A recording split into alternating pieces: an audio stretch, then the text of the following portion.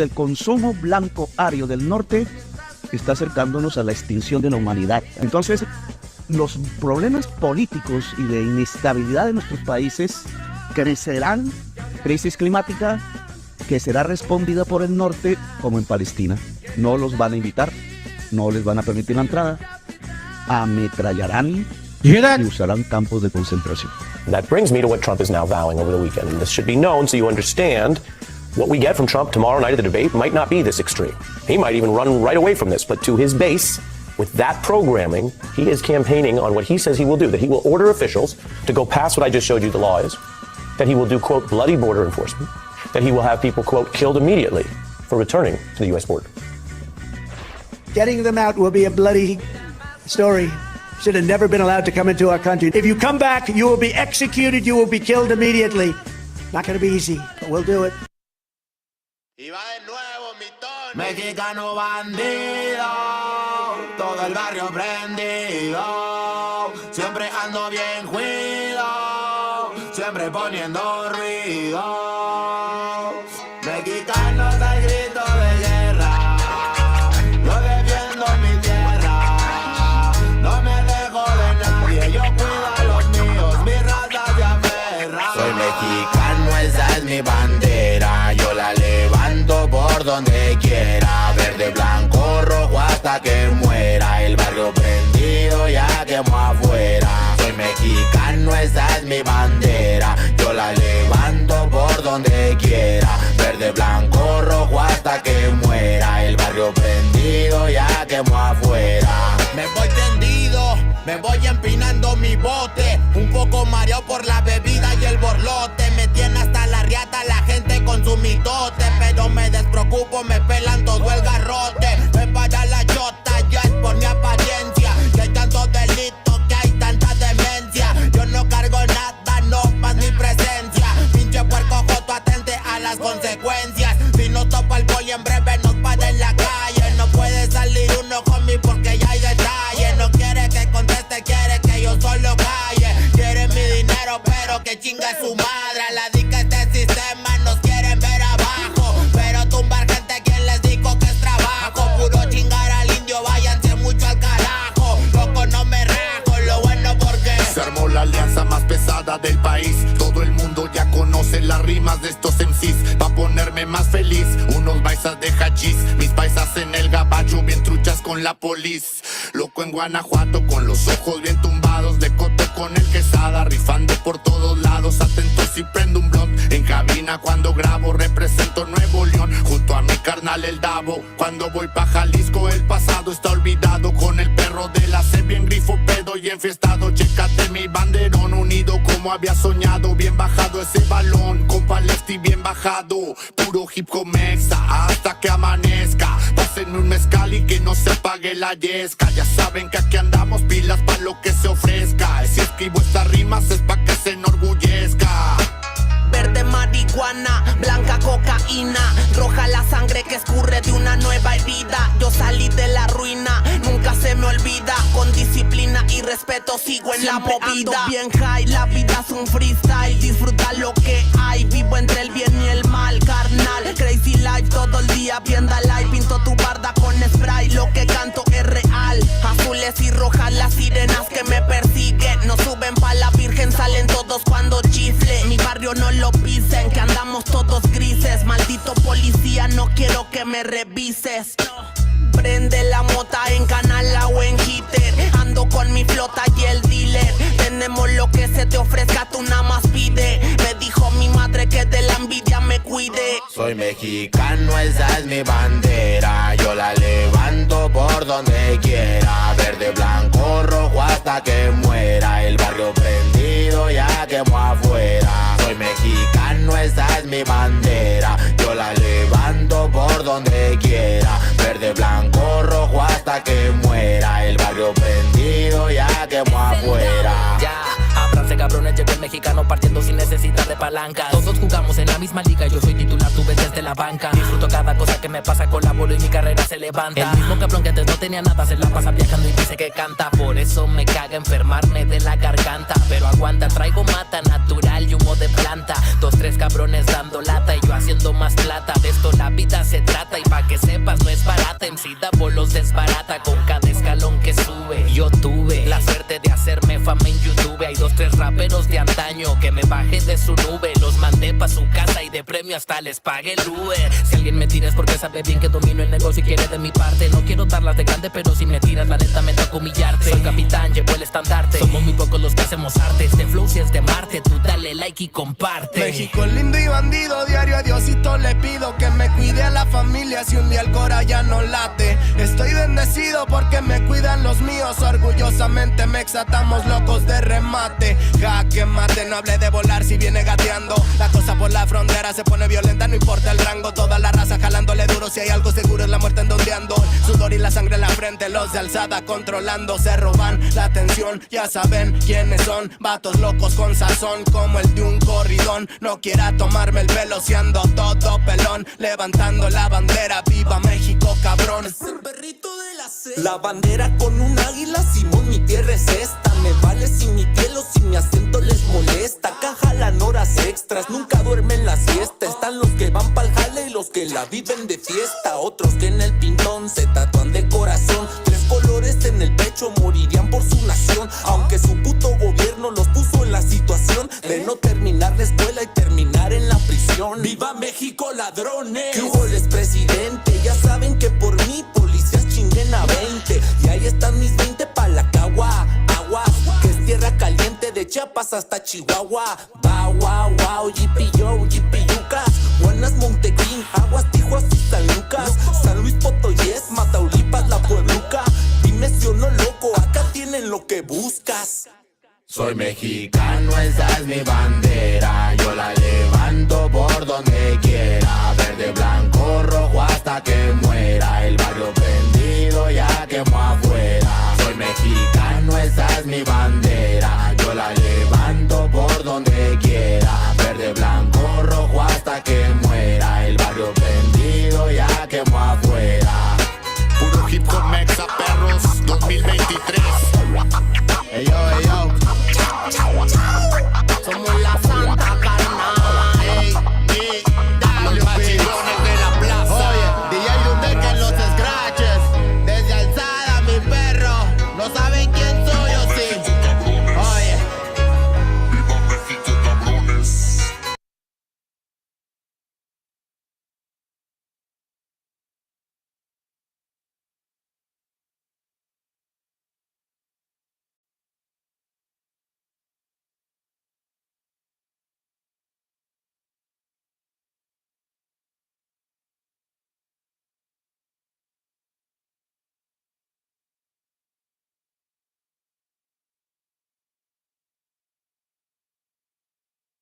Purposes, and thus Bible Chronicles believes that this principal material falls under fair use, which honors protection under Section 107 of the same U.S. copyright law.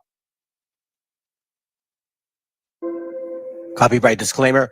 This content does not belong to Bible Chronicles or claim this intellectual property. The content provided today has and always will belong to the content owner.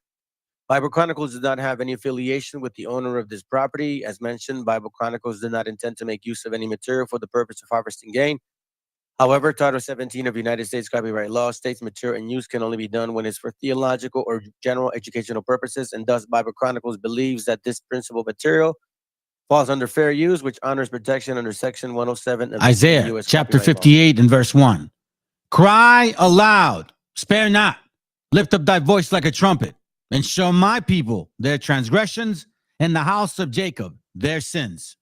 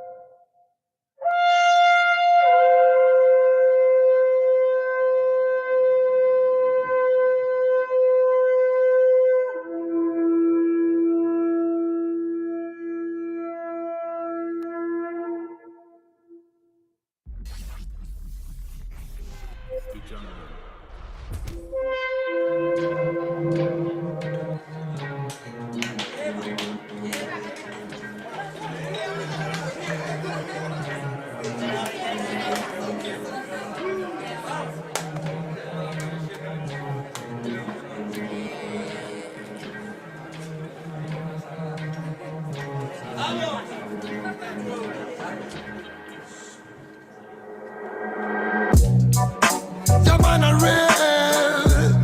This is the Cypher 3. Ahora Babylon real. En esta ocasión traigo a los gangsters más gangsters de la zona. Y vengo con la familia gang. ¿Cómo dice? Llaman a real.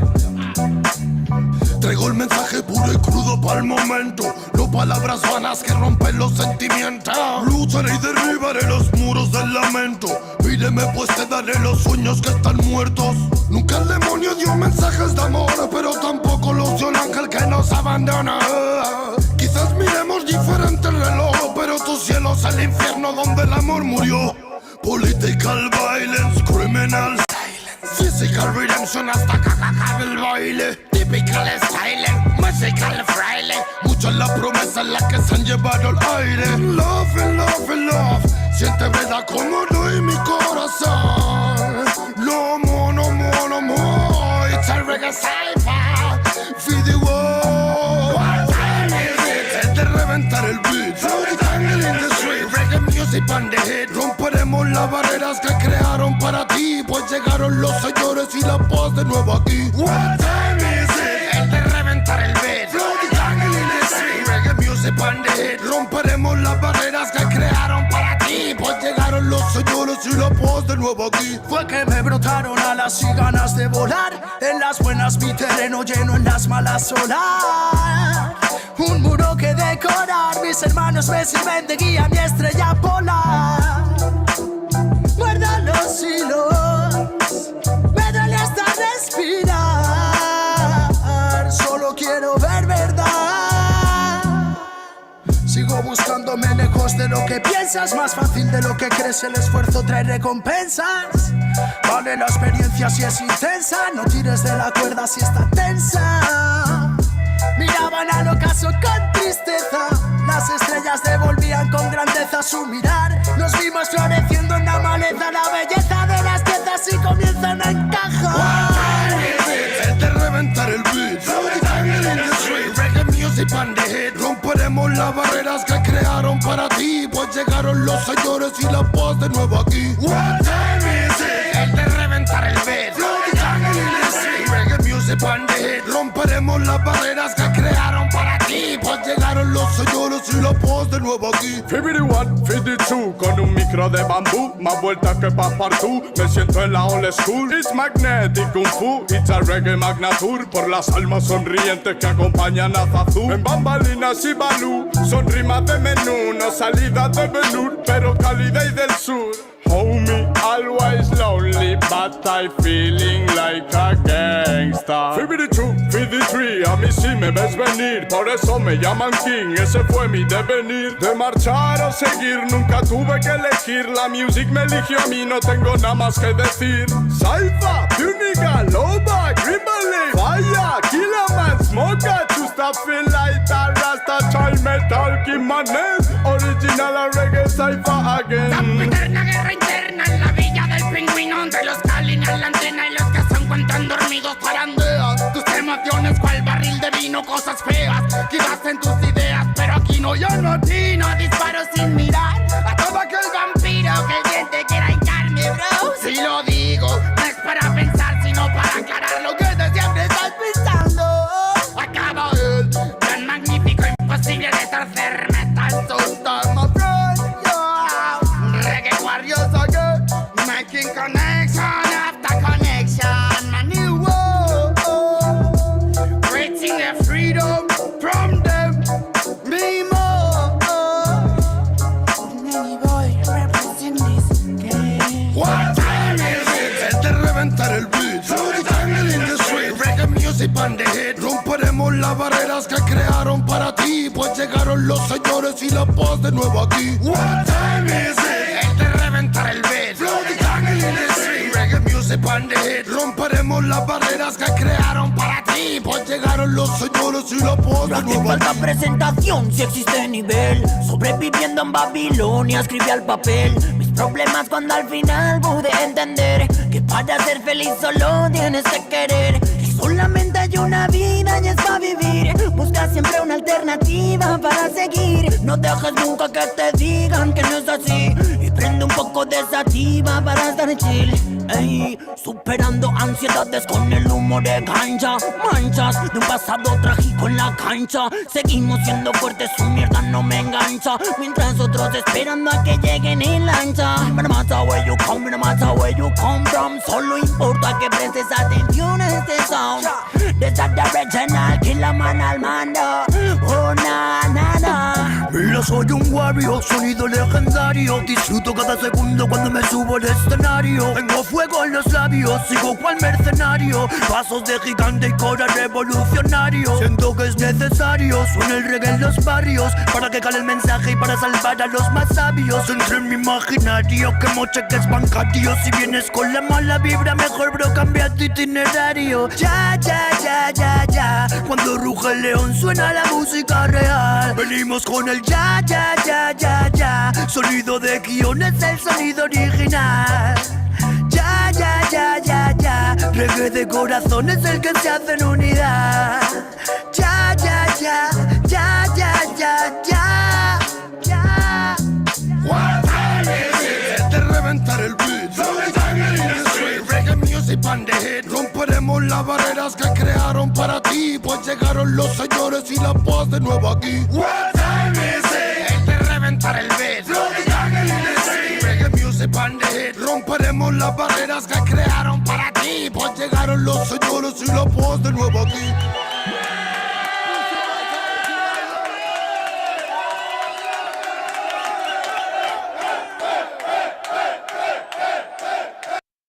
El autor viene a decirnos con mucha firmeza y gran convencimiento lo mismo que nos decía en el siglo XVIII el barón de Holbach, ¿no? Un filósofo francés de origen alemán.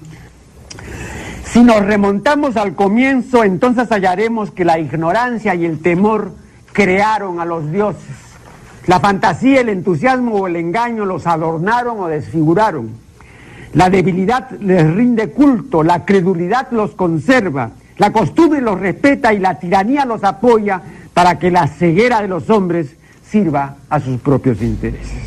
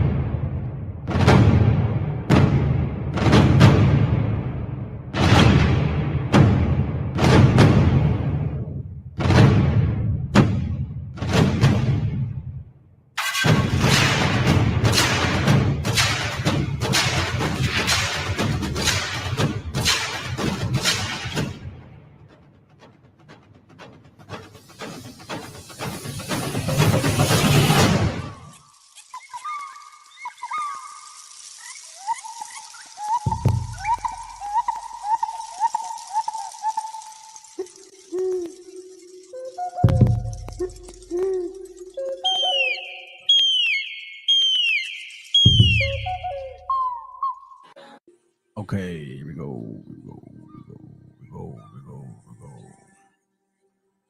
Here we go, yo. Here we go, yo. Here we go, yo. Let me take this off real quick.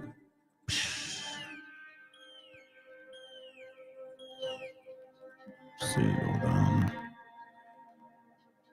Cool. You guys are doing well. Hope you guys can hear me. I think we're doing okay so far. Usually there's a problem, and I think today there may not be a problem. Okay. ¡Viva México, cabrones! Hey, Wobbles, or I should say, you that want to steal a heritage. Fuck that puto! Fuck that puto! What up, bro? What up? What a kuya? Shalom Ishiyahu. Yahoo. If you guys, but I want to share something with you guys. If you guys look behind me here real quick, you see that thing over there? Hold on, let me show you. That right there, it's not lit or anything. There's no light on it. It's just using the reflection of the light, and that looks like it's on. I think that's pretty tight. Anyways, I found it a long time ago, man. I thought I'd share that with y'all. Hold on. Oh, there we go. All right, cool. All right, enough about that show-off shit. All right, so there's a few people. It's all good.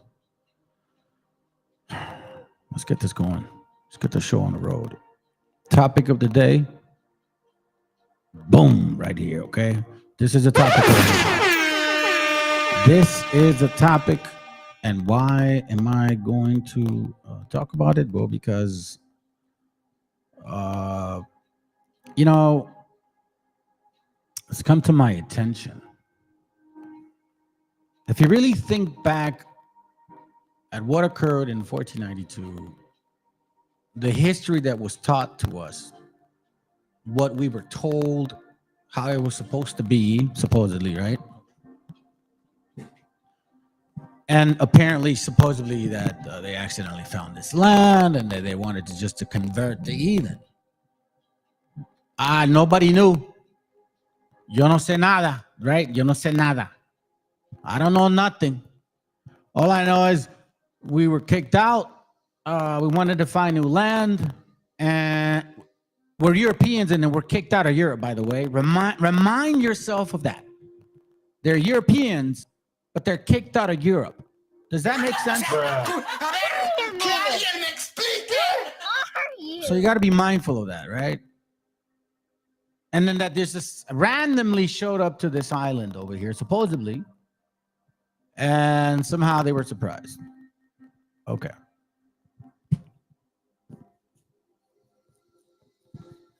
And then when these Christians come here, right? Then they say to us that we were converted because the Gentiles were given the doctrine to prophesy to all nations. The doctrine of discovery, so-called, right? The same Christians that tell you and I that the Messiah did away with the laws to follow me here, okay? The same Christians that say, no, the laws are done away with. The same ones that said, oh, no, we were given the right to prophesy, came to convert us, not with words, but with swords, physical swords, like actual, you know what I mean? Like rough stuff, right? Now, that's the history. And then they teach us the Virgin Mary, which is not true, and I can prove it. They teach us all kinds of doctrines. The Christian compendium tell us not to read right, but only can learn the Padre Nuestro, Ave Maria, 10 Commandments, 10 Mandamientos, El Credo, and, the Rosary. That we did know. And then for several hundred years, we don't know much other than around 1940, we start learning how to read, right? And then we start getting the concept. Now, let's bring us back to 1492. Why is that important? I'm going to tell you why it's important, okay? Because instead of unlike a lot of you guys that may think you're awake, you're not awake, okay? You don't know still what's going on. Because I think what's going to end up happening is you're going to be in for a full damn surprise. You that have been watching this channel should understand that I've been on a path. And everything that I've shared has come to pass. Everything. I have not lied nor misspoken. I called out certain people. I said they were going to act this way. They were going to conduct themselves a certain way. And y'all didn't believe me. I said, hey, listen, don't be believing the hype of these so-called Sephardic Jews and all their shit, because you know what I'm saying? That may be troublesome because I know the history. You didn't listen. Okay, well, come to find out that those are the bastards that had a lot to do with the whole 1492. And then A lot of stuff. Like, so we knew, I'm going to touch on what I'm talking about because I'm going to show it. We knew that the Spaniards came and burned us, slaughtered us, raped, grabbed the women, the babies by the legs, smashed them on the stones. We thought they came in the Christian name, by the way. I want to tell you that. That was supposedly why they came. So they want to convert us, but then they slaughter us. It makes no sense, right? However, when you start thinking and talking about, well, who in reality are these people? And what in reality did they believe? Did they really believe in Christianity? Because we do hear about people having a forced conversion, right? So did they really believe in their conversion of Christianity from, should I say, Islam, or you know what I mean, or Jewish teachings, you know what I'm saying, or Christianity? Like, did they really convert? And that's what I'm going to be pointing out. I'm going to be pointing that out because guess what? They started it, they're here, and they're continuing it, and they're starting the fight once again. Let's listen to this. I put this as a short, and a lot of you guys didn't listen. Let's listen to it real quick.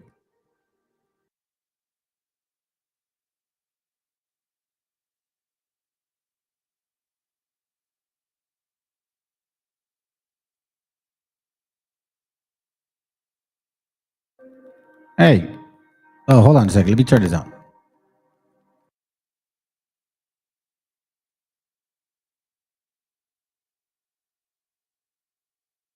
De nuestros países crecerán del consumo blanco ario del norte que está acercándonos a la extinción de la humanidad. Entonces, los problemas políticos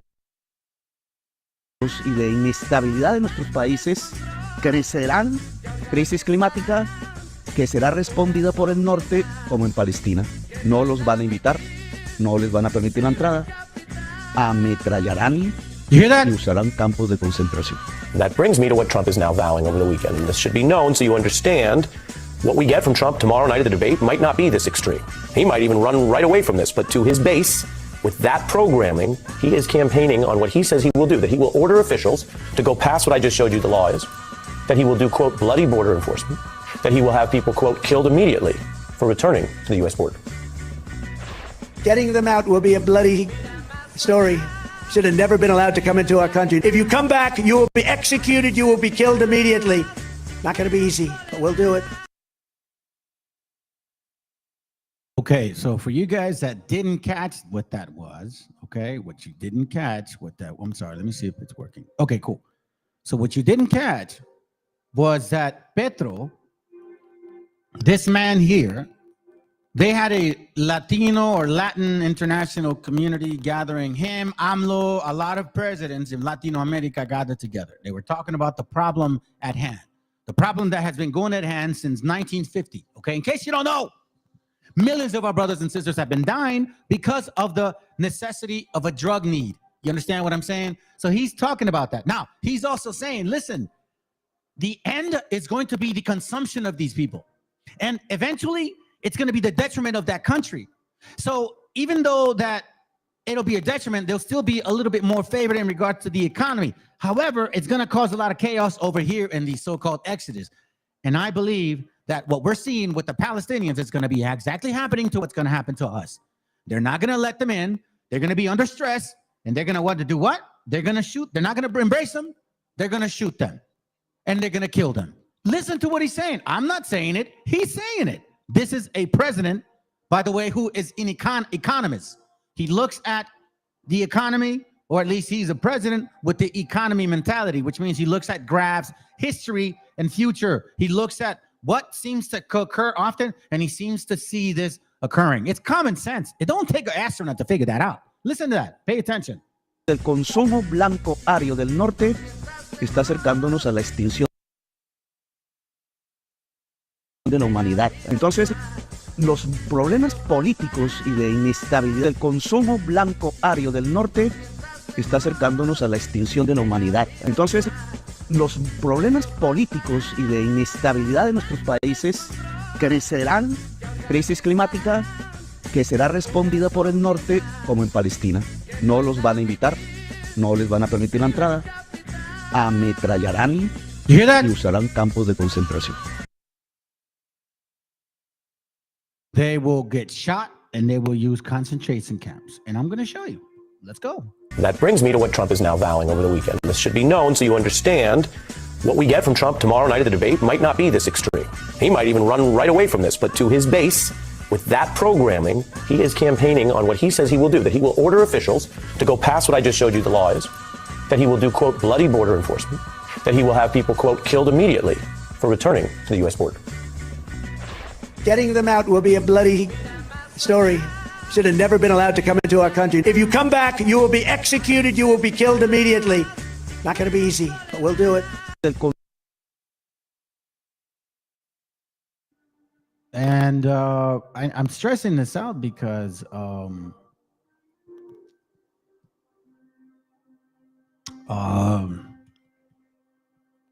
this. Matter of fact, I'm going to read this real quick. I'm going to bring some scriptures out here because we're going to find out that even the Messiah was dealing with these people, man.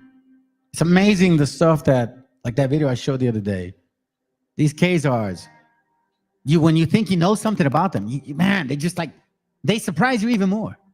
It's just amazing. But anyways, we understand that there will be people and there will be nations who will corrupt the word as well as the understanding. Isaiah 29:10 actually talks about this. It says, "For the Lord hath poured out upon you the spirit of deep sleep, and hath closed your eyes. The prophets and your rulers, the seers, had he covered. And the vision of all has become unto you as the words of a book that is sealed." Sealed. Now that's important because as you look into the scriptures, if we believe in the Bible once again, because in this channel, we're not going to move away from it. You know, it's historical and it matches our history. When you see what he's talking about, the book is sealed, you go into Revelation, then you see, okay, it also mentions that as well. Or later on, it says, who's going to open that book? Who's going to unseal that book? Now it says, which men delivered to one that is learned, saying, read this, I pray thee. And he said, I cannot, for it is sealed. One that is learned. I want to remind you that and this point is because this class is about the fact that the Messiah was really, and we are still dealing with this right here. He was actually dealing with that. I'm going to prove it. And I'm going to show how and how that relates to us. It's going to be a very interesting class today. And which men delivered to one that is learned, saying, read this, I pray thee. And he said, I cannot, for it is sealed. And the book is delivered to him that is not learned, saying, read this, I pray thee. And he said, I am not learned. Verse 13, wherefore the Lord says, for as much as these people draw near with their mouth, remember the word, which we'll read later on, saying the traditions of the elders, and with their lips do honor me, but have removed their hearts. Remember, when the Bible, heart means mind, far from me. And the fear towards me is taught by the precepts of men. Now, keep in mind that when Christians brought this to us, or even BHI, they were saying, oh, the Christians were like the laws. The BHIs, oh, well, you know, these guys are trying to make sure that you keep the sacrificials and shit. Excuse my language with the Bible here, but I'm just, comes out sometimes. And it's not talking about that. We're going to actually find out that this is talking about that it was prophetic that we will, or at least Isaiah was dealing with the Babylonian Talmud already. This is what it means by the precepts of men. Then it says, therefore, behold, I will proceed to do a marvelous work among these people, even a marvelous work and a wonder. For the wisdom, of their wise men shall perish, and the understanding of their prudent men shall be hid. Why? Because the book is sealed. Now, if the book is sealed, we're still dealing with books. So which books are they reading? Bruh. So you got to definitely ask yourself. You got to ask yourself, woe unto them that seek deep to hide their counsel from the Lord, and their works are in dark, and they say, who seeth us and who knoweth us? This is going to lead into the class I did in the past regarding Kabbalah, Freemasonry tradition. You cannot have the Kabbalah without the Talmud. You can't have the Talmud without the Kabbalah. Those are facts. You could try to prove me wrong. You can't prove me wrong. Those are facts. Let me see if I'm going far. Okay, 16. Then it says, woe unto them. I'm sorry, verse 16. Surely your turning of things upside down shall be esteemed as the potter's clay. For shall the work say of him that made it, he made me not? So here is basically saying that these people are going to now turn the stuff down. They're going to create their own God until the main, like our creator, that they're the creators, that they're the reasoning. Because in the Babylonian Talmud or the traditions of the elders, they said that their explanation of the word mattered more than the word itself. Yes, they did. If the Messiah, see, this is where it gets real tricky, because we're going to slice and dice these little pieces, and I'm going to connect how we're related to this. Because the Christians here say, well, let's put it this way. Let's start with them. The Christians say the Messiah came and did away with the laws because nobody could do them. BHI says, no, it's because, it was a sacrificial and all these things. Well, I say it wasn't even any of those two. They were teaching the oral traditions already. That's what the Messiah says. If you love me, or if you love God, keep his commandments. So what commandments are we talking about? That's why it's very hard to slice and dice these particular things. And this is why Paul said, later on, I'll show you, like the traditions of his fathers. You see what I'm saying? It gets deep, family. So as long as they keep you asleep, you won't go deep and understand. Because it's simple, yet complicated, unless you just sit back and listen. Just follow me real quick, okay? I've said a lot, so just hang in there. He made me not, or show the things frame of him, saying that frame it, he had no understanding. Basically, let me simplify it for y'all, because I want to at least make sure I finish the scripture. It says, verse 16, hold on, come on, hurry up. Let's move on. Okay, there it goes right here.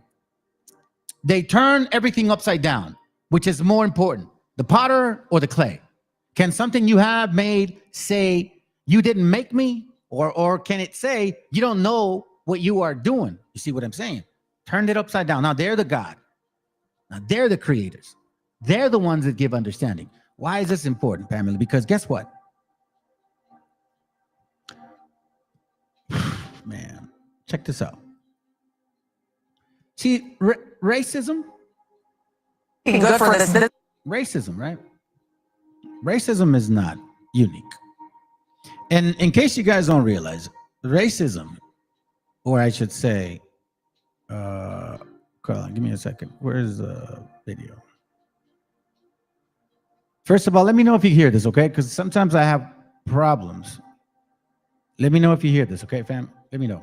This all day long. I've made plenty of phone calls and sent a lot of emails. And what I discovered is that Can of Coffee is under investigation with multiple agencies. Can you guys hear that, by the way? Can you guys hear that?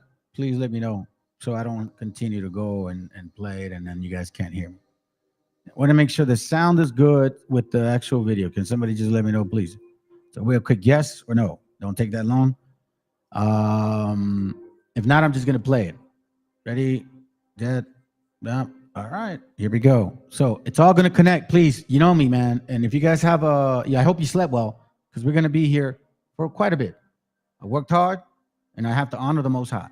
And here's his honor. All right, let's go. Good for this business. All day long, I've made plenty of phone calls and sent a lot of emails. And what I discovered is that Can of Coffee is under investigation with multiple agencies, not just police.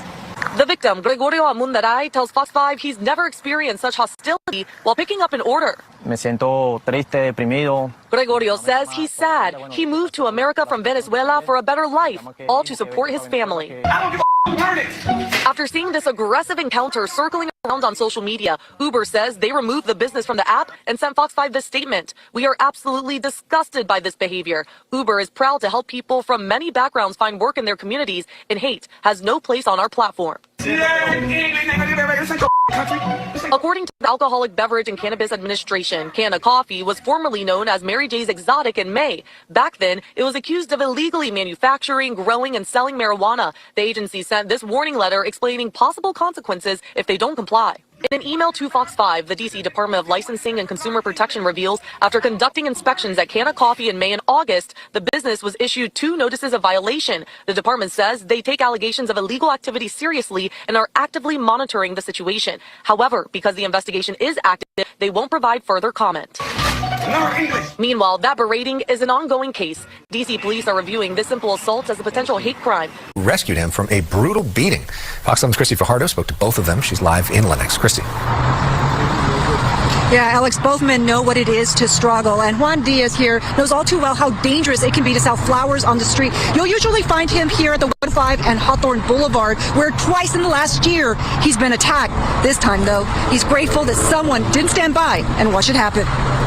It's a video of contrast. One man bent on cruelty, another determined to stop it. That's Gerardo Plasencia, who came to the rescue of 63-year-old street vendor Juan Diaz, who was being beaten and robbed by a much larger man last month. This is just some of his injuries. It was an impulse, Plasencia tells us in Spanish. Truthfully, I don't know how I did it. I saw no one was doing anything. But later, when I reflected, I thought, thank God the man wasn't armed. I thank the Cuban man a lot, tells us Diaz, who has limited mobility in one arm because last year he was attacked and stabbed by another man, also while selling flowers. That time, no one intervened, so he's grateful Plasencia just happened to be in Lenox. It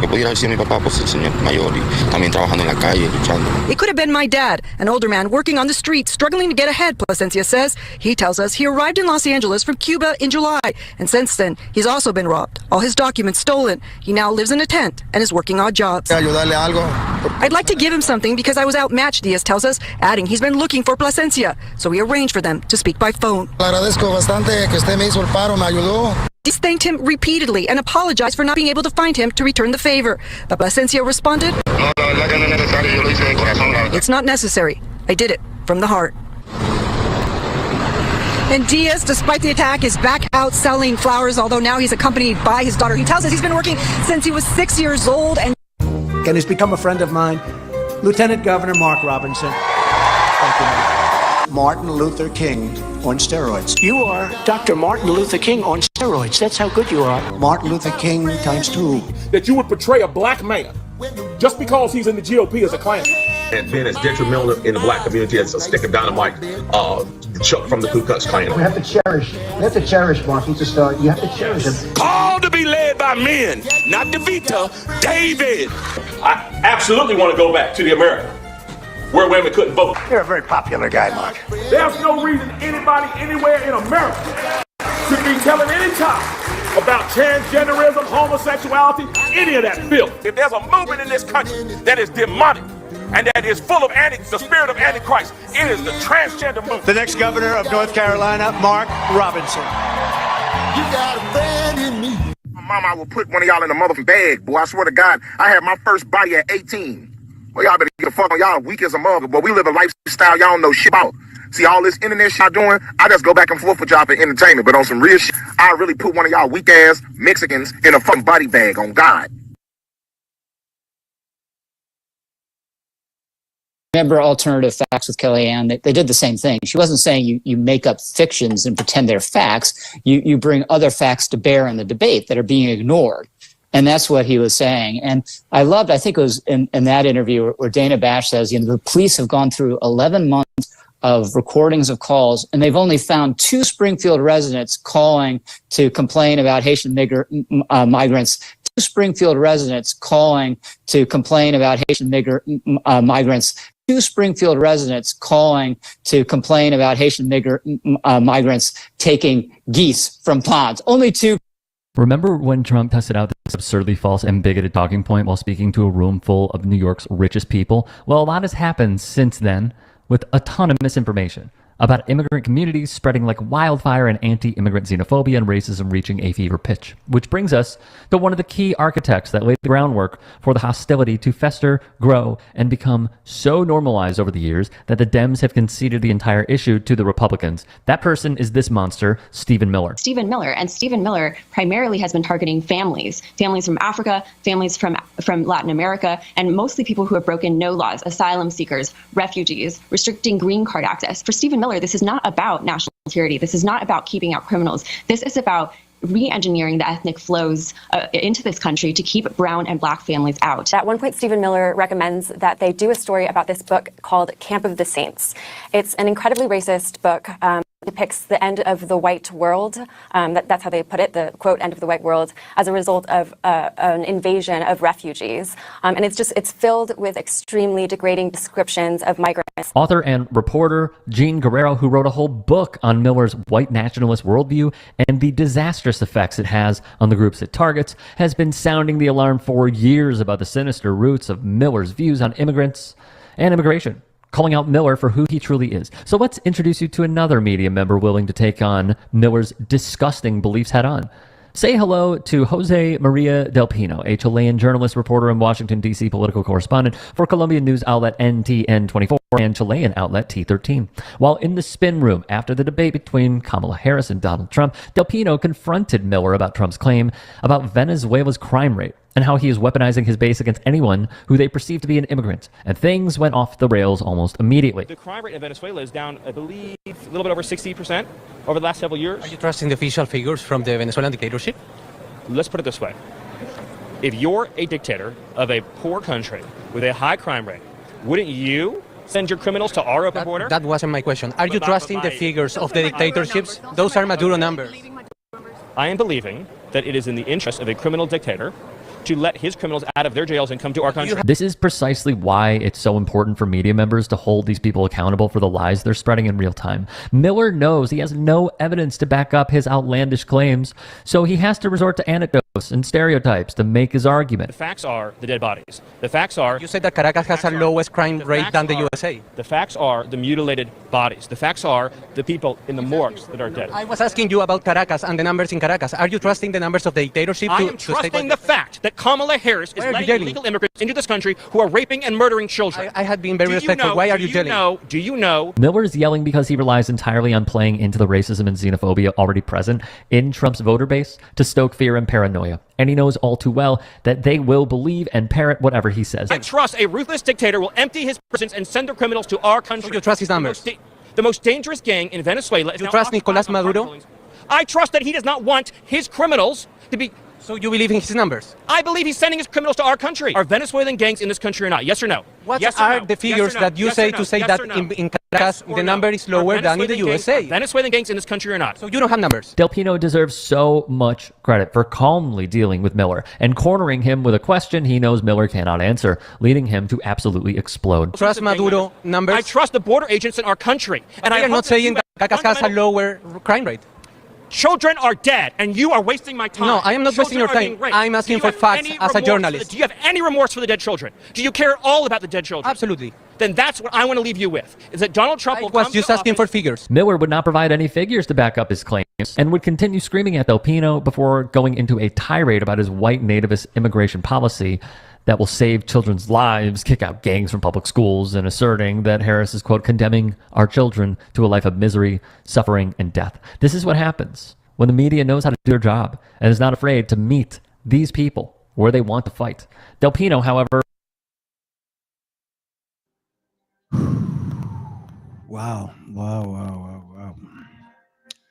It is all important because these are the same people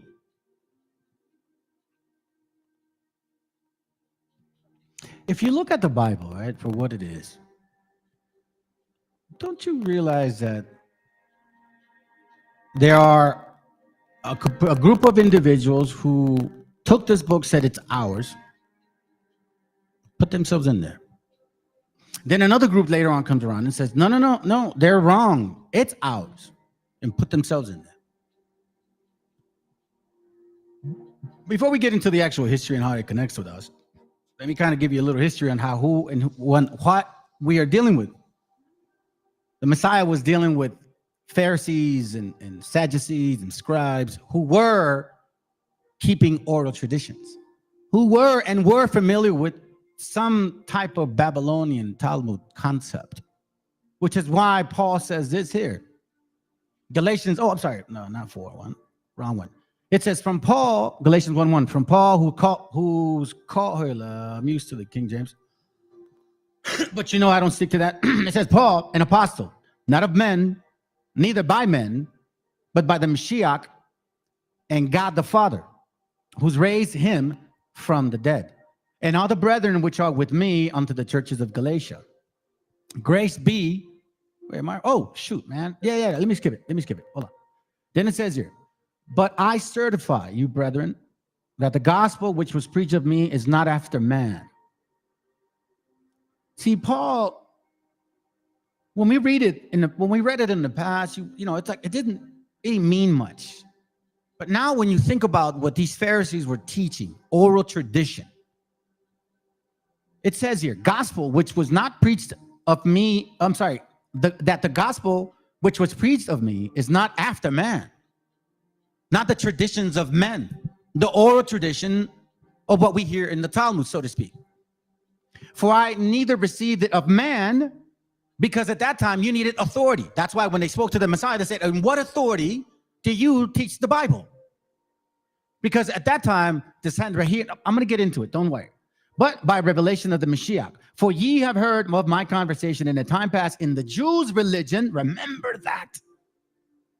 Now that beyond measure I persecuted the church of God and wasted it. Why? Because they were on the traditions of men, the oral traditions. Because when you hear them and see them, and I'm going to show you, it's pretty wicked.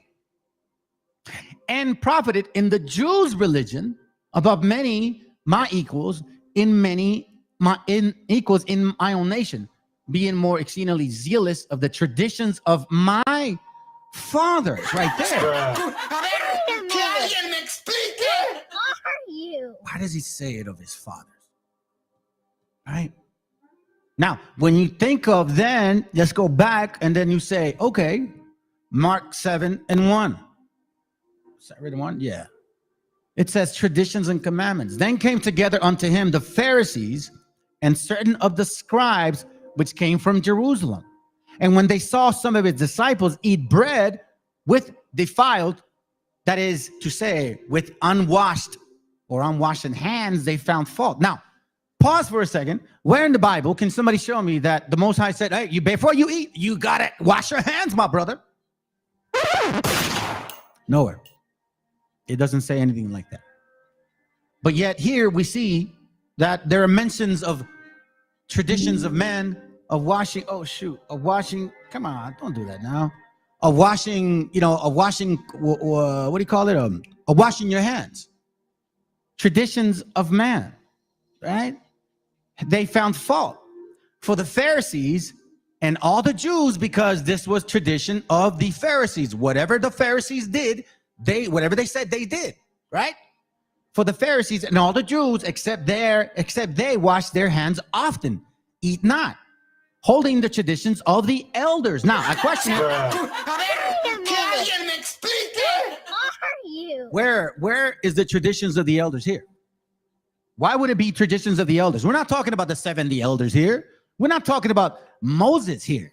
You understand what we're doing? Now we understand what we're following. So here we're looking, okay, well, what are they talking about? What kind of washing hands? What do we mean here? Now, it goes further into, and when they come from the markets, except they wash, they eat not, and many other things there be, which they have received to behold, as the washing of cups and pots, brazen vessels, and the tables. Now, where in the Bible does it say to do it in that way accordingly? So here he says, once again, let me simplify it for you, brothers. It says here, nor do they eat anything that comes from the market unless they wash it first. We're going to find out that in the Talmud, the Babylonian, that is, that they had a tradition like the doctors where they, hey, thanks, brother, for bringing that concept up. Like the doctors wash the front, the fist of their hands all the way to the forearms. That's what they did. That's what they did. So this is what he's talking about. Nor do they eat anything that comes from the market unless they wash it first. Now, when we heard this from the Christians, they're like, what the hell is it talking about? They have no idea, or they were hiding it. One of the two. You know what I'm saying? And BHI, I don't know, either they knew it or they're dumb enough to believe it and don't understand it, or I don't know. But they've never seen it this way. They never even bring it up this way. I don't think they really understand it, to be quite frank. But hey, that's my opinion. And they follow many other rules which they have received, such as the proper way to wash cups, pots, copper bowls, and beds. Here we see, then it says, so the Pharisees and the teachers of the law asked the Meshiach. So here we go right here. Let me go back. Then the Pharisees and scribes asked him, why walk not thy disciples according to the traditions of the elders, but eat bread with unwashed hands? Traditions of the elders. Show me in the Bible where there's a tradition of elders. Nowhere. Nowhere. So what exactly is he dealing with? We're not dealing with Christianity. We're not dealing with Pharisees that, oh, you're supposed to keep the sacrificial law. Ha, ha, ha. Here goes IUIC, ISUPK, who else? All these other camps, even the black-only ones, FOPI, all of them believe that that's actually what occurred. Little do they know. Anyways, that's neither here nor there, because that's not the topic right now. Right now, the topic is this right here. Let's not forget. Okay? So it says, and he answered and said unto them, well, hath Isaiah prophesied of you hypocrites, as it is written, these people honoreth me with their lips, but their heart is far from me, just like we saw in Isaiah. Albeit in vain do they worship me, teaching for doctrines the commandments of man. So now, if we were given the commandments of the Most High, why would he call them the commandments of man here? If they were in the Bible, this is what Christians, either they know or they're that stupid, misunderstand these things. It wasn't talking about those commandments of the Bible, dumbasses. It's talking about the oral traditions that these Pharisees and scribes and Sadducees continue to teach. That's what it was. Wait a minute. Stop. Hey, yo, for real? Damn, bro. Okay. My bad, everybody. I didn't mean to do it like that. Then it says, for laying aside the commandment of God. You see this? So now we're like, okay, hold on a second. So let's not get confused. This is why Christianity is so complicated, so confusing, and a matter of fact, it makes people dumb or even go sin even more. Because they're like, well, see, they were teaching the commandments, so now you can go and do as you please. Oh, but hold on a second. There's 10 commandments, and we got to put them in every school, but the laws of God are done away with. It makes no sense. But now with better eyes, we can see what the Messiah is talking about. He answered and said unto them, well, hath Isaiah prophesied of you, as it is written, these people honoreth me with their lips, but their heart is far from me. Why? Because oral traditions like, hey, you do this, you do that, and it had nothing to do with your real spiritual essence of change, of repentance. The kingdom of heaven is at hand. Because these traditions of man were oral in a sense and external. Never did they say, exercise yourself, examine yourself, which is why Paul was saying that. Never did I know that, because the Pharisees and Sadducees and everybody else taught everything outside. Like, for example, like you said earlier, I believe it was in, hold on a second. Let me see. No, in another verse, he's talking about how they wear phylacteries and wear the laws in his forehead. You know what I'm saying? Just to show off. So let's read it again. Howbeit in vain do they worship me. Worship me in vain. Why? Teaching for doctrines the commandments of men. So those teachers are teaching the oral tradition, and the followers are keeping the oral traditions. For laying aside the commandment of God, ye hold tradition of men, as the washing of pots and cups, and many other such like things ye do. And he said unto them, for ye will reject the commandment of God, that ye may keep your own traditions. That's what I mean. So here we said, now, follow me here, because I do want to make an important point, and I don't want to skip it because I think we're going to come back to it. So for one, it's washing of hands, and the second one, and it says here, for Moses said, honor thy father and thy mother, and whoso curseth the father and mother, let him die the death. But you say, if a man shall say to his father and mother, it is Corban, That is to say, a gift, but by whatsoever thou mightest be profited by me, ye shall be free. And ye suffer him no more to do aught for the father or his mother, making the word of God of none effect through your tradition, which ye have delivered. And many such like things do ye. So what is he saying? Let me simplify it. Here he's mentioning after the washing of water, and then also regarding the traditions, or like, so to speak, in regards to taking care of your father and mother, right? Your traditions, Pharisees and Sadducees, because of your oral Talmudic tradition, you say it's korban, meaning halakha. So what it meant was that this honoring, like, love God above everything else, right? But it also says honor thy father and thy mother. I'm going to touch on it later on. Honor thy father and thy mother. But their tradition was like, well, as long as you give money to God, you don't have to honor your father and mother. It's korban. That's what the Messiah was saying. What are you talking about, man? You're not even keeping that basic tradition. Yo, honor your father and mother. No. If as long as they give to the church, they're honoring God, so he supersedes that tradition. You see what I'm saying, family? It was all oral. Oh man, that even sounds like really queer. And we're gonna find out how wicked they are too, by the way.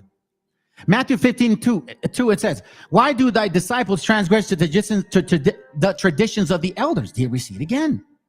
So once again, Christianity would say, oh, you see, they were teaching the commandments of God, and the Messiah, Jesus Christ, with blue eyes and blonde hair, said, don't do that, young man, because I came and did away of all your shit.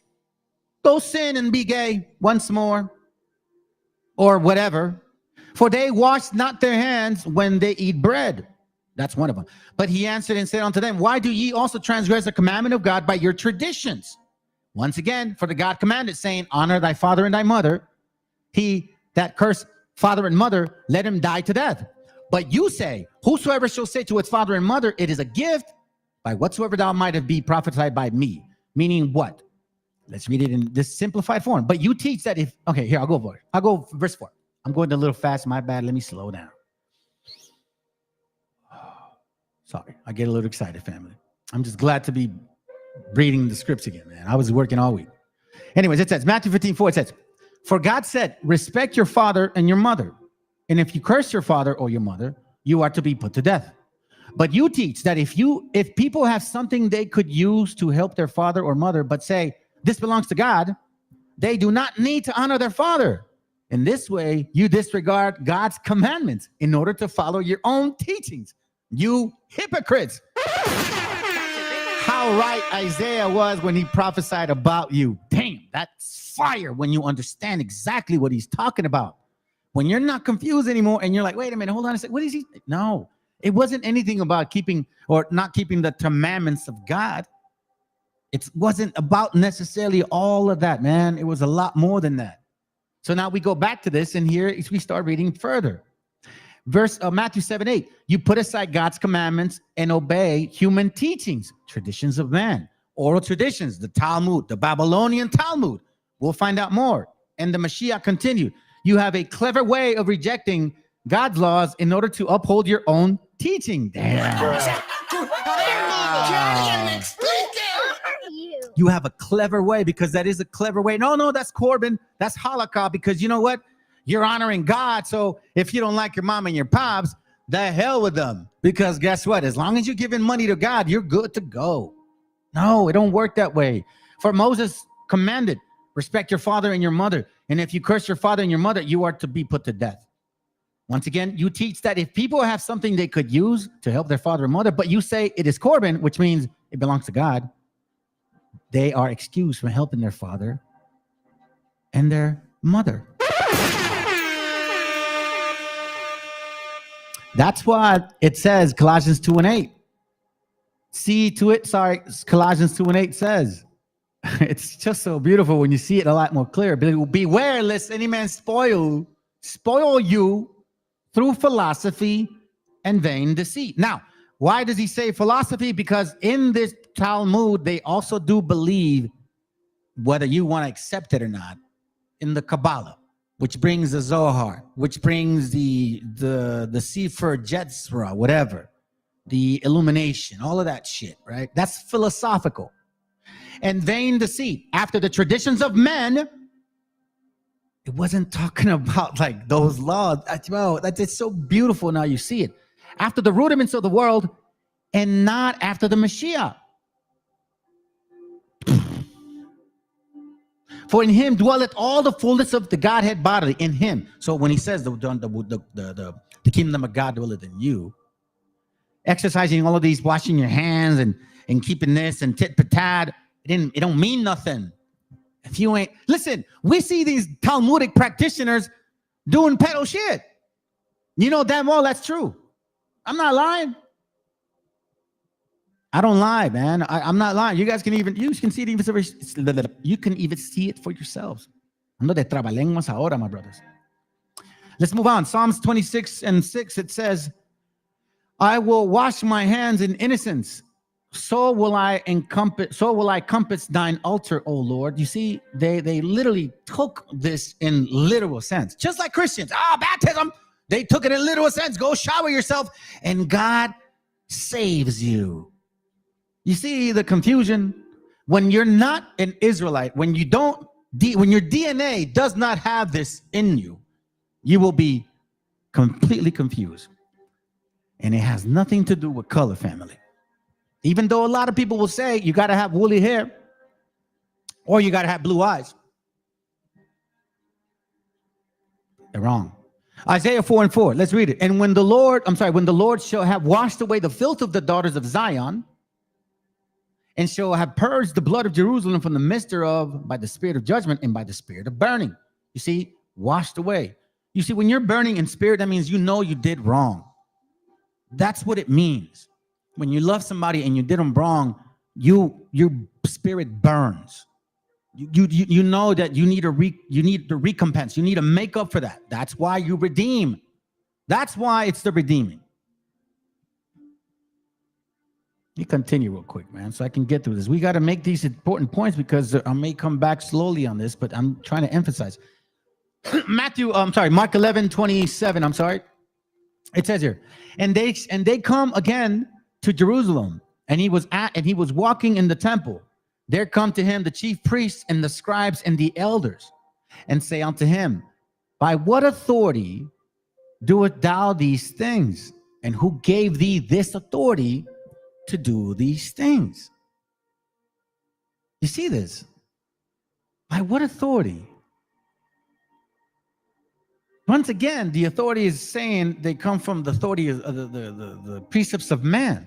And the Meshiach answered and said unto them, I will also ask you one question, and answer me, and I will tell you by what authority do I do these things. The baptism of John, was it from heaven or of men?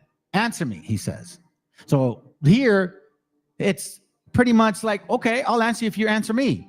Because he knew what these guys were thinking. So let's just check this out. And they reasoned within themselves, saying, if we shall say from heaven, he will say, why then did ye not believe him? Because they didn't.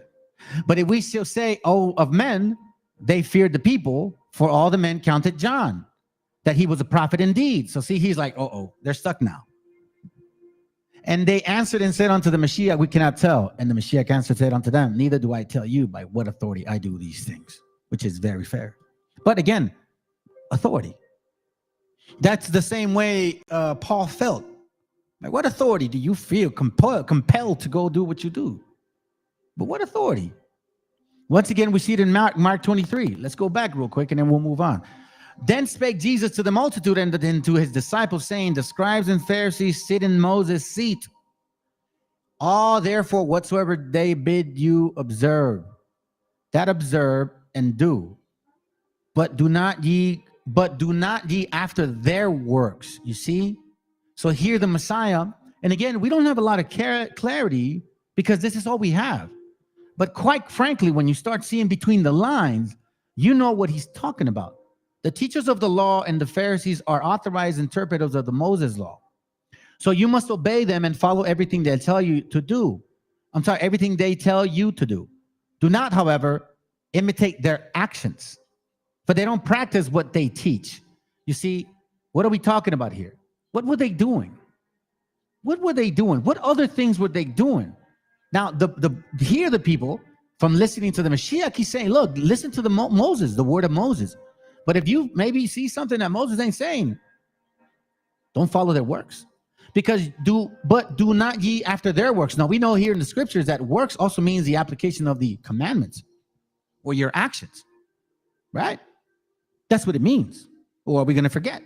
For they bind heavy burdens and grievous to be borne, and lay them on men's shoulders, but they themselves will not move them with one of their fingers. So in a sense, I guess they're teaching these things, and the Mashiach knows, bro, they're not even keeping those traditions. They don't wash their hands. They don't do none of that. They go and take a dump. They probably go and eat right after that. But in front of you, they'll say, no, you got to keep the commandments. But all their works they do for be seen of men. They make broad their phylacteries, and enlarge the borders of their garments. And they make broad their phylacteries and enlarge the borders of their garments, and love the uppermost rooms at feast, the chief seats in the synagogue, and the greetings in the market, to be called of men, Rabbi, Rabbi. But be ye not called Rabbi, for one is your master, even the Mashiach, and you are all brethren. So you should not be calling these people rabbis or father or spiritual father like you guys in BHI do with Nate the Snake. That's stupid. He's my spiritual father. He's my rabbi.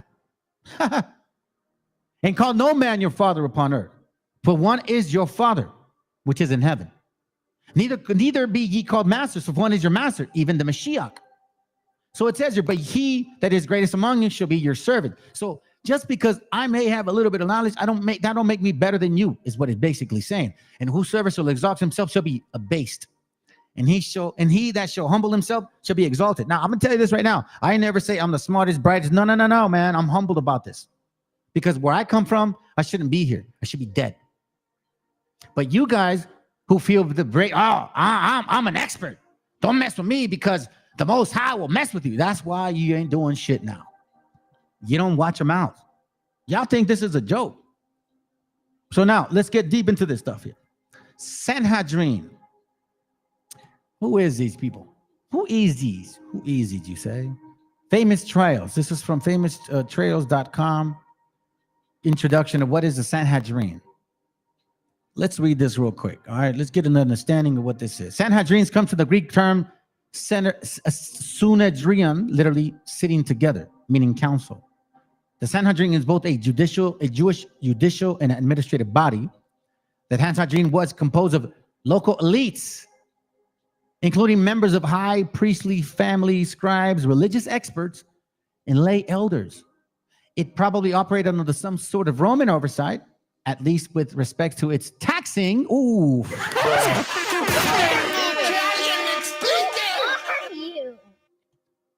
What does that sound like, family? It sounds like 503Cs, like these camps. That's what it sounds like. According to the Gospels, Jesus was brought before the Jerusalem Sanhedrin, presided over the high priest Joseph Caiaphas. Okay, so we understand this. Now, this is interesting because here the Sanhedrins were both made of high priestly families, scribes, and lay elders. Is this why this is here? 1 Corinthians 1:18, for the preaching of the Christ is to them that perish the foolishness. But unto us which are saved it is the power of God. For it is written, I will destroy the wisdom of the wise and will bring to nothing the understanding of the prudent. Where is the wise? Where is the scribe? Where is the disputers of this world? Had not God made foolish the wisdom of this world? For after that, in the wisdom of God, had the world by wisdom knew not God. It pleased God by foolishness of preaching to save them that believe. So here he's getting into what he is going to do. Okay, he's saying, where's your smart elders? Where's your elitists? Your scribes, your top-notch people, right? So it says here, verse 25, because the foolishness of God is wiser than men, and the weakness of God is stronger than men. For ye see your calling, brethren, How that not many wise men after the flesh, scribes, not many mighty, elites, not many noble, those priestly type of people, you know what I'm saying? People in a position are called. But God had chosen the foolish things of the world to confound the wise. People that were not considered of great authority. People that were illiterate and not studying the traditions of men. The Talmud, the Zohar, all of those things that eventually evolved. And God had chosen the weak things of the world to confound the things which are mighty. And base things of the world, and base things of the world. And things which are despised had God chosen, yea, and things which are not, to bring not things that are. You see here now? He said, no, I'm not gonna give the understanding to these so-called people that worship me with their lips. Nah, I already know what they're about. So here we see that they're made up of those people. And what do we see familiarity? Because remember, past, present, future, we're here all over again. It probably operated under some Roman oversight, at least with respect of taxing, law enforcement, or other administrative functions, 503Cs, just like the schools. Operating or teaching about Jesus, pretty much. Now, these people have been around since supposedly 200 CE, becomes a technical term for rabbinic court.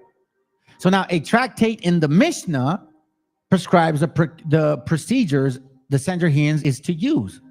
The excerpts below, taken from the Mishnah tractate, might shed light on the procedures used in the case of Jesus. One caution, however, the Mishnah was not compiled until 200, and it is therefore possible that some of the procedures and restrictions described in the Mishnah tractate were not enforced in the time of Jesus. Possibly.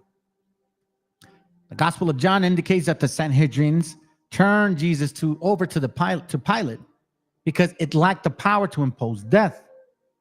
Pilate said to them, "Take him yourself and judge him according to your law." They replied, "We are not permitted to put anyone to death." The Mishnah, however, clearly shows that the Sanhedrin did have the power to impose death for certain crimes, at least sometime before 200 CE. In particular, the Mishnah Sanhedrin 6.1 to 6.4 specify the procedures of stoning, for stoning, which is true. There is no evidence to suggest that the power did not exist in 30 CE. On the contrary, there is evidence that the Romans preferred to leave as much power as possible to control religious crimes in the hands of Jewish authorities. You see this here. So these people here are a particular group. Mishnah Sanhedrin, it says Mark and Matthew indicate that the trial before the Sanhedrin occurred at night, and a capital trial at night was illegal. Mishnah Sanhedrin 4.1 confirms the illegality of a capital trial at night, assuming that the law stated in Mishnah existed in 30 CE, right? Now, Mark indicates that the charge against Jesus was blasphemy, and you're going to see that word later on that pertains to us. You have heard that the blasphemy, Mark 14:64, under Mishnah Tractate 7.5, blasphemy consists only of uttering the name of God. There's reason to question whether in fact that was the charge against Jesus. It is assured to be the charge, however. Mishnah Tractate 7.4 makes clear that execution by stoning was an available option for a crime. So we see here requirements of conviction, postponement of final sentence until the day. We see the word Mishnah, capital punishment, right? Capital punishment. Check this out.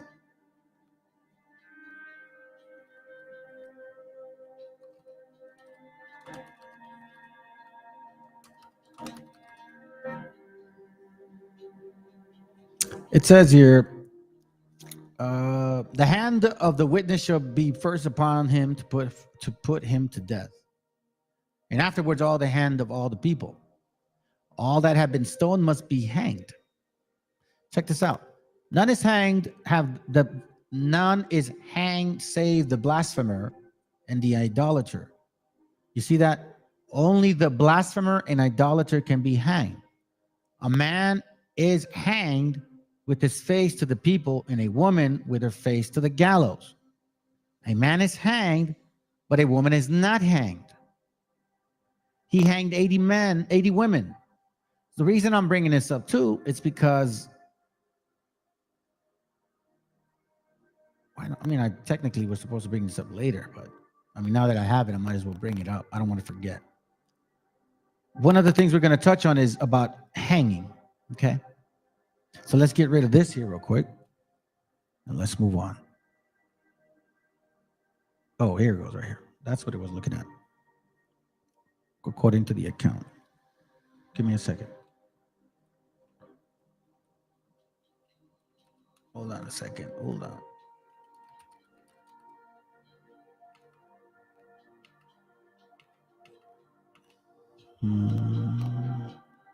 Okay, got it. Perfect. All right, check this out now. Now we're going to look at this particular discussion. See, I'm sorry, family. I really didn't mean to put this one in there. It kind of did throw you off a bit, but that's regarding something later on. Here was what I was talking about. So there's talking about on what authority, right? On what authority? Okay. Then it says your life and times of Jesus. This is from ccel.org. Let me see what this is. The life and times of Jesus the Messiah, Alfred Edersheim. Okay. Check this out.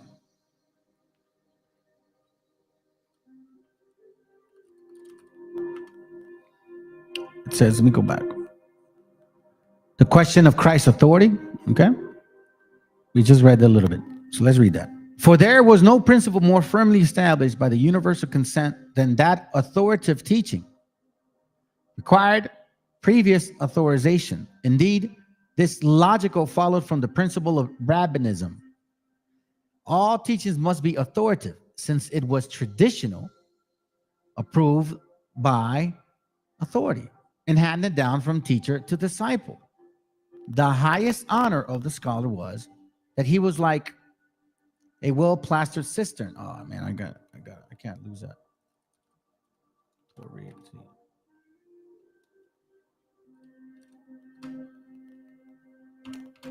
A well-plastered cistern from which, hold on a second, sorry, family.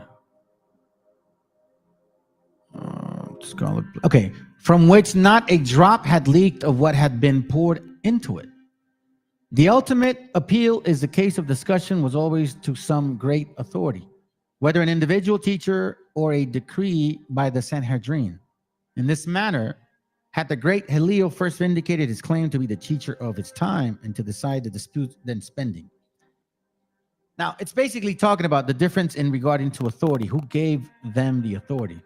The person to be ordained had to deliver a discourse. Hymns and poems were recited. The title rabbi was formally bestowed on the candidate and authority given to him to teach and to act as a judge, to bind and loose and declare guilty or free. Nay, there seems to have been even different orders according to the authority bestowed on the persons ordained. You see this here real quick. So there was such a thing as under what authority? This is why it says here. It says, otherwise also, here, let's read this real quick. The question, therefore, is with which the Jewish authorities met Christ while teaching was one which he had a real meaning and appealed to the habits and feelings of the people who listened to Jesus. Otherwise also, it was cunningly framed, for it did not merely challenge him for teaching, but also asked for his authority in what he did, referring not only to his work generally, but perhaps especially to what had happened on the previous day.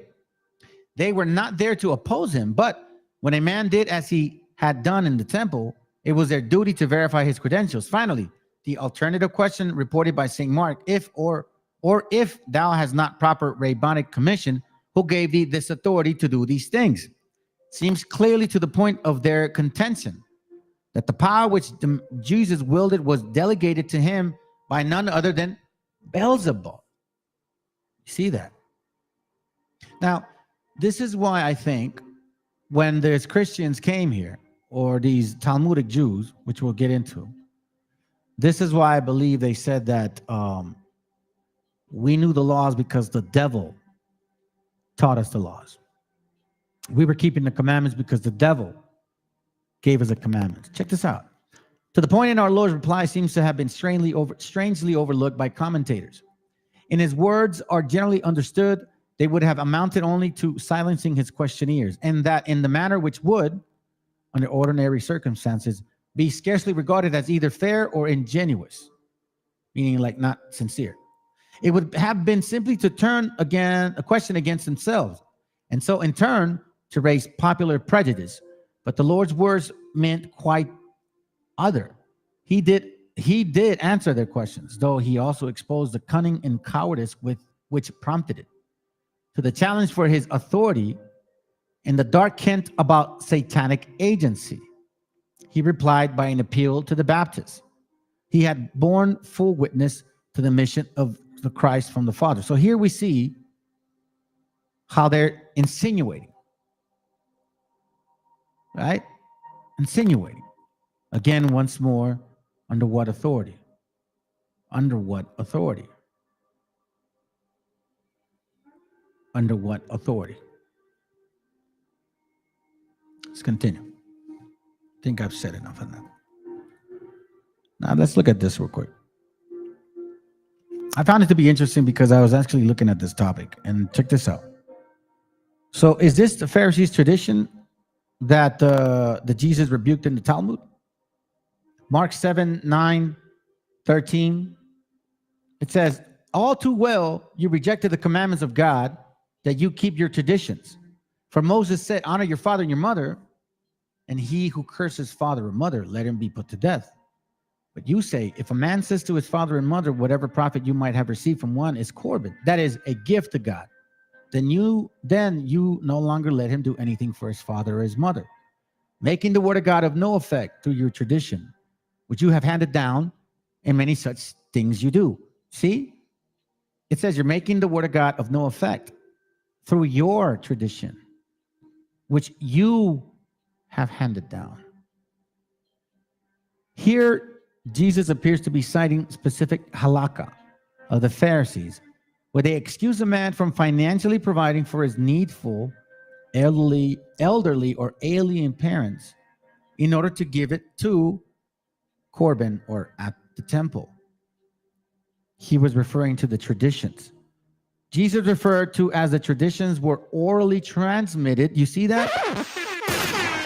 By the Pharisees at the time, but would be committed to writing after the Bar Kokhba revolt as the Mishnah or oral law, as part of the Jerusalem Talmud and Babylonian Talmud. You say now what I'm talking about? You see what I'm talking about? Now, this is interesting as well. Check this out. See if it's going to, I don't know if I got the right link.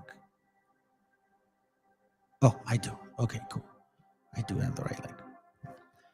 Here we're looking into ritual hands washing before meals. Traditionally, Jews are required to wash their hands before eating any meal that includes bread or matzah. Masa, como la de nosotros. The ritual known as the netalat, whatever, that Yiddish shit, is typically done using two-handed cups, but any vessel will do. There are various customs regarding how the water should be poured. You see that? Various customs, traditions of man. It says, but common practice is to pour twice on the right hand, followed by twice on the left. That is reversed for those who are left-handed. You see this? The Hasidic custom is to pour 3 times on each hand. The traditions of man. Why did your disciples not wash their hands before they eat? Messiah is like, why? Those are traditions of men. Right? You see this right here. They're not lying. Origins of it. The traditions of prior to eating bread originated with the rabbis of the Talmud.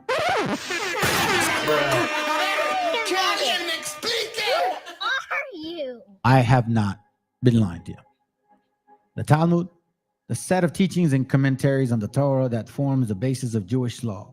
Compromise of the Mishnah and Gemara, it contains the opinion of thousands of rabbis from different periods of the Jewish history. You see this? So we already saw a corruption of the scriptures here. Since the get-go, that's why it was said here. It was said here. Deuteronomy 4 and 7. I'm sorry, 4 and 2. God, 4 and 7. What's wrong with me? Ye shall not add unto the word which I command you, neither shall ye diminish aught from it, that ye keep the commandments of your Lord God. I'm sorry, of the Lord your God, which I command you. You see that? And he also repeats it here. For verily I say unto you, Matthew 5:18, till heaven and earth pass, one jot or one tittle shall no wise pass from the law till it be fulfilled. That's why Mark 5:17 says, think not that I came to destroy the law or the prophets. I am not come to destroy, but to fulfill. He didn't take away the laws. He was saying, get rid of those damn traditions of man. Those do not belong to you. Those traditions of man do not belong to you. It's what he's saying. Right? He said it in the beginning.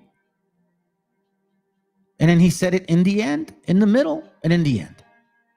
It says here, Revelation 22:18, for I testified unto every man that heareth the words of the prophecy of this book. If any man shall add unto these things, God shall add unto him the plague that is written in this book.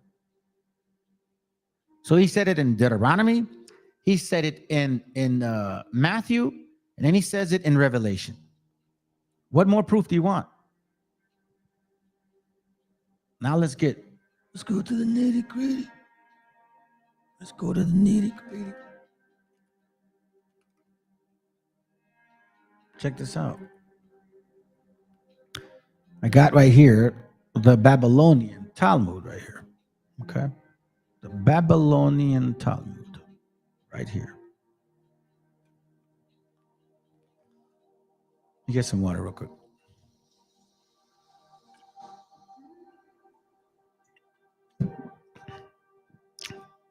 Let me slow down for a second real quick.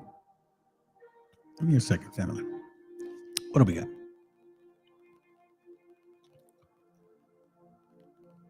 Naphtali New School of Thought. I think this is a chick. Yeah, I told you. This is a chick. I teach Negro only. If you were a dude, I'd debate you, but you're a chick. And I already know what you try to teach. It's dumb shit. You go to the white man for your knowledge.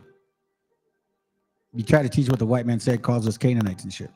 It's pretty dumb. And then I kind of find it funny how like it's all like a snake. Oh, hi. I'll stick around maybe. I teach Negroes only.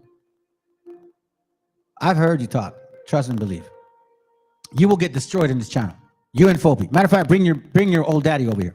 I'll smack his ass around. Or that young kid that wears glasses. I did that last time he was here. So don't let her fool you, bro. She thinks she knows what she's talking about. She teaches or she uses Mormonism concept, and then they go far off and say left and right and shit, and they're all over the place. Wobboism, BHI. It's really fucking dumb, to be honest with you. I wouldn't waste my time with her. Anyways, look, let's check this out. Washing. Right? Washing here. Yeah, that's who it is. Yep. Fopi. Yep. Don't trip. It's all good. I'm glad I didn't see it. Either way, I wouldn't even waste my time, bro. She's dumb. And I mean, hey, listen, you are as your leader. He's dumb too. He's a white man with a tan. He's just a white man with dark skin. That's it. You see, he's got little lips. My lips are thicker than his lips, bro. And he's trying to say he's black and all that shit. Come on, bro. Y'all, it's a joke, bro. You guys are all mixed and shit. You can't say that shit no more. If you really are like, you know, like what you say you are, you're like, you got to be way over there with those dudes and they're still over there. Anyways, let's continue. So here we see the necessity, chapter 4 of the Mishnah. It says the necessity of washing one's hands and feet for the sake of the Creator. You see this right here? Isaiah. What is to be done with a pot that had not been covered on the eve of Sabbath? You see what I'm saying? This is what he was talking about, traditions of man. How much will thou take for washing them? Traditions of man. The washing of hands and feet in warm water towards the evening on Friday is optional. And I say it is meritorious act. Why so? So here we go. Rabbis trying to explain the Bible. Even though it says Deuteronomy, Matthew, and Revelation, don't do that at all. All right, give her a slice of goat cheese and wait 30 minutes. Yeah,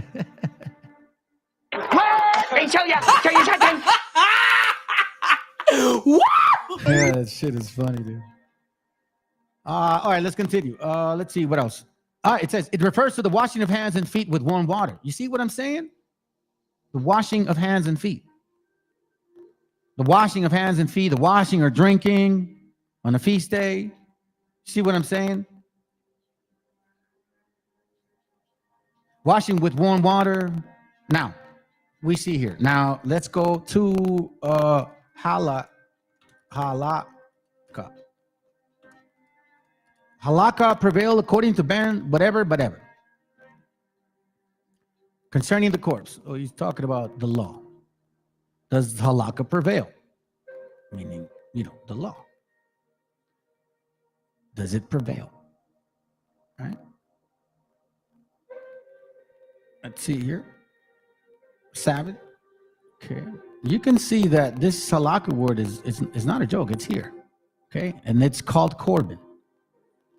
Matter of fact, let me see something. Hold on. Let me get out of the screen. My bad, family. Let me see if I could do this.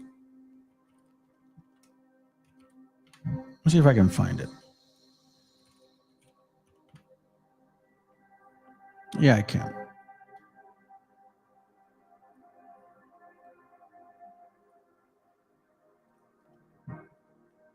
Let's see. Right there. A gift offered to God. Sacred treasury. See? This is how they pronounce it. Strong's G 2878. Karban. Karban. Sure, you and your Yiddish. All right, so that's what it means, okay? It prevails, okay?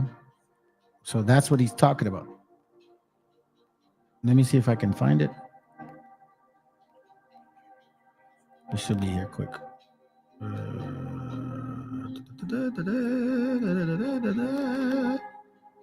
Yeah, that milk would do it, bro. Midnight snack, fall asleep quick. Probably end up in the bathroom quite often. Bro, they literally, all they have is like words in Africa and pictures and assumptions and mistranslations and shit. And yet you go in there and actually start questioning the Deuteronomy 28. And what else can you prove that you guys are the people? They can't. Not through food, not through clothing, not through name, not through similarities, none of that. So the only thing that they do is resort to calling us Canaanites. What else can they do? You see, BHI, Wobble, and Fopi, they're all the same shit. Negro only, BHI, Wobble is the same shit. Same tortilla, bro. Just flipped over a little bit. I'm trying to find where it says halakha prevails when it comes to the mother. Halakha's a lot here. Here. Mother. Here it goes right here. Right? It says here. There are 6 things, the interest on which a man consumes on earth, while the principle is given to him to the world. Now, we know that this is in the Talmud.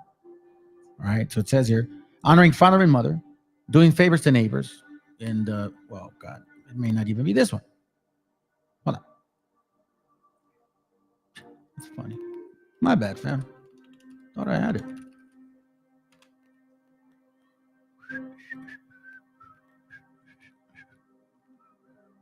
Possesses father. Honor father and mother, doing favors to neighbor. Set father him. Hold on a second. The father child should pronounce the family dedication. Father Abraham. Hold on a second. Father-in-law. That's a lot of fathers.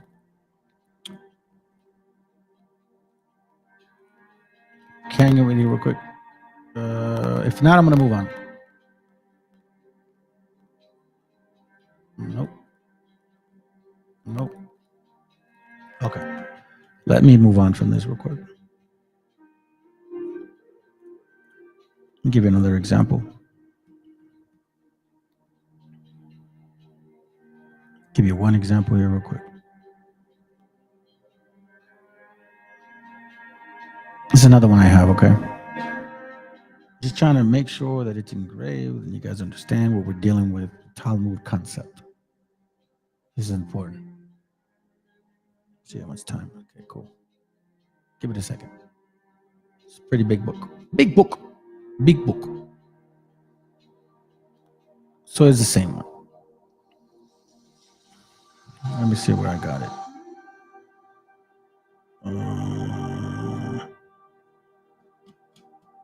Oh, here it goes right here. My bad, fam. So here is the Mishnah that is talking about washing your hands, okay? Mishnah 9.1. Now they call it halakik here, but it's technically halakha, like this one over here, like that.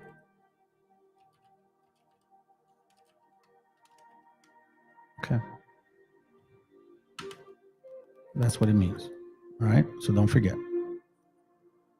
It says, Robert Eleazar says, when halakhi authorities are approached with regards to the discussion of a vow, they may broach dissolution with a person who took a vow by raising the issue of how to taking the vow ultimately degraded the honor of his father and mother.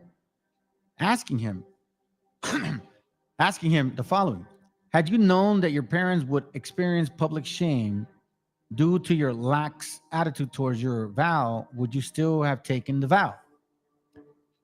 But the rabbi disagrees with Rabbi Eleazar and prohibits broaching dissolution of a vow with this particular question. To support the opinion of Rabbi Tazak said, instead of broaching dissolution with him by raising the issue of the honor and his father and mother, let him broach dissolution with him by raising the issue of honoring the honor of the omnipresent. It says he should point out that a vow taken in the name of God lessens the honor of God. So they could ask him, if you had known that your vow would diminish the honor of God, would you have taken your vow? And if so, if this is a valid method of broaching dissolution, there are no vows.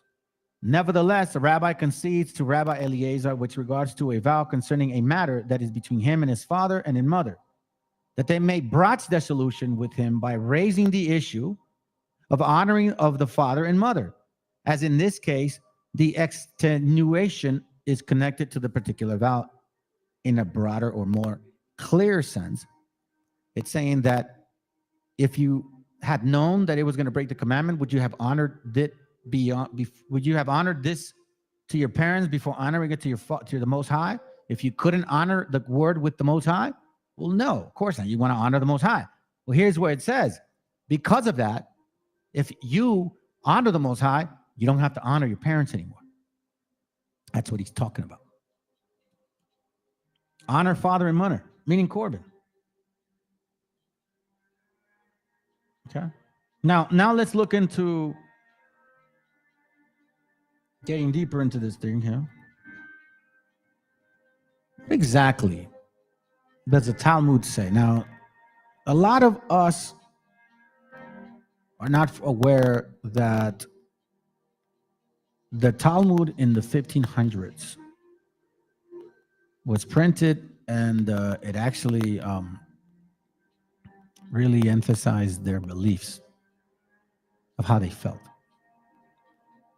This is from a book called The Talmud Unmasked, The Secret Rabbinical Teachings Concerning Christians by Reverend Pranaitis, 1892.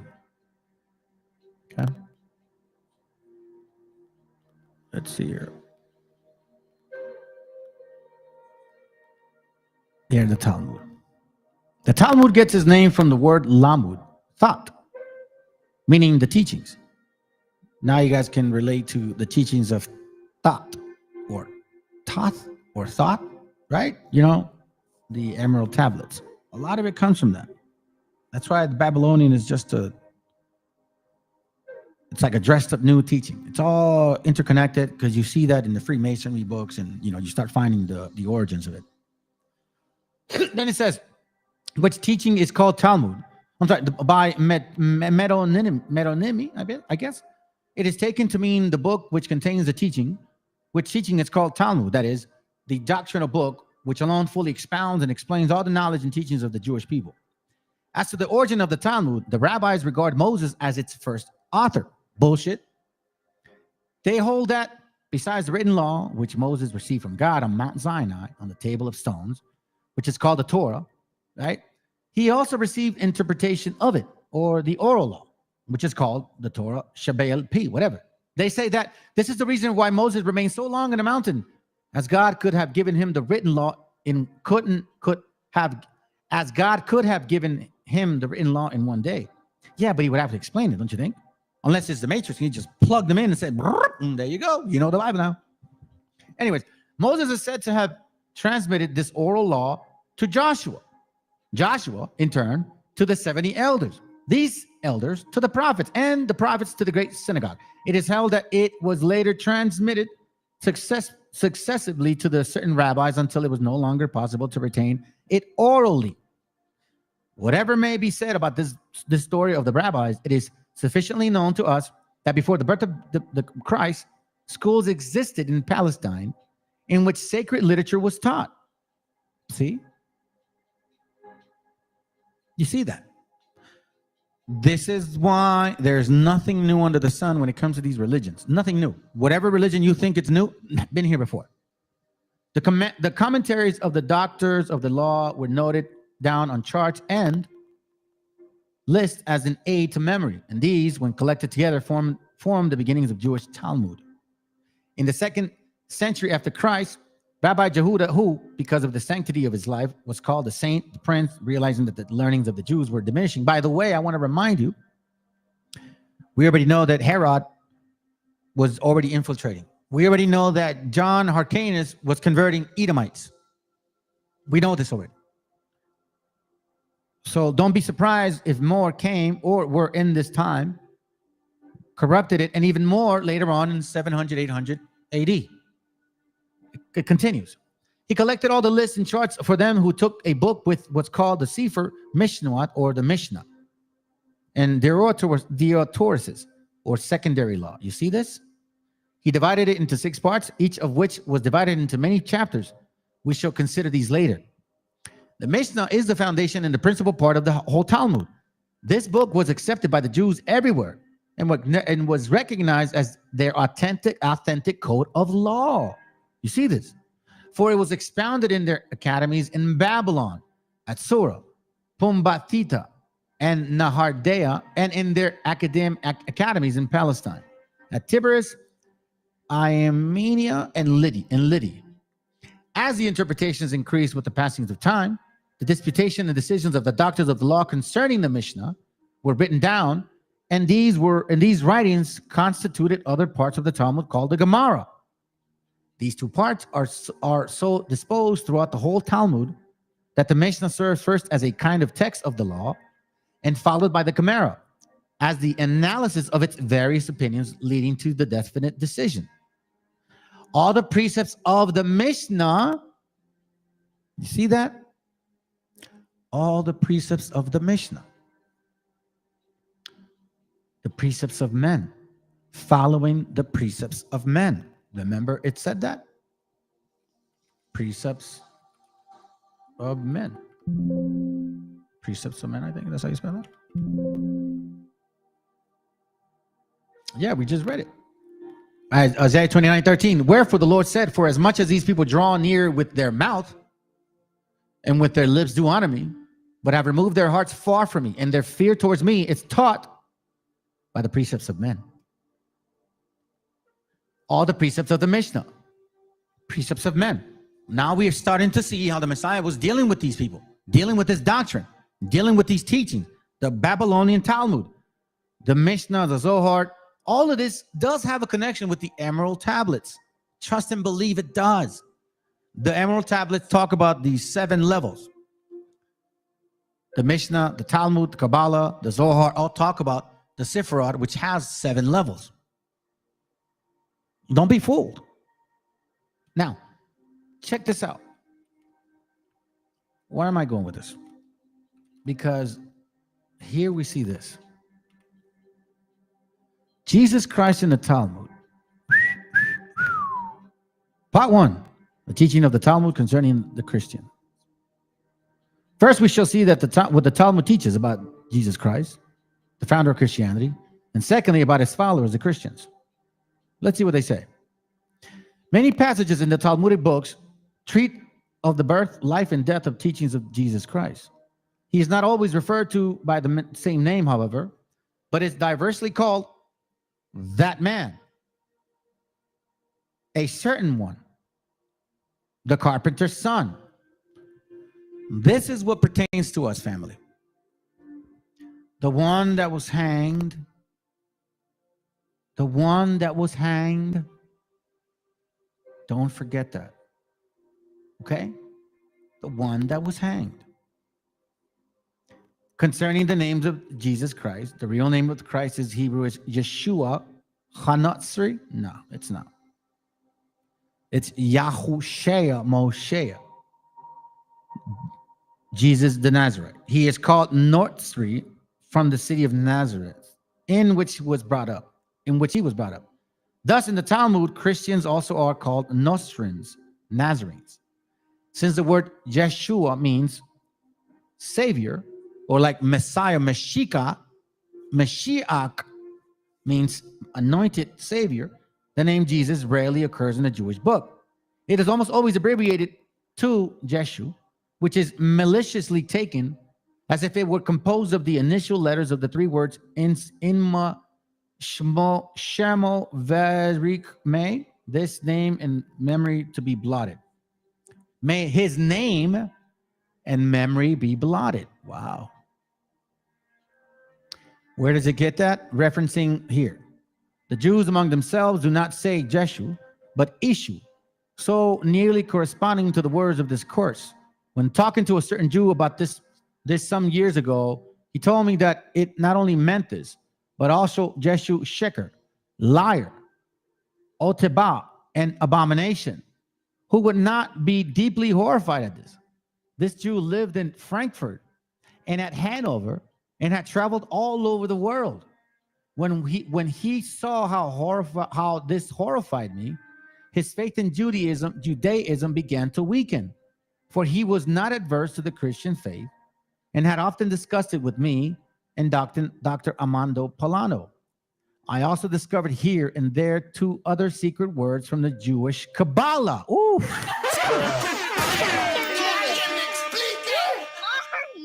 Which have to do with this name. It is well known that the Israelites are often warned in their sacred writings to shun the worship of Elohi Nektar, strange gods or God. What does Elohi Nektar really mean? By the numbering method of the Grammaria, this letter equals 316, which taken together means the word Yeshu. This is found at the end of the book of Akka Rochel. They therefore teach that to dishonor God by the worship of Elo Nektar, it is the same as to dishonor him by the worship of Jeshu. Behold the malice of the serpent. Antonius also found a marginal note in a book about the Jewish faith and religion. In a Jewish prayer book, there is a certain prayer beginning with Aluni or Elunu. Formerly, the wording contains certain things which were afterwards deleted for fear of Christians. You see that? But the same space remains vacant to warn children and adults that something is omitted there. The deleted words were Hamashi Takavim, Lehabert, whatever. Those who bow down, listen, those who bow down is generally said about idols, but is secretly meant for Jesus, whose name is here signified by the letters. See that? I didn't say it. They're saying it.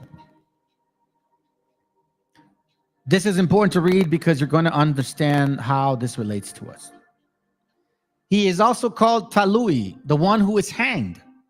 Rabbi Samuel, the son of Meir, refers to the fact that it was forbidden to take part in the Christian feasts in Christmas and Easter because it was celebrated on account of him who was hanged.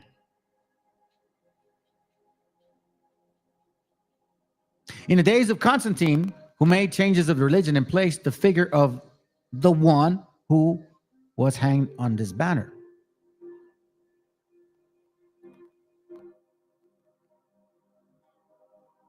Check this out. You go back here. The life for Christ. The Talmud teaches that Jesus Christ was illegitimate. Let me read that again. The Talmud teaches that the Meshiach or Meshiacha was illegitimate and was conceived during menstruation. Bro. That he had the soul of Esau. Holy mother.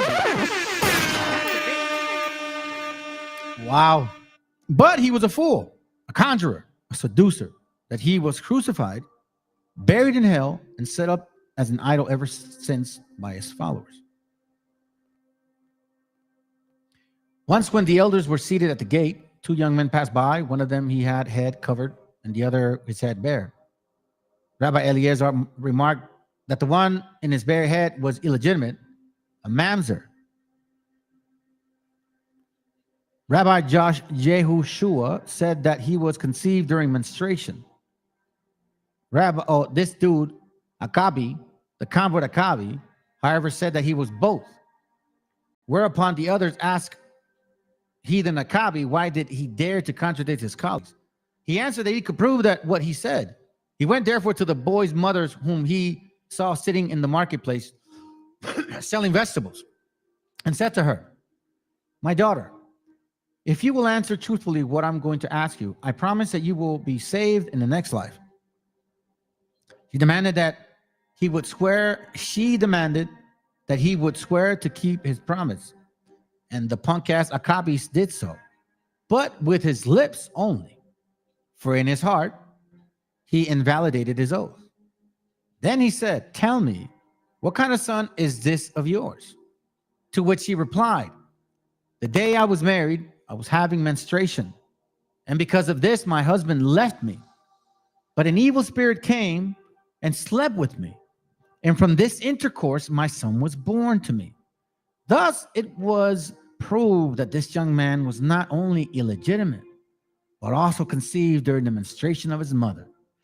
And when his questioners heard this, they declared, great indeed was this punk, when he corrected his elders. And they exclaimed, blessed be the Lord God of Israel, who relieved his secrets to the heathen Akabi, the son of Joseph.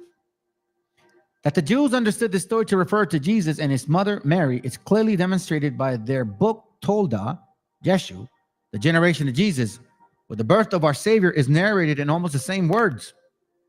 It says, Sanhedrin 67a. Here. Okay. Of all who are guilty of death by law, he alone is cut by a rose. How is it done? They light a candle in an inner room and place witnesses in an adjoining room outside where they can see him and hear his voice. But where they cannot be seen by him. Then the one whom he tried to seduce says to him, please repeat here privately what you told me before. If the seducer repeats what he said, the others ask him, but how shall we leave our God who is in heaven and serves idols? If the seducer repents, then all is well. But if he does say, this is our duty and it is right for us to do so, then the witnesses outside who have heard of him bring him before the judge and stone him to death. This is what they did to the son of Stada in Lud, and they hanged him on the eve of Passover.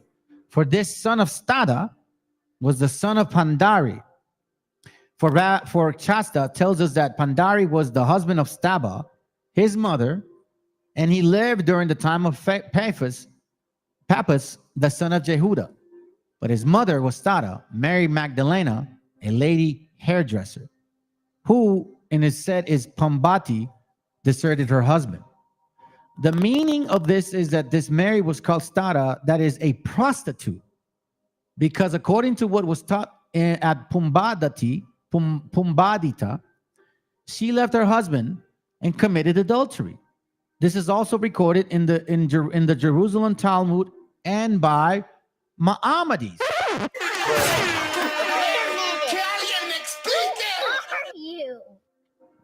Punk Cats Kazari and Ben Shapiro loves this guy. Go ask him. He probably licks his behind all the time. That the mention here is of Mary, the mother of Jesus, is verified in the tract Chahiga. When Behiah was visited once by death angel, the devil, the latter said to the assistant, "Go and bring to me Mary, the hairdresser, that is, kill her." And he went and brought Mary to the children's hairdresser in place of the other Mary. A marginal note explains this passage as follows. This story of Mary, the lady's hairdresser, happened under the second temple. She was the mother of Peloni, that man, as he is called under the tract, namely a seducer. You see the number 5? He alone, namely a seducer who tries to seduce another to worship an idol and to join a false religion. A marginal note says this son of Stara was called after his father, not his mother, although he was illegitimate. That's how they really feel. So I don't know why you Christians are even like, you know, you do what you do. I really don't get it. I really don't get it. But anyways, it says here, fourthly, he is called the one who was hanged, which clearly refers to the crucifixion of Christ, especially since it references to the time of on the eve of the Passover is added, which coincides with the time of the crucifixion of Jesus. In the Sanhedrin 43a says this: on the eve of Passover, they hanged Jesus. Fifthly, as to what the Jerusalem Talmud says about the 2 disciples of the elders who were sent as witnesses on spy on him and who were afterwards brought forward as witness against him. This refers to the 2 false witnesses of whom the evangelist Matthew and Luke make mention. Matthew 27. Let's read it.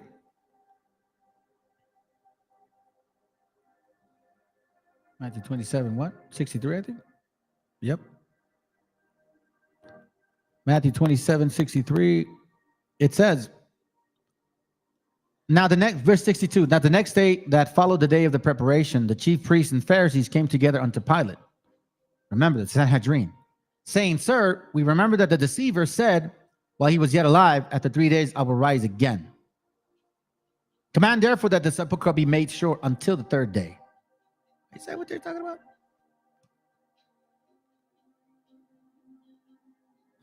Okay, let's continue. It's all good. On the eve of Passover, they hanged Jesus.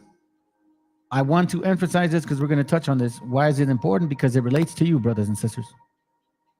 Finally, a punishment for his crime and impiety, he suffered an ignominious death by being hanged on a cross on the eve of the Passover. So that the law was, okay, hold on. Change. Okay, cool. Check this out. Okay. Oh, this right here. Hold on. Look at this. Mother Mary, the mother of Jesus, is called Karia, dung, excrement. In Hebrew, her proper name is Miriam. He who sees them mezabelim, excrementing, sacrificing before their idols. Christian sacrifices are called dung offerings in the Jerusalem Talmud. He that sacrifices unto idols shall be utterly destroyed.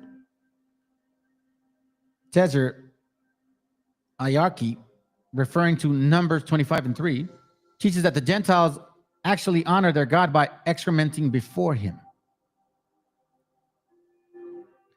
I'm not saying this. They're saying this.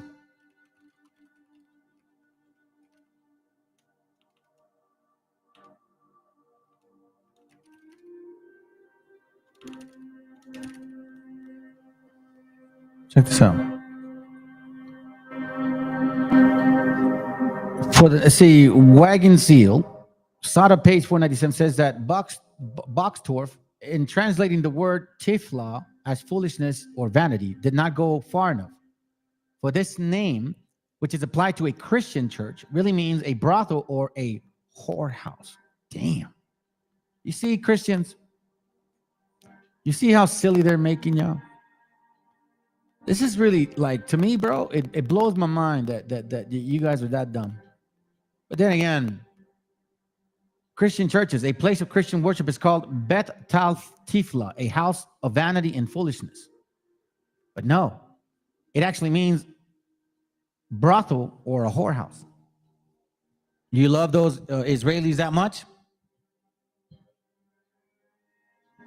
You love them that much? Check this out.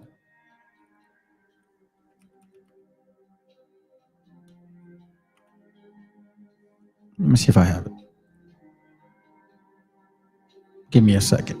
Give me a second. I downloaded it. I just didn't save it. My bad.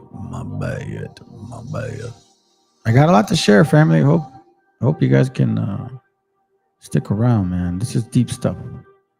Because they'll help you understand the Bible a little bit better now that you know these traditions of man.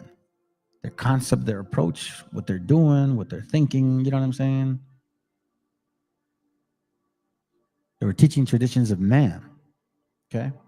Page 262. I'll come back to you. This is from a book called The Hellenistic Civilization and the Jews. Okay, The Hellenistic Civilization and the Jews. Let me go back to 262. What am I looking for here? Let's see here real quick.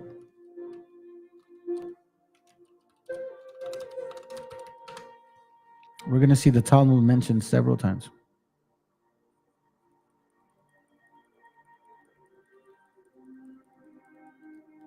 I already have my pages taken care of, so it's all good. All right, so we're going to go on page 45. Start reading here, okay? Remember, the book is called Hellenistic Civilization and the Jews. Page 45 says, various stories of Alexander have also come down to us in Talmudic literature, most of them mere anecdotes without any historical value. Thus, the Egyptians and the Jews appear before Alexander to dispute on questions connected with Exodus. Alexander reaches the mountains of darkness and enters a city inhabited entirely by, well, check this out. So, Colomiados, this is how stupid you are. You know the whole island of the Califas, right? The black woman, Califas and shit, you know? This is why everything was very, like, it was romantic. It was just novel. Y'all are fucking dumb. Check this out. It says here, thus the Egyptians and the Jews appear before Alexander to dispute on questions connected with the Exodus. Here's a story. Alexander reaches the mountains of darkness and enters a city inhabited entirely by women. He bandies sophistries with the old men of the south and even flies on eagle's wings. See that? This tale resembles most of those composed of Alexander by the people of the East and the West in the Middle Ages. Dumbasses. Just like Khalifa's story. It's all novelty. Some island, a bunch of women, and they call it Island of Darkness. So una isla negra, which can translate to una isla llena de mujeres que están negras. See, y'all are dumb, bro. Anyways, but again, you know, what should I expect out of useful idiots? Yeah, I'm calling you useful idiot, culo. I know you ain't never gonna look at this channel, bro. You think you're high and mighty, but you won't put your name on the board, bro. Their origin goes back to Alexandrian literature of Hellenistic period. Okay, so we see here. Now let's continue. Because we see in this particular book the mention of the Talmudic story. Greatly resembles Josephus' story. You see? So there's a Talmud concept even in this time. Page, I'm just kind of skipping some things, getting to the nitty-gritty. Page 47. The political negotiation between Simon and the Just, and Antiochus or Antiochus did not, so far as we know, concern the Samaritan question, whereas the Talmudic stories emphasize precisely this. The dispute between the Jews and the Samaritans, kutam in the Talmud, here ends with the destruction of the temple. You see this? So the Samaritans, as you know, do not follow the Talmud. They have the Torah, and I can't say in Hebrew. I think they have it in Pale, maybe. But I know that they don't follow the Talmud. A historical element is therefore no more to be sought in the Talmudic story than in the Josephus. Check this out. Alexander's negative attitude to the Samaritans is stressed both in Josephus and in the Talmud. Let me read this real quick. Alexander writes, Josephus honored our people, and if this Hecatus speaks in his book of the Jews, he relates that Alexander gave the Jews the land of Samaria free of tax in exchange for the friendship and loyalty which they elicited. Honestly, I don't know if that's true, because there's no history that says that he talked to them. Let me get to the point. Watch this. The Talmudic story, Antipatris, is mentioned in the place where Alexander met the Jews. The name betrays chronologically inaccuracy, as the city of Antipatris was founded by Herod and was not existent in Alexandria's day. Nevertheless, Hellenistic towns were not built on vacant sites. And we know the name of the previous nearby settlement, which was Kfar Saba, as this is near the shore, and Alexander traveled along the coast of his way by Tyre to Gaza, and back he passed by Kfar Saba. And it might be conjecture that the Talmudic story preserved an important local tradition on a historic meeting between Alexander and the Jews. So the Talmud supposedly said, or the Talmud says, I guess supposedly, that they met. But these are what they say, Talmudic tales. Talmudic tales. Talmudic tales. All right, let's go to page 107. I want to show you something real quick.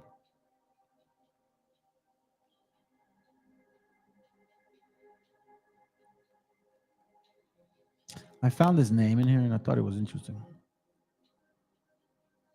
Come on, man, move. Check this out. What a way to find this, right? Here, too, the Greek town was first and foremost a polis from the juridical point of view. An independent urban community with a consul, boule. You guys heard of Black boule?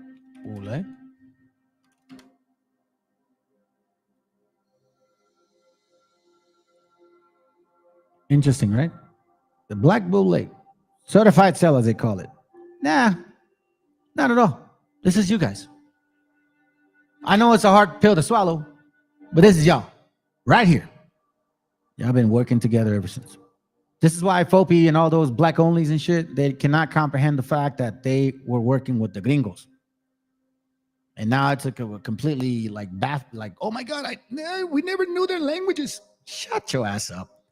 So characteristics was this autonomy of the Greek city in Palestine that we sometimes find the Talmud designating the town itself as Adtaniv or Avtanit or Boule.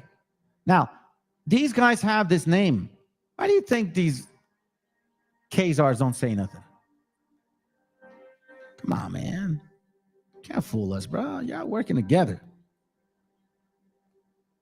Yeah, I know. It hurts your feelings and shit. It hurts your feelings because there's nothing you can do about what I'm sharing. Because I'm not lying. That's what hurts y'all the most.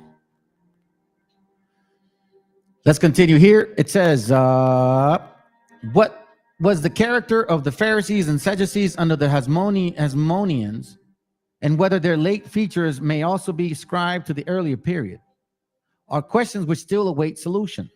Okay? Check this out. It says here, the latter sentence Eleazar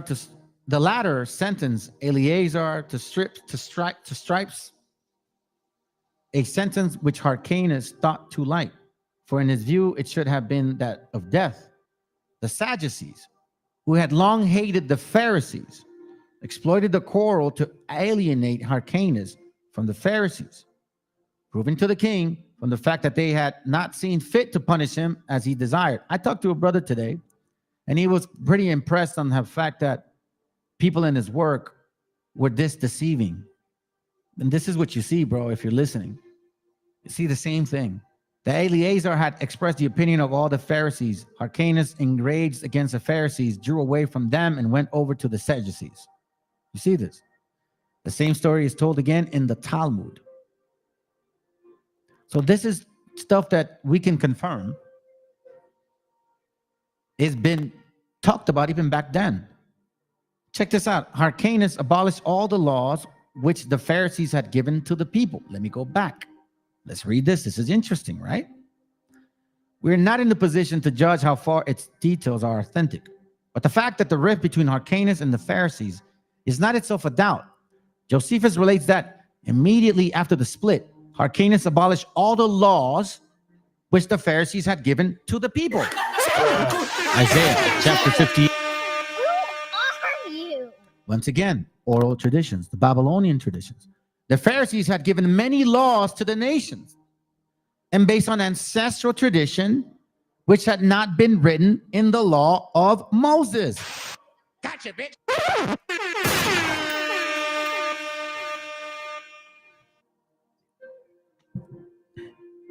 Very true. It's all Zionism, no matter how you slice it, my brother. That's very true. I'm glad you're seeing it. In 1492, it hasn't stopped. Since 1492, they've been here. That's what I'm trying to tell you. Since 1492. That's why when you hear this culomiados and all these wobbles or BHIs want us, oh, we're those people. Oh, we ruled Europe. Yeah, we came and we conquered. Well, what you're doing is you're taking the name of conquistadors that ravaged, savagely killed and raped and murdered our gente. And that's why you guys take this like, oh, yeah, we were them and we conquered them and we enslaved our own people. You see, you talk about it so easily because it don't mean nothing to you, spiritually speaking. You didn't go through this shit. I know we did. That's why we don't let this stick go. You think it's a joke. It's not, spiritually speaking, a joke. If you want to talk spiritually speaking, I always had nightmares that I was watching people walk over me as if I was buried alive. Why did I have those nightmares? Stuff ain't no joke, man. This is serious. The Pharisees had given many laws to the nation. So when the Messiah came, he wasn't doing away with the laws of the Most High. He was doing away with the laws of the Pharisees, the traditions of men. That's what he was doing away with. That's why you guys are going to burn. And you BHIs that don't teach this knowledge, you're all going to burn too for being damn Canaanites. And for other reasons too. Whereas the Sadducean sect opposes, saying that only the written law should be observed, not those arising from ancestral traditions. You see how the Pharisees and Sadducees, why they were such a difference? See, we didn't really know this before. And IUIC didn't teach this because they're also part of the group. They're all infiltrated, man. Nate the Snake graduated from a college called Brown College. And did you know that there are actual Kappa Gamma Boule organizations tied to that place? Oh, you think I don't know? You think I don't know, Nate the Snake? Bro, I've been watching your ass, man. Y'all can't fool me. Josephus adds that on this issue, great conflict took place between the two groups, and only the wealthy followed the Sadducees, whereas the people joined the Pharisees. Traditions of men. Traditions of men. Check this out. These observations provided a profound explanation as to what related in the anecdote, showing that here was no chance quarrel which had broke out at the royal court, owing to this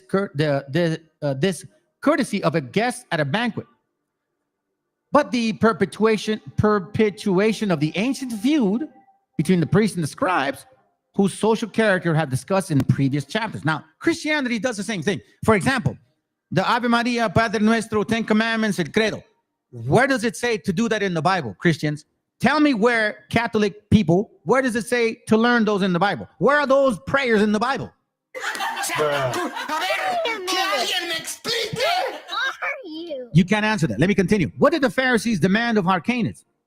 According to the account of Josephus and the Talmud, the Pharisees asked him to give up the high priesthood and to be content with the secular power which he possessed. This is why he was leaning towards the Sadducees. They based their demand on the pretext that he had been born to his mother when she was in captivity. Ooh. Partus sequitur ventrum. Gotcha, bitch. That's where it came from. The people that were ruling in the 13 colonies were not Christians. They were Kabbalists. They were practitioners of the Talmud. That's why you have that checkered board. Okay? You cannot fool this. That's why you Christians are dumb. This was a Christian country. No, it wasn't. It was a Kabbalist country. Check this out. It says, they based their demands on the pretext that he had been born in captivity. I'm sorry. This was a falsehood.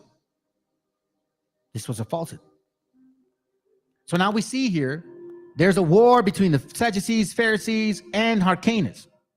He was the last of the Hasmonean dynasty, meaning the true people of the bloodline. So even these Pharisees at that time, you can already see a conversion or a proselyting in a sense, because we know that Herod and Tetrarch, through his father, which was, I believe, all the way back through after the split of Alexander the Great, you see the lineage of Herod. They become people of power. Then they're the kings, they're the rulers of Jerusalem, Herod and his lineage. That's why Paul said, you study what I study, because they were studying, he knew the traditions of man, which was the Talmud, not Christianity. You see what I mean? It says here, hold on a second, gave up the secular power, remained a high priest as before, whereas the demanded just the opposite.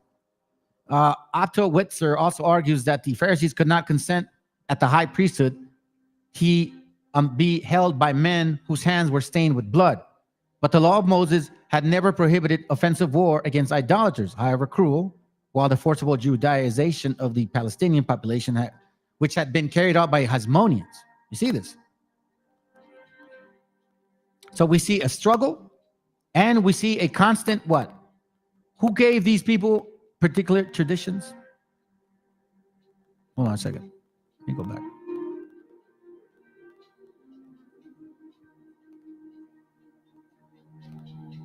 See this here? Talmudic tales here. The Pharisees had given many laws to the nation based on ancestral tradition, which had not been written in the laws of Moses. Now you understand, better clarity, a little bit more reasoning, a little bit more patience. That's why it says here, Matthew 5:17, think not that I come to destroy the law of Moses or the prophets, because they spoke. I am not come to destroy, but to fulfill that particular prophecy of the real book. For verily I say unto you, till heaven and earth pass, one jot or one tittle shall no wise pass from this law till all be fulfilled. You see what I mean?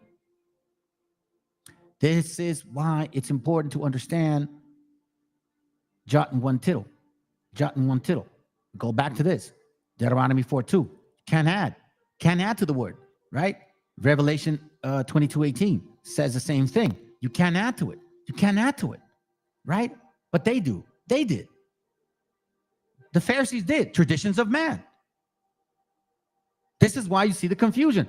The Messiah didn't come and do away with the laws of Moses, in a sense.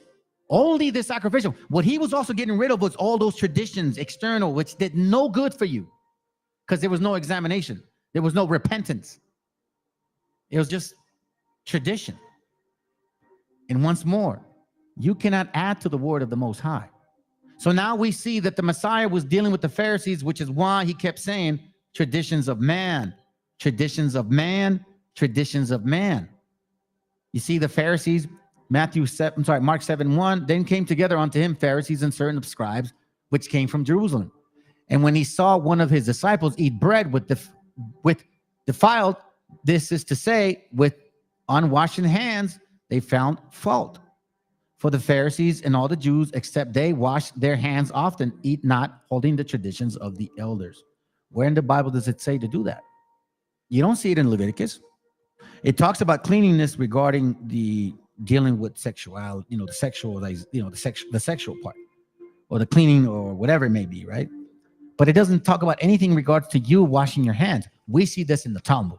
This is why we know and understand that the Messiah was dealing with a bunch of different doctrines, specifically what these people were teaching. So when Christians say that he came to destroy the laws of God, they are effing liars. But again, and always, heathens will never tell you the truth. And they're going to be teaching based on, well, I guess what they know. This is pretty good. I actually mentioned Enoch in here. I was going to bring it later. If I remember, I'll bring it back up later. Let me see if I can get to the point. I think a little bit more. We're halfway through, family. We're halfway through. The Sadducees appear as men without a religion or morality in later Talmudic literature. And in Enoch's eyes, they were simply pagans. Interesting, huh?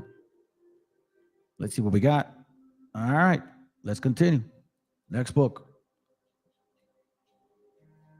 In case you guys never heard of this guy.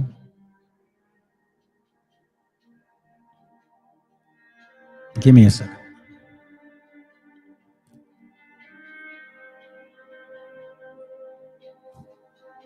Check this out.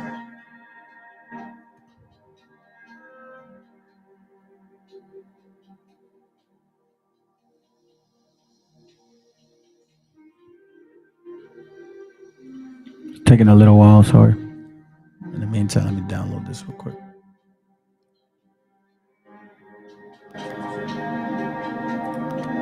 The History of the Marranos by Cecil Ross. Okay. History of the Marranos.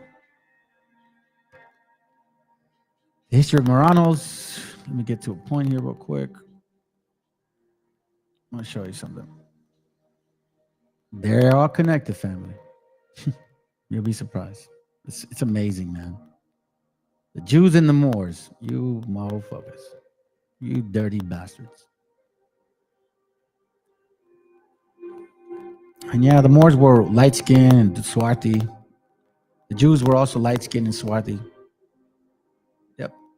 We totally know now. And it's all good. We know y'all are fake anyways.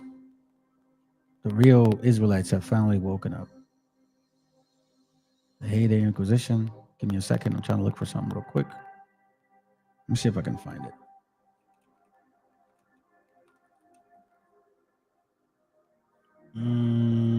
Give me a second.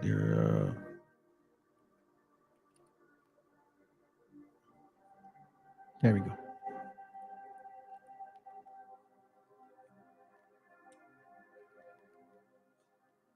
We go right here. The History of the Marranos, the antecedent of crypto-Judaism. I think it's important to bring you to the attention, okay, that, remember I mentioned that Christians came in the name of Christ. And unlike what they were given the opportunity to convert, like they said, without the sword, they were given the opportunity to convert with love and compassion and caring. That's what they say, okay? That's what they say. Let me just kind of put my face real quick. When they came here, they didn't give us the compassion or the love or the opportunity to get the understanding. No, they said, convert or die by the sword. And I'm like, if you guys say that God allowed the doors to Gentiles, didn't demand them to keep the laws, why do you show up here and demand us to keep certain laws? And if we don't, you kill us. Well, if you really think about it, family, if the majority of these people were crypto Jews, meaning converts in name, they didn't believe in Christianity. What better way to mock a religion that you fucking hate? You kill in its name. You destroy people in its name. I'm not a Christian. I don't care. But hey, you know what? It's an idolatrous religion. I'm just converting because I don't want to die. Why do you think these things happen? It's very important to understand the attitude that these people had towards us. The attitude that they had towards us. Check this out. This is I already showed you the book. Let's get to some points.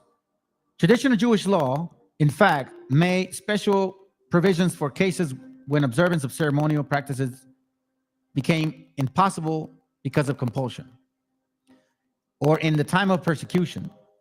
The theory was put to test in late Talmudic times in the 5th century during the Zoroastrian persecution in Persia. You see how Zoroastrians were around? This consisted, however, in enforced neglect of traditional observance rather than the positive conformity of the dominant religion. Judaism was thus driven to the extent underground, regaining complete freedom only some years later. You see this here? So it goes into supposedly hiding, right? Well, who brings it back? There's this guy named Sabbatai Sevi. The Domi of Salonika were the descendants of those adherent to the pseudo-messiah Sabbatai Sevi, who followed him into apostasy. And while staunchly confirming Muslims, they practiced a Masonic Judaism in their homes. You see this? And while staunchly conforming Muslim, they practice a Masonic Judaism in their homes. You see this? So they're calling themselves one thing, claiming to be Muslims, but still practicing Masonic traditions. How so? This Sabbatai Sevi character is quite a story. Check this out. In some other points of considerable importance, the Marranos were profoundly influenced by their environment. Victims of Inquisition were reserved as martyrs in honor of certain outstanding figures. Religious confraternities were actually formed, very much as though some Christian saints were in question. All right? So we see here a name, Marrano. Marrano. We even read of a Mexican woman who acted as a professional faster, charging one piece of an eighth in each occasion, talking about like fasting. So we see here again, a man will be saved by his works, whatever his creed, asserted the simple Marrano woman. A zealous priest denounced Antonio Fernandez Carvajal, the founder of English Jewry. You see this here, Marranos. I'm looking at Marranos. And who is this Sabbatai Sevi? Check this out. The Messianic idea did not exhaust itself with the mere denial of claims of Jesus. Restoration of the land of promise continued to occupy an important part in Marrano hopes and prayers. In its early generations, as we have seen, the Marranos had their pseudo-messiah, Luis Diaz of Setúbal, and their prophetess, the Maid of Herrera, to mention only two. As late as the middle of the 17th century, the reports which reached peninsula of Sabbatai Sevi, the Turkish pretender who set all the Levant in a blaze, were sufficient to attract a concourse of adherents. So this guy of Turkish bloodline is a Jew, so-called the Messiah. It says that they expected a Messiah. In Mexico, the Messiah had been confidently expected for 1642 or 1643. You see this? And extravagant hopes were centered in the persons of Gaspar Baez Sevilla. Excuse me. A known descendant of the tribe of Levi. Who are you? See this? Marranos still practicing Judaism in secret. That's what we're seeing. You see, with ancient riots of bar mitzvah, that's not true. You see here now. Now we thought it was just Christians here. No. Sabbatai Sevi, the mystical Messiah. See? Sabbatai Sevi.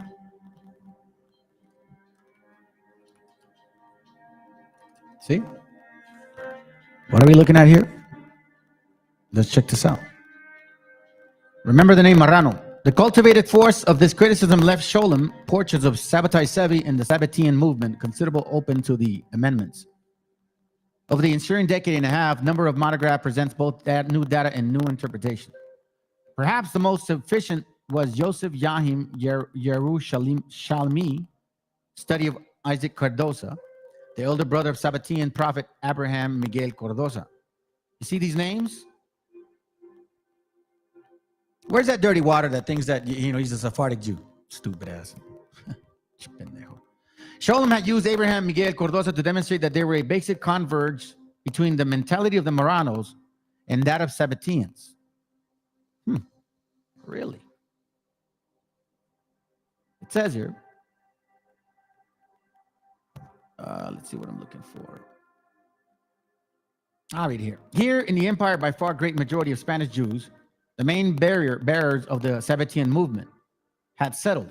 The amazing rise of the communities of Amsterdam and Hamburg is well known, yet the members of these communities, descendants of Marranos, reacted no differently from their brethren in Morocco, who smarted under almost continuous oppression and persecution. Those expelled from Spain and the descendants of escaping Marranos in particular. Why would Europeans kick out Europeans? Doesn't make no sense, right? Makes no sense. Check this out. The poor probably formed a small majority only. A large part of Near Eastern and Mediterranean trade, including that with North Africa and Turkey, was in hand of the Jews.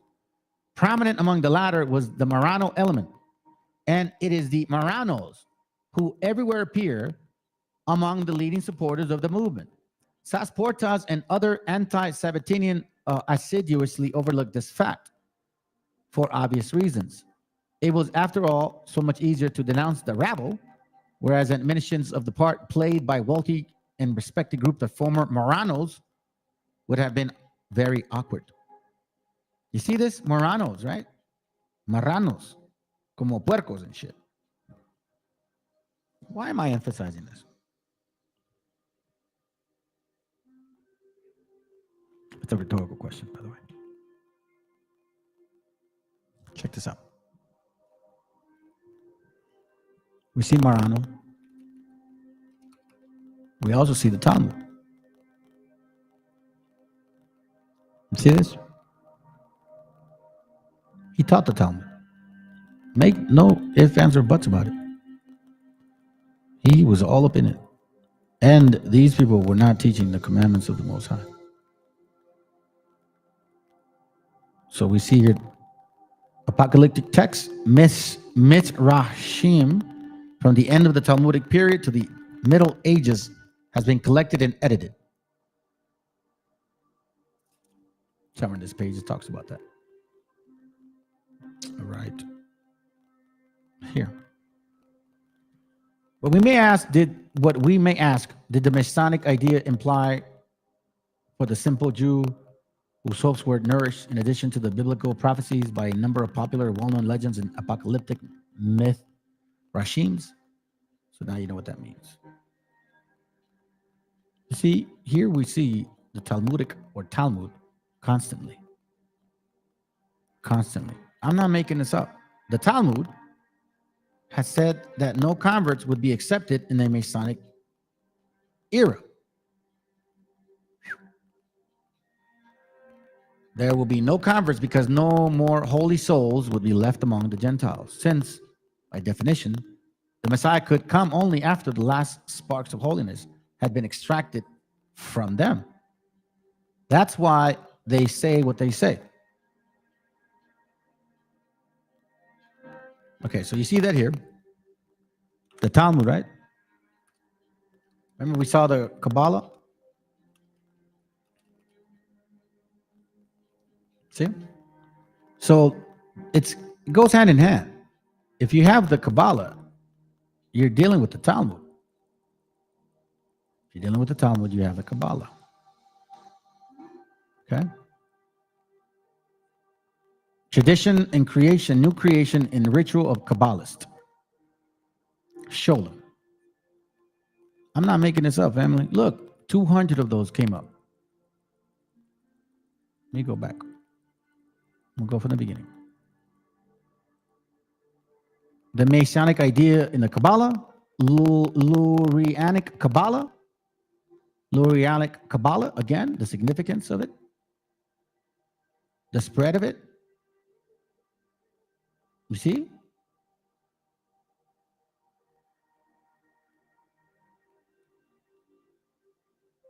You see this? I'm not making this up. This is their religion. These guys are not the real Israelites of the Bible. These are converts. These are Khazars. These are people that study the Kabbalah. They have their own tradition, religions. They shouldn't call themselves Israelis. You should just call yourselves Europeans with a Kabbalah religion. You are not of the seed of Abraham. You are not of the seed of David. You are exactly what you are. You're Europeans trying to be somebody you're not. When calling for a history of Kabbalah in all of its forms and through its history, he continued, and the same can be said for all the branches out from it. That is the Masonic movement based upon the esoteric wisdom and Hasidism. Esoteric wisdom. That's why I kept telling y'all the Emerald Tablets, the teachings of Tot. It's not too far-fetched. It's all in here. Look, a candid letter about the true intentions of studying Kabbalah on the possibility of Jewish mysticism in our time. You guys can read this. The Magician. These are mysticisms. Demonic. That's why you have, what's his name? That Matthew dude. He was doing that whole, like, you know, writing that Sephiroth stuff. Matter of fact, that reminded me. See? The Sephiroth. Kabbalist doctrine developed apart from the eschatology because of, in its original setting, is concentrated less on the end of the world than it's on its primordial beginning of creation. For this is what the Kabbalist conception of Godhead, as enshrined in the doctrine of Sephiroth, really amounts to: the hidden God, known as Kabbalist terminology as Ein Sof, the infinite, the everlasting. That's why you have those books that say you know, like, you are what you think about. You manifest your own destiny. You manifest your own creation because you are a God within yourself. If you exercise those heavenly mysticisms, it's really what it is. It says here, hidden God, known Kabbalist terminology as Ein Sof, is far removed from everything created. He is unrevealed, non-manifest, and unknown. Only the emanation of his power, operating in the creation, both the higher and the nether worlds, transforms Ein Sof into the creator God. The different stage of emanation manifests the hidden potencies and attributes, which God acts in, which are all essentially one in the unity of God.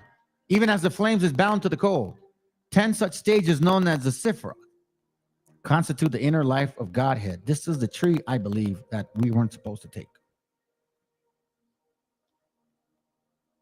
The Sephiroth, the Talmud, the Kabbalah, it's all hand in hand. This is what the Messiah was talking about. He knew this was going on.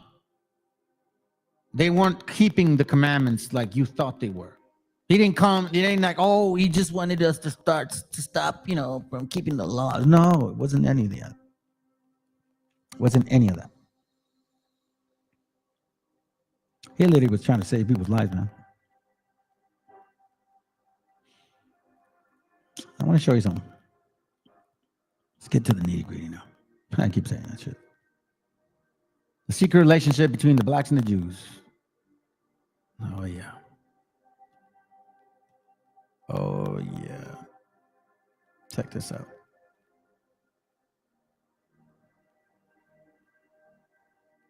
Who were the main pushers of slavery? Portuguese Jews, right? Slave dealers. Jews were among the most important slave dealers, it says.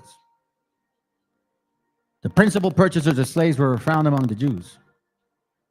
In 1460, when Jews were the masters of the nautical science in Portugal, that nation was importing 700 to 800 slaves yearly. They weren't all white, by the way. They weren't all white people enslaving black people.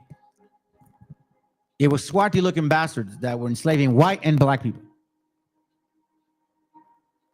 And more than often, they were getting the Slavs. The Africans, on the other hand, they were selling their own people. Those are facts.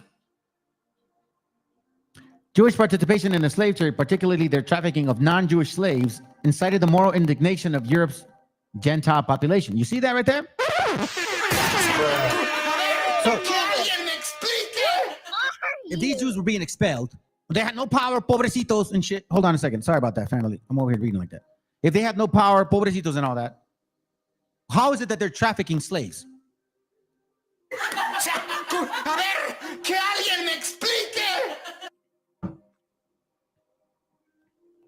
Not possible. Unless not Jews, but Jews were the real financial basis of the first expedition of Columbus. 1492, more than 300 Jews were expelled from Spain. Why would you expel Europeans if you're European? In fact, the Spanish Jews amassed large fortunes dealing with Christian slaves and became quite prominent within the Spanish hierarchy, or Spain hierarchy. They had obtained the most important offices and positions of trust in the cabinet. And accounting house rulers had maintained great influence over the regional trade, causing many to believe that the Jews exercised an unhealthy domination over the economy of the region. The rulers were convinced enough to order all Jews to either convert to Christ or leave Spain. We see once again, cochinos marranos, the secret Jews. The marranos were those compulsory converted Jews and their descendants who outwardly became Christians, but secretly continued to meet in the synagogue, celebrating feast days, and observe the Jewish Sabbath, and keeping the Kabbalah tradition, in the Zohar, in the Mishnah, and believing in the fact that the Messiah was born of a whore. Those are facts. The name marrano, pinche cochino, may be derived from the old Castilian marrano, swine. That's what you are. And I'm going to prove it as to why I'm saying this. Spain began a series of conversion drives to convert all Jews in Spain to Christianity. Why? Because they believed that Christians were dung. If you're telling me my gente is dung, what do you think I'm going to feel? It says the Spanish Inquisition. Hold on a second. In an unprecedented number and with little resistance, the Jews converted. This rush to mass conversion, an event unparalleled in Jewish history, is perhaps the best summed up by Cecil Roth. It was not difficult for insincere temporizing Jews to become insincere temporizing Christians. Ooh. It was not difficult for insincere temporizing Jews to become insincere temporizing Christians. The Marranos, also called conversos, right? New Christians, were simply charged with not being Catholic. The same applied to Muslims, who were expelled in like manner and in great numbers than Jews. More than them. Some 50,000 Jews chose to convert rather than leave their land and their riches. Oh, you son of a bitch. See this? The Jews in Spain, New Spain. Many persons, the resolution adopted by Ferdinand in expelling so profitable and opulent a people acquainted with every mode of collecting wealth. So they converted so they don't lose their money. That's why they did it. That's why they did it. Now, let's continue. The same applied to Muslims who were expelled in like manner in greater numbers. Some 50,000 Jews chose to convert rather than to leave their land. Contrary to popular notion, those who left were not refugees searching for religious freedom, but entrepreneurs looking for economic opportunities. When they fled, they brought a few Torah scrolls. Why? Come on, we know now. And even fewer copies of the Jewish holy book Talmud with them. When asked what he thought about Moranos knew of Judaism after their first flight from Spain and Portugal, Roth answered in one word: nothing. Oh, that's gotta hurt! Are you? The majority fled south and eastward to North Africa and centers of Salonika, Constantinople, Elapi, and Damascus. While others sought and found refuge in the Netherlands, they were established synagogues, schools, cemeteries, and high levels of wealth and culture. You see this? Though many escaped, they ended up becoming the kidnappers and slave marketers. How in the world do you expel people that have so much power? Check this out. 6 prominent Jews accompanied Columbus: Bernal, Marco, Rodrigo, Luis de Torres, and sailor Alfonso de Calle. Rodrigo de Trina, this is very interesting, who is claimed to be the first white man to ever see the world. That's right. Oh, that's gotta hurt! So all these other bastards are dark-skinned Swati. Yeah. See this family? Don't let Colomeadas fool you, bro. They weren't West Africans. The connection between the Jews and the discovery of America was not, however, merely a question of fortuitous coincidence. The epoch-making expedition of 1492 was a matter of fact very largely a Jewish, or rather a Marrano enterprise. A few scholars, including Roth, presents strong evidence that Columbus was himself a Jew. He hid his Jewishness, they say, because no Spanish Jew could ever have expected aid from the king or queen of Spain. So the explorer claimed to be an Italian Catholic. Tina Levitan, author of Jews in American Life, found the first reference of Columbus' Jewishness in print in the diplomatic document dated 58 years after the discovery of death. The French ambassador to Spain, she revealed, refers to Columbus the Jew. Furthermore, she states, from him we learned that Cristobal Colon, who never called himself Christopher Columbus and never spoke a word of Italian, was the son of Susana Fontarosa, right? Or also spelled Fontana Rosal, Domingo Colón de Pontevedra, Spain, where those bearing such surnames were Jews, some of them whom had been brought before the Spanish Inquisition. Letters written by him to strangers have customary X at the top indicate so and so. So you see that. Okay? You see this right here? So what was he? Christopher Columbus was an experienced sailor long before his infamous voyage. Sir Arthur Helps writes that in the course of his Columbus speaks after the fashion of practiced slave dealers. In fact, in 1498, his 5-ship expedition brought 600 Indians to Spain as slaves. 200 were given to the masters of the ships, 400 sold in Spain. So if they were expelled, how in the world did he come back?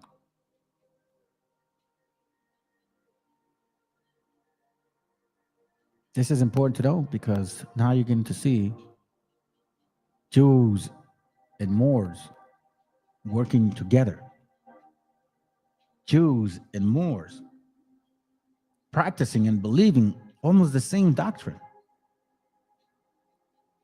So now we know that it wasn't just Christians coming. It was more than Christians. It was converted Jews and Moors who were only converted by name. Right? Like Diego Velázquez, Pánfilo Narváez. Right? Okay. Now let's get to this point.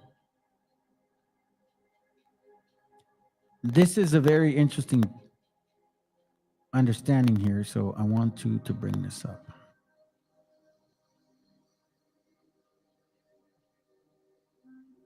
In 1514, while living in Cuba, Las Casas was studying a passage in the Bible, the book of Sirach, which reads in part, The Lord is for them that wait upon him in the ways of truth and justice.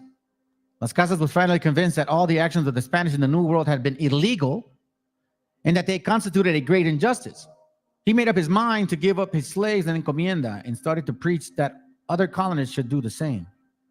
When his preachings met with resistance, he realized that he would have to go to Spain, taking his fight against the enslavement, abuse of native people directly from the royal courts of King Charles. Why do you think he's doing that? Because he knew these guys weren't real Christians. They were Christians in name. The Spaniards with their horses, remember, they were Jews and Moors who still believed in their doctrine. But because they didn't want to lose their riches, they were Christians in name. That's why I was like, if you guys are the Gentiles and the Messiah opened the door for you, how could you come and try to convert us and not do the same approach? Instead, use the sword. Did the Messiah use the sword on you damn Gentiles? No. So it made no sense. So Las Casas is like, yo, these guys are animals because they didn't believe. They were Kabbalists, Talmudic practitioners, Jewish people, crypto Jews, Sephardics mostly, and Muslims, Islamic, North Africans, maybe a few sprinkles of West, several Arabians, several Turkish. Now we know why Psalms 83 makes a lot of sense. The Spaniards with their horses, their spears and lances began to commit murder and other strange cruelties. These were people that were not Christians. There were all kinds of other nations helping the Spaniards conquer us, helping these Jews conquer this land to make it a promised land. Why would you expel Europeans if you're European? You get what I'm saying? The British came later. Remember that.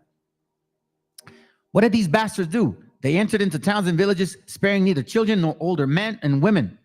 They ripped their bellies, they ripped their bellies and cut them to pieces as if they had been slaughtering lambs in the field. They made bets with each other over who could thrust a sword into the middle of a man or who could cut off his head with one stroke. They took little ones by the heels and crushed their heads against a cliff. Others they threw into the rivers, laughing and mocking them as they tumbled into the water. So you West Africans that are claiming to be natives, and then you say, oh yeah, we ruled Europe and blah, blah, blah, and yeah, we enslaved our people.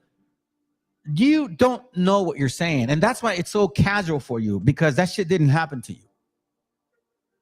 Spiritually speaking, it didn't happen to you. That's why you're so casual.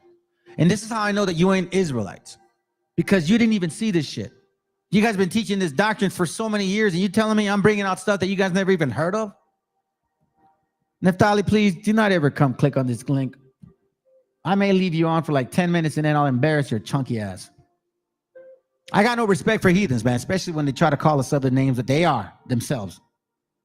They made bets with each other over who could thrust a sword in the middle of a man or woman, or who could cut off his head with one stroke. They took little ones by their heels and crushed their heads against the cliff. Others they threw into the river, laughing and mocking them as they had tumbled into the water. They put everyone there they met to the edge of the sword. Did the Messiah do that to you Christians?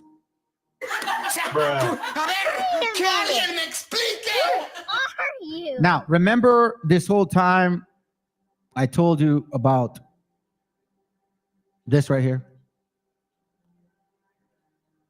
Right? Oh, no, not that one. This one.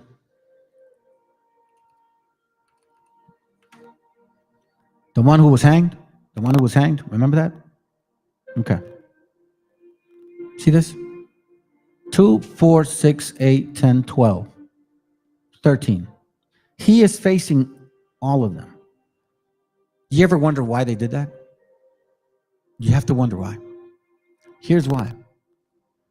One time I saw 4 or 5 important natives, nobles, roasted and broiled upon makeshift grills. They cried out pitifully. These things so troubled our captain that day he could not sleep. He commanded that they be strangled to the end their misery. The sergeant, I know him and his friends from Seville, would not strangle them, but put bullets into their mouths instead. Check this out. I have seen all these things and others infinite. Most tried to flee. They tried to hide in mountains. They tried to flee from these men. men who were empty of all pity, behaving like savage beasts. They were nothing more than slaughter and enemies of mankind. These evil men had even taught their hounds, fierce dogs, to tear natives pieces at first sight.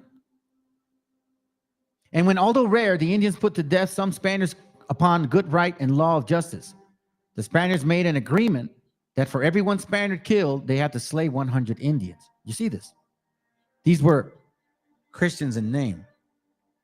Secret Jews, secret Moranos, still practicing their Islam and their Kabbalah shit, claiming to be Christians while cutting us in pieces. That's what they did. And I'm going to prove it right now. Let me keep going. You'll see. Check this out.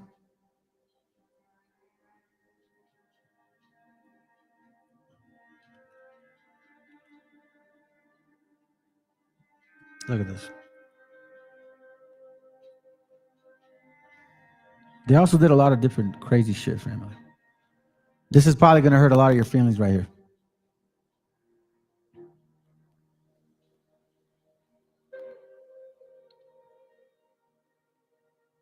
They made us starve so that we were eating our people because of starvation. Okay. I'll read it.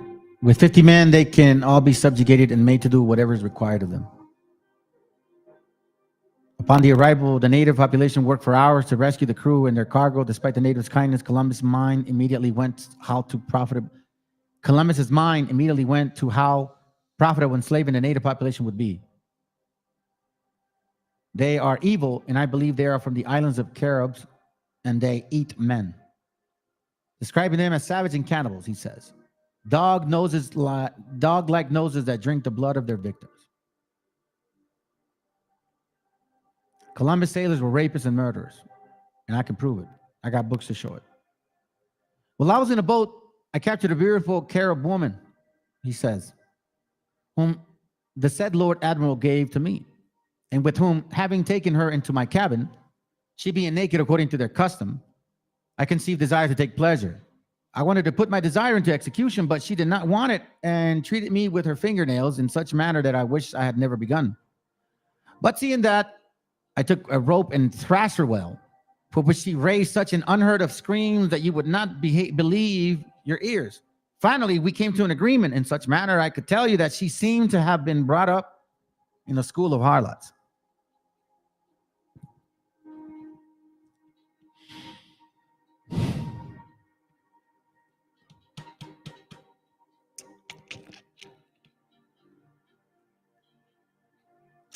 Let me show you this real quick.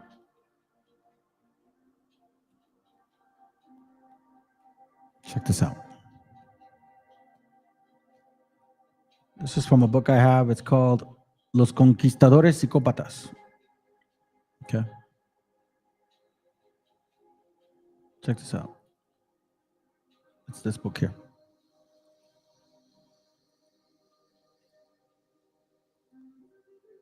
I'm going to open some pages. Give me a second. Stop it. Stop. Stop.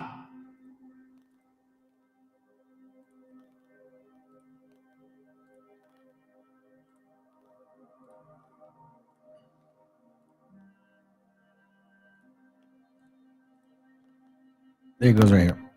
Los conquistadores psicópatas. Okay.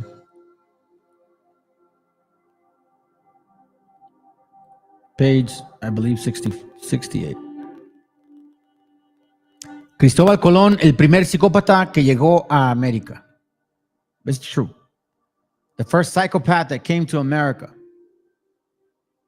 Libros icónicos acerca de la evidente psicopatía de los invasores fueron escritos en aquellos tiempos de la invasión. Entre los icónicos encontramos la gran obra por su contenido y volumen que escribió el padre Fray Bartolomé de las Casas, que ganó a pulso el título de protector de los indios, pero que pocos saben que también fue encomendero por lo que conoció a fondo esa institución, llegando a recuperar su propia encomienda, y lo más notable es que escribió acerca de las crueldades y vejaciones que sufrieron los nativos de manos de los llamados conquistadores. Let me get to the point.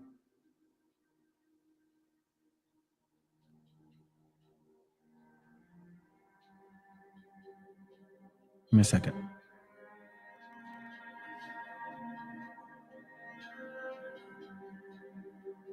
There it goes right here. Remember how that other article said that supposedly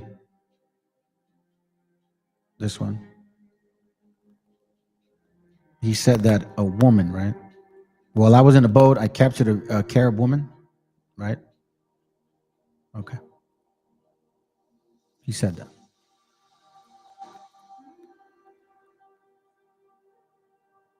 That's a lie, family. She wasn't a woman.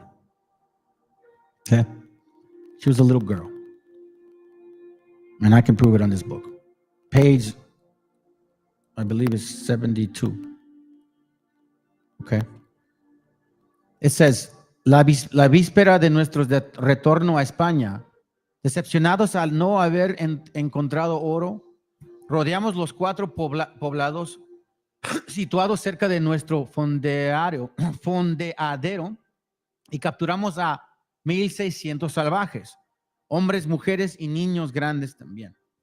Y los embarcamos en nuestras naos o barcos o ships para venderlos como esclavos en España. Al contar con espacio suficiente en nuestras carabelas, informamos a los soldados del fortín que podrían capturar tantos esclavos como quisieran entre los indios que quedaban. Como la pequeña ralea de las mujeres, los bebés abandonada en situ, armaba un jaleo horrible. Le rompimos el cráneo. Los otros niños fueron devorados por las bestias. So they cracked their craniums open, and these babies were fed to the beast. On top of that, como pagó de una deuda de juego, el propio Colón me ofreció una magnífica esclava caribe de 11 años. ¡Que alguien me explique! Que cuando quise ejercer mi derecho sobre ella, comenzó a gritar y se me resistió. Tuvo entonces que disciplinarla con mi látigo y forzarla. 11-year-old girl. 11 years old. She wasn't no Carib woman, and she didn't scream like a hoe. No. So I don't know I could say he's a Sephardic convert, whatever. I don't know if he's an Islam. I don't give a shit at this point. But I'm proving the cause here. So all these people that are sitting in this country claiming racism, oh, white folks did this to me, white folks did that to me, and y'all don't like Islam, blah, blah, blah. Y'all been doing this shit to each other for a long time. What I really dislike is the fact that you came and lied to every single individual, white and black folks. Y'all been lying to people. You've been hiding the fact that blacks, dark-skinned people came and conquered America. You lied about the fact that there was Jews who financed these things. You lied about the fact that it wasn't by chance that you landed in this continent. And you're lying on the fact that this was the old world, that this is Atlantis, and you have some Negro saying, oh, this is the Egyptian towns. There's no way that these Mexicans could have made these pyramids. Look how stupid they look. That's exactly what you guys are saying. So now we're seeing one particular thing about your spirit, that you love to rape young girls. This is sad shit right here, man. This is your history, Ox. You Christians that say, oh, hey, you want to give credit to Christopher Columbus, white folks? You say you built America, but you hate the Jew? He's the one that got you here. You don't know that, do you?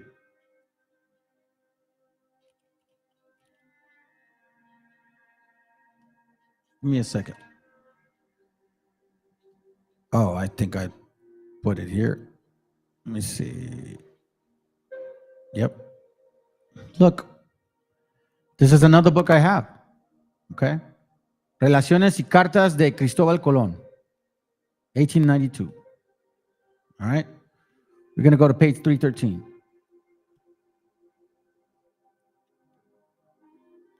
Sorry, 317. What am I doing? Bro, stop it. 317 coming right up.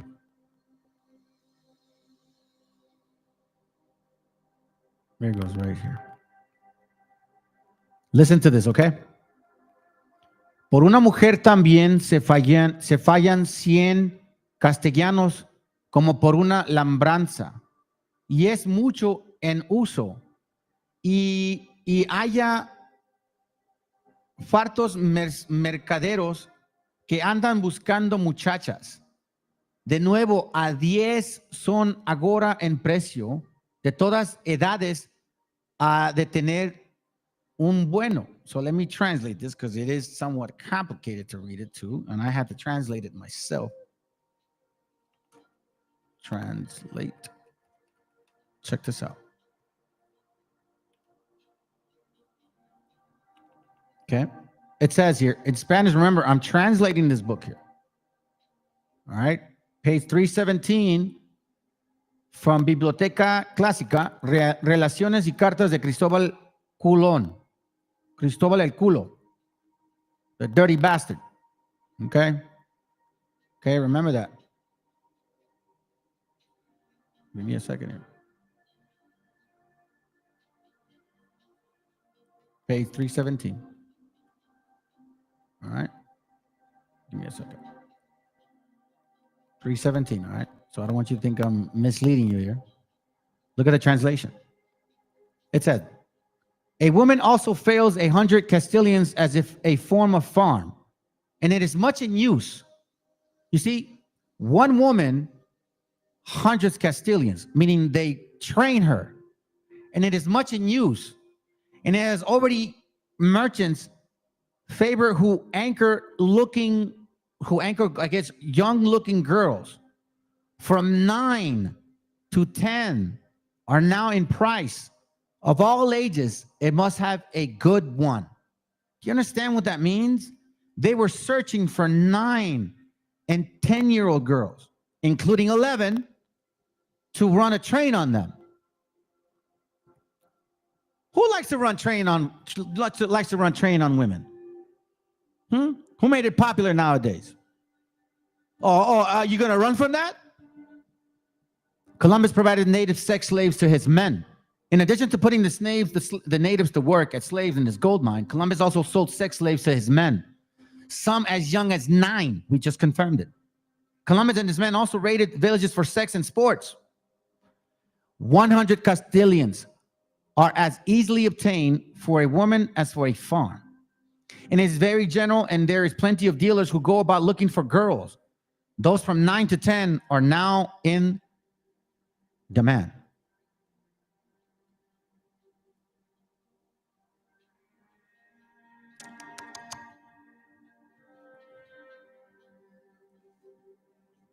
What do you think of that? You think I'm kidding? You think this is a joke? I got another one for you. Let's confirm it. Let's confirm it. Let's confirm it. John Smith, you fucking rapist. Yes, I said it. You Mormon damn religion of yours.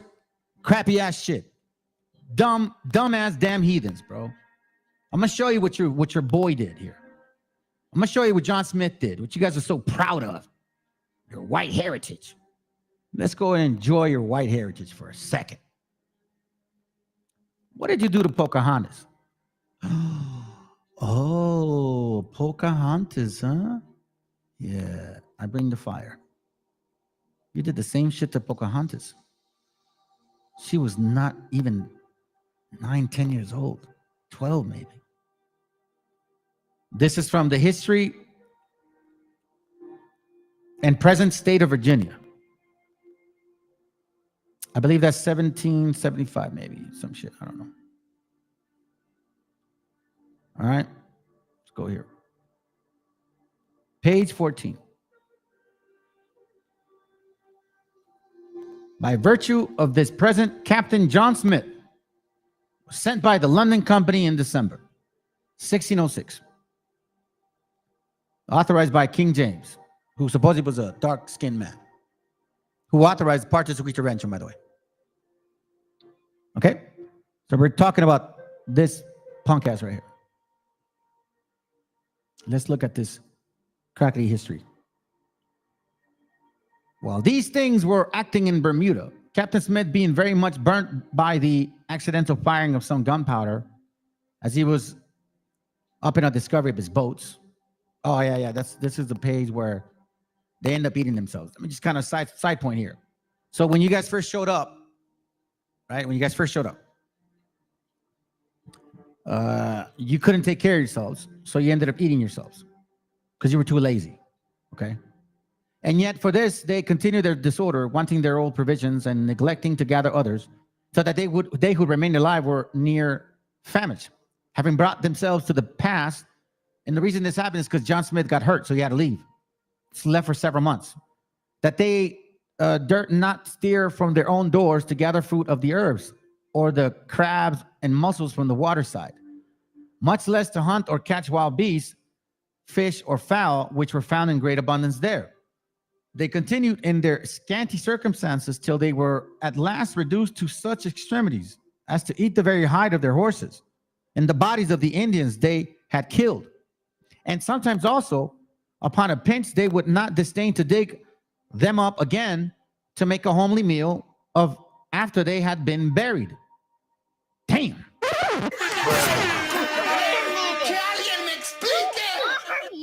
Y'all are eating yourselves. But that's not the point. Believe it or not, that's not the point. This is the point. Okay. This is the point. It says here, the two ships more arrived with supplies, and Captain Argall, who commanded one of them, being sent in her to Patamek to buy corn, he there met with Pocahontas, the excellent daughter of Powhatan, having prevailed with her to come aboard to a treat like pedophiles. Hey, little girl, would you like some candy? Hey, little girl, would you like your mom needs you. Come with me. Come with me. Who still practices this shit? P. Diddy, yo.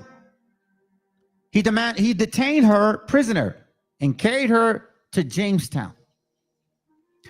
Then it says, till about 2 years after a marriage being proposed between John Rolfe, an English gentleman, and this lady, which Powhatan, taken to be a sincere token of friendship, was vouched to consent to it and to conclude a peace after 2 years because she had disappeared. So, for example, the dramatizing of that movie where Leonardo DiCaprio, he like comes here and I guess he's a hunter-gatherer or whatever, and he has a son, supposedly native. And there's a native elder man that is chasing the French because we didn't really know why. It's because they took in his daughter. And that's a reference of Pocahontas. That's exactly what happened. They took his daughter. And we tried to find her everywhere. He couldn't. Intermarriage had been indeed the method proposed very often by the Indians in the beginning, urging it frequently as a certain rule that the English were not their friends if they refused it. Caused most of the rapings and murders they committed. So here we see that they're just horrible, man. Besides, there would have been continuance of those nations. Hold on a second here. Let me get to the point. Let me not lose the point. Okay. It says here, about 10 years ago, being in Virginia, this is 10 years later, and taking prisoners by the power of Powhatan, their chief king, I received from this great savage exceeding great courtesy, especially from his son, Nantaquas, the manliest, comeliest, boldest spirit I ever saw in a savage, and his sister, Pocahontas, the king's most dear and well-beloved daughter, being but a child of 12 or 13 years of age. Are you? Wow.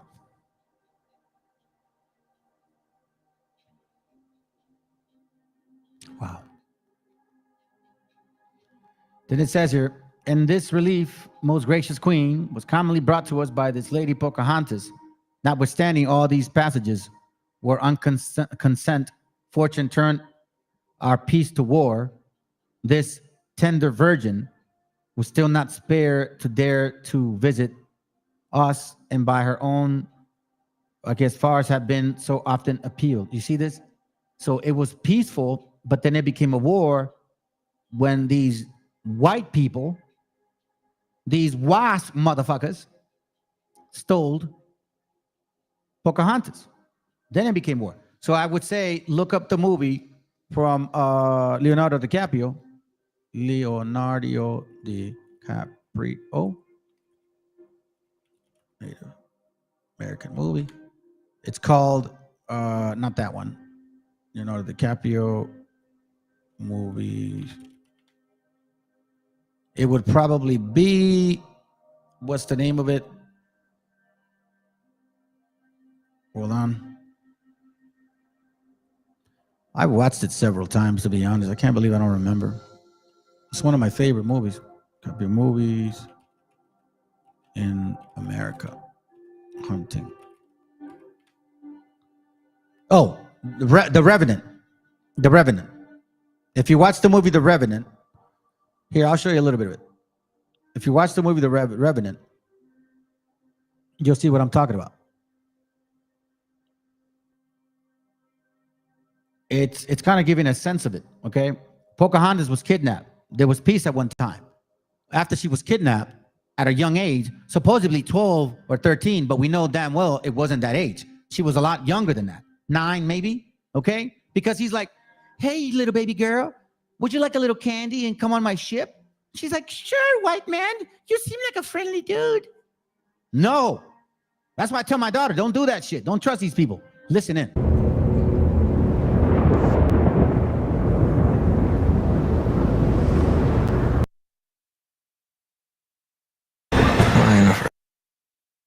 Right there, you see the picture of the little girl? Right there. So when you watch this movie, there's an essence of it because it starts off with natives attacking them.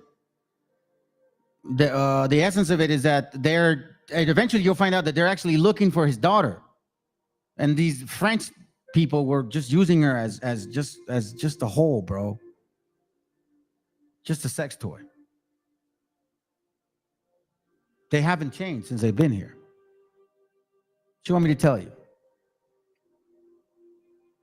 So here we see that with her best advice to escape his fury, which had been known, he had surely slain her.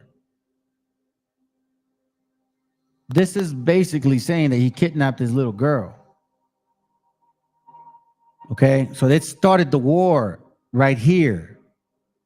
This kidnapping of this baby with this native brother of ours, he wasn't gonna have it.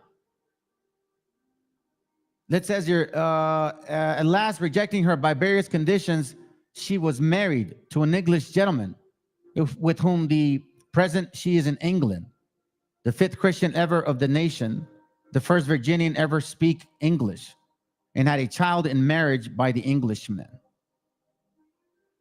He forced himself on her, forced her basically until she, they had no choice. If you read this book, it's very interesting because here it also confirms that we were eating locusts, and these natives were proving that. Again, West Africans prove that you were eating locusts. Even here, even till this day. Can't. Let's go here real quick.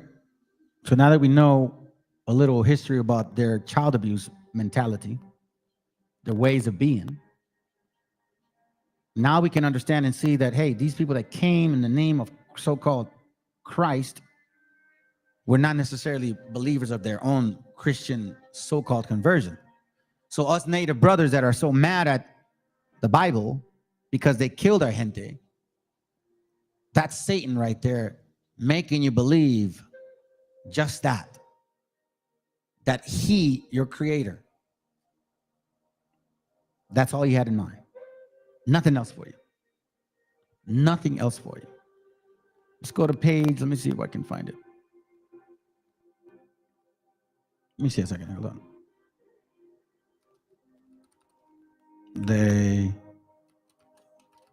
Okay. So now we're going to kind of get to the end, okay? This is from the book, as you know, a brief account of destruction of the Indies. Why did they hang us like this? Here's why. They erected gibbets, certain gibbets, large but low made, so that their feet almost reached the ground. Every one of these was so ordered as to bear 13 persons in honor and reverence, as they said blasphemously of our Redeemer and his 12 apostles, which they made to burn, to made a fire to burn them to ashes while hanging them. So they burned us, 12, including one more, as blasphemy, to make fun of the Messiah, to make fun of the Meshiach. Why would they do that? Because this is how they feel about the Messiah, the one who was hanged. It's a mockery. They were mocking the Messiah when these bastards were burning us. It makes perfect sense. Check this out. This is from the Talmud on, actually I showed you that, right? Check this out.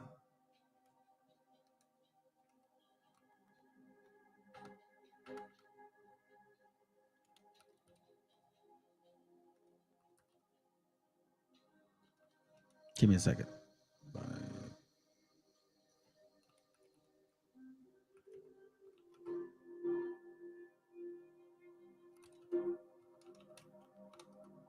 Give me a second. Let me see if I can get it.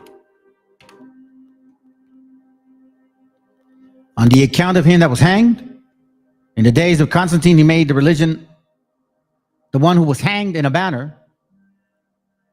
And I think I even find one. He was hanged. 40, he was the one hanged, clearly refers to the crucifixion of Christ. Eve of Passover.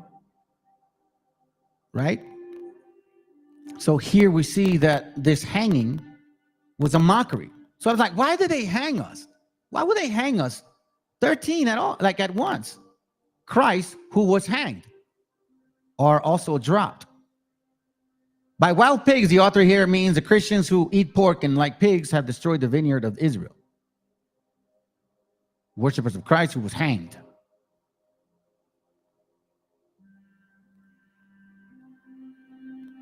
Samuel, Christmas, celebrated on the account who was hanged. The one who was hanged. You see this? So that's why when I started thinking, why would you blaspheme him? Like, I thought y'all were Christians. No, they were Christians in name, but they were actual Talmudists that don't believe in the Messiah. I'll show you. I even have one in Spanish. We see here the burning. Look at that. The burning right here. 2, 4, 6, 8, 10, 12. It was a mockery, family. Nothing more, nothing less. So if these guys were supposedly Christians, why were they mocking us or mocking the Messiah? Because they weren't. They believed in the Talmud. They practiced that shit. These are were Sephardic Jews mostly, and Moors who did not believe in Christianity. I mean, they were willing and giving to destroy our people. That's why when you read Psalms 83, you wonder like, well, who are these people, man? Who are these people? Psalms 83 and 3 says, they have taken a crafty counsel against thy people and consulted against thy hidden ones, and have said, come, let us cut them off from being a nation, that the name of Israel may be no more in remembrance. Why do you think he mentions Edom, Ishmael, Moab, Hagarenes, Gabal, Ammon, Amalek, Philistines? Edom, Gabal, and Amalek, or Edomites. Moab and Ammon, Moabites. Hagarenes, Ishmaelites, Arabs, Philistines, Tyre, and Asher in those regions as well. That's why it says what it says. And here once more, they erected certain gibbets, large but low made, so that their feet almost reached the ground. Everyone which was so ordained as to bear the 13 persons in honor and reverence, as they said blasphemously, of our Redeemer and the 12 apostles.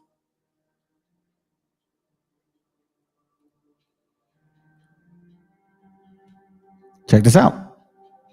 The very same book that these damn West Africans who want to claim that they're actual natives here, it's in their face, and they can't even figure it out. Y'all just dumb. Page 229. It says here, the fruitful valley of this country were ancient. Oh, it's America being the latest and most accurate description of the New World, containing 1671. The fruitful valleys of this country were anciently well inhabited, till the vast multitude of the natives were destroyed by the Spaniards' cruelty, of which the Bishop Bartolome de las Casas, in his letter to the Emperor Charles V, gave his relation. See? Check this out. It says, in this one province only, they massacred above 2,000 men, and among others, persons of quality, which had civility entertained them, which had civilly entertained them, meaning that we took them in, we treated them well. Nay, they tortured the poor innocent natives all the ways they could possibly invent, only to know them where their gold lay, particularly Diego de Velasco, spared none that ever fell into his hands. In so much that in a moment's time, about 10,000 were slain by him. He hanged 13 apostles, and the chiefest of them he called in a derision. What does derision mean?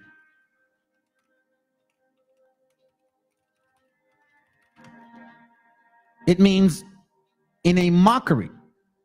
He was mocking, right? So he says, the 12 apostles and the chiefest of them he called in a derision Jesus Christ. So our leader, out of those people that he picked, like for example, let's say he grabbed 12 of you guys and grabbed me, and he said, you burn me as a reverence to Jesus Christ. Some they suffered to starve to death, and heads composed between the two cloven barks of wild vines. Some also they buried alive, leaving only their heads to appear above ground. And then guess what they would do? Bowl iron bullets at them. So when you go bowling, that's where it comes from.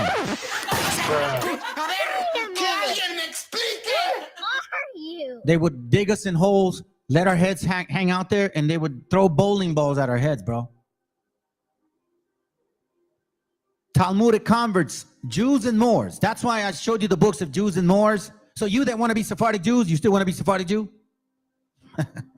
Fucking idiot. Besides the infinite others, hellishness, cruelties too horrid and dreadful to recount. Again, the 12 apostles, and the chiefest of them he called in derision, meaning in mockery, Jesus Christ. If they were Christians, why would he say that? Why would he say that?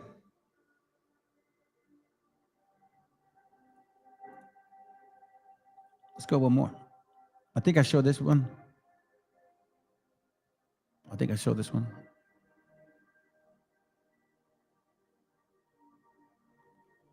Is it here? Let's see. Page 13, you said? Let me see, go back.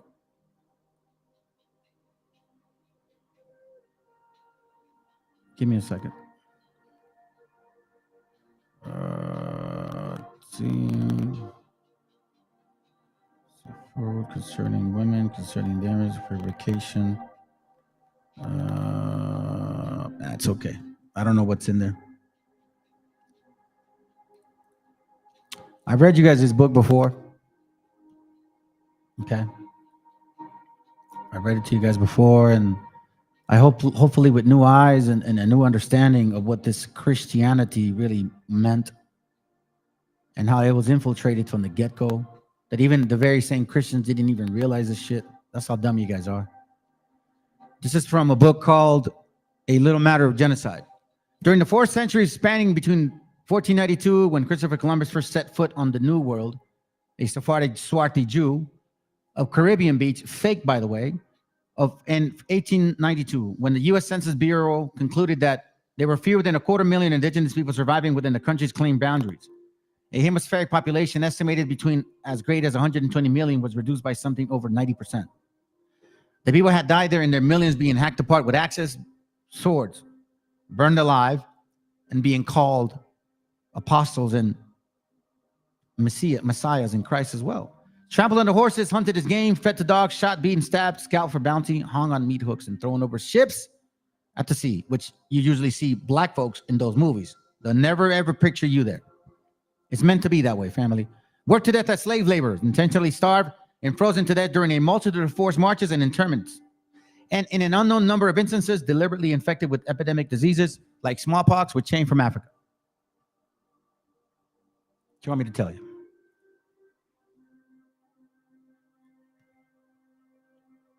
It's true. Check this out. They came together. This is from the Kabbalah, the true science of light. Check this out. Mentions the Talmud one time.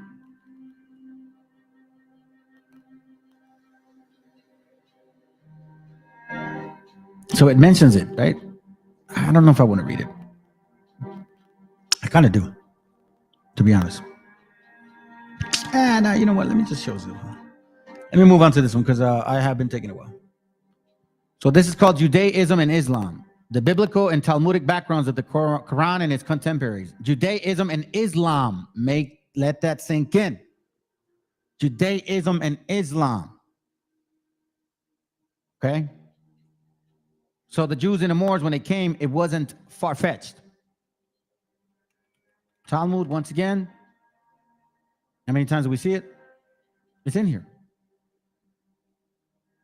See? Let's get a real quick point. Watch this. I'll just read it real quick. Ever since Abraham Gringard wrote this book, was Muhammad... Okay, I can't read it. A number of scholars have tried to corroborate with this. Islam owes a tremendous debt to the Hebraic writings and traditions. The Quran teems with ideas, allusions, and even phraseologies drawn not so much from the written as from the oral Jewish law. From the traditions that grew around it and commentaries on it. It, the Talmud, is the meeting point of the three monotheistic creeds of the world. And even with the imperfect information of the Eastern scholars have given respecting it, it has done much to throw light upon them. Muhammad was never backwards to acknowledge that the intimate connection between the faith and that of the Jews, and in more than one passage of the Quran, he refers with equal respect to their oral and to their written laws. Yeah. You see this?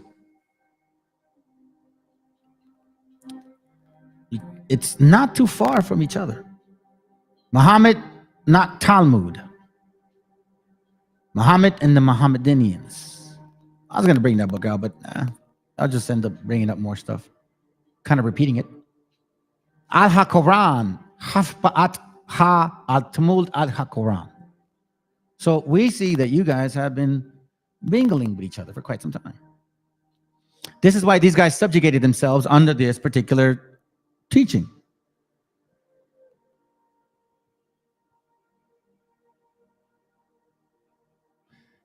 Our study reveals that Muhammad borrowed extensively from Jewish sources. He was fully aware of the importance of Jewish religion and leaned heavily upon it. He used all sources, the Bible, the Talmud, as well as the Apocrypha. The Christian tradition, too, was an invaluable material for the development of this new structure. This is why when the Moors went to rule Europe, these Jews were more than happy to be there. So it goes again against the Bible. If you guys were there and being helped by them, how I don't understand. The Bible says you can't be pushing some other doctrine and still be in I guess in power or to avoid the sin, like the curses. You guys weren't teaching the laws of God. Judaism and Islam. Now we're starting to see Judaism and Islam. Quran, all of these things start now. Now you know why certain people believe like the Nation of Islam. Now you know why this relationship in secret, Islam and Jews and so-called Islams, black and white folks, supposedly. It's too funny, man, because like when you start seeing really what you guys are about, you can't run away from this shit.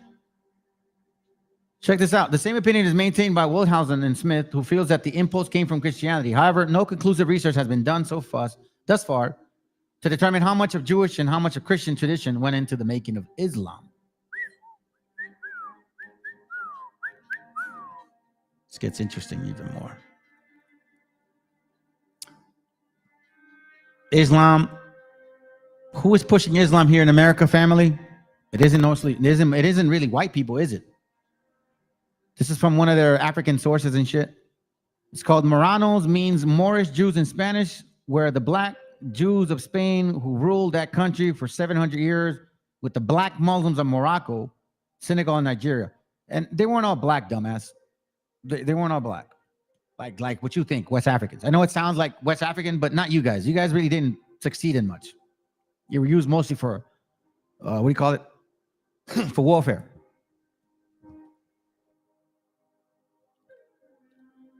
Check this out. This is from Jewish Encyclopedia, Spain. Spine. Somebody's going to bring this up too, and I'm just going to cover it for you. Check this out. The arrival of the Moors. Witiza, the son of Egika, is described sometimes as a paragon of virtue, sometimes variable friend. The later description of him in one general given the ecclesiastical writers. It says here that Juan de Mariana and other Spanish historians hold that this king, to further heretical ends, misused the previous decision of the council, that he recalled the exiled Jews, granted them privileges, and even entrusted them with public offices. Whether this be true or whether, as it more probable, he oppressed them as the predecessors had done, which is a lie. He really helped them out. Check this out. It says here, either directly or through their co-religionists in Africa, encouraged the Mohammedans to conquer Spain, and they greeted them as their deliverers after the Battle of Jerez in 711, in which African Jews fought bravely under Kaula al-Yahudi, and in which the last Gothic king, Rodrigo, and his nobles were slain. The conqueror Musa and Tariq were everywhere victorious.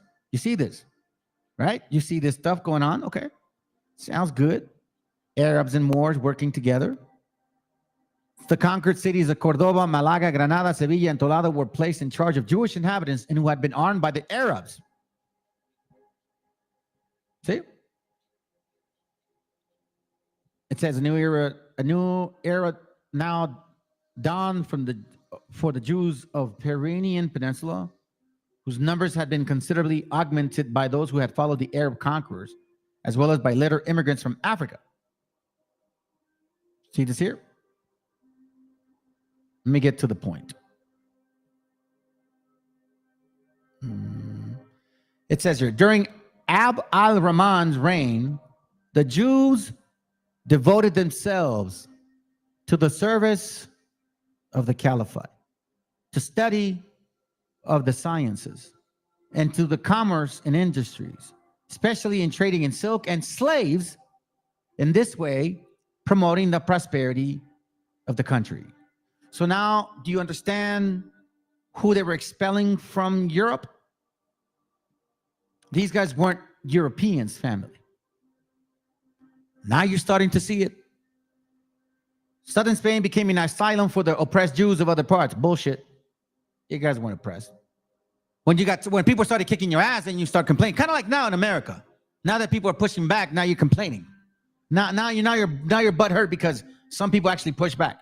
You that are claimed to be Jews, and you that are here in America claiming to be Jews. We push back. Now all of a sudden you say we're racist. So we see here that the Jews and the Moors was a serious issue. Jewish science. That's called Kabbalah. Jews and Moors. Check this out. It says here, let me just kind of read it here real quick. Okay, the reign of Al-Amhan, whatever his name is, and his son Al-Hakim were the golden era for the Spanish Jews and Jewish science. Abed al-Rahman, son of court physician and minister, was Hasdiya ben Isaac and Ibn Sarbruk. He's the one that was writing to the Khazars, remember? The patron of the Menahem ben Surak. Dunash ben Labrat and other Jewish scholars and poets. During his term of power, scholar Moses ben Enoch was appointed so-called of Cordoba, consequences, and as a consequence, Spain became the center of Talmudic study. And Cordoba, the meeting place of Jewish savants, like Sabbatai Sebi, Lunaria, all them fake ass mofos, teaching Kabbalah. That's it. Teaching Kabbalah. Now, if you guys remember, I think I still have it. Let's see. The Jews and... Give me a second. Come on, bro. Respond, brother. Yeah, let's see if I can find it. The Jews and Moors of Spain. You see, remember this book? I brought this book out for y'all a while ago. And here we see the relationship. Now you know why this was here. You're like, what? The Jews and Moors in Spain? How the hell does that even make sense? Yeah, it makes a lot of sense. The history of the Jews and Moors. The history of the Jews and Moors in Spain. And read such as I did not hear, allow me to give expression of the views regarding the same. You see this? So they have a very similar belief towards certain people. I need you to know that. So these guys came to this continent, supposedly, in name of who? I'll give you some references real quick. In the Quran, in 532, it says, whoever kills an innocent soul, it is as if he killeth the whole of mankind.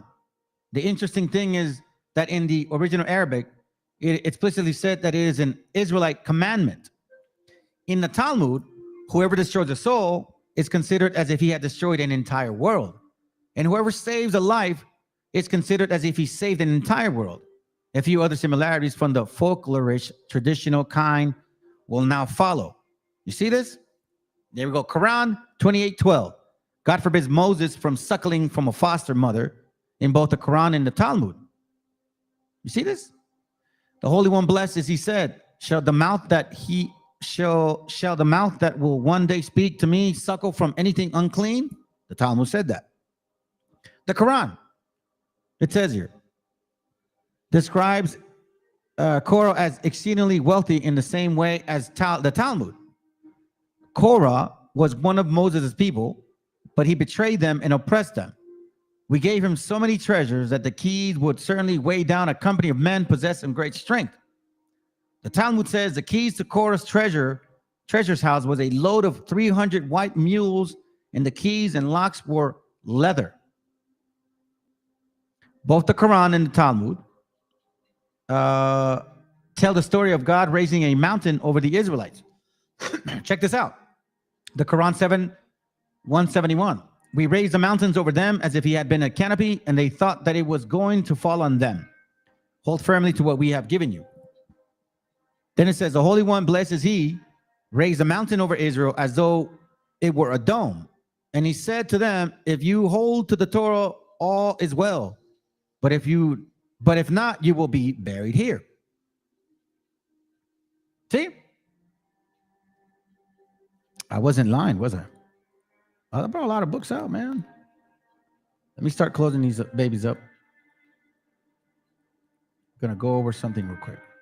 Now, listen, family, I started doing this note-taking class on my own, and then something said, you know what?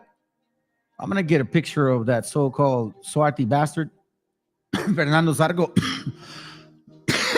right? And I'm like, let me look for el más puto, you know? Colomiados. Más puto. Hold on. El más. Fuck that puto.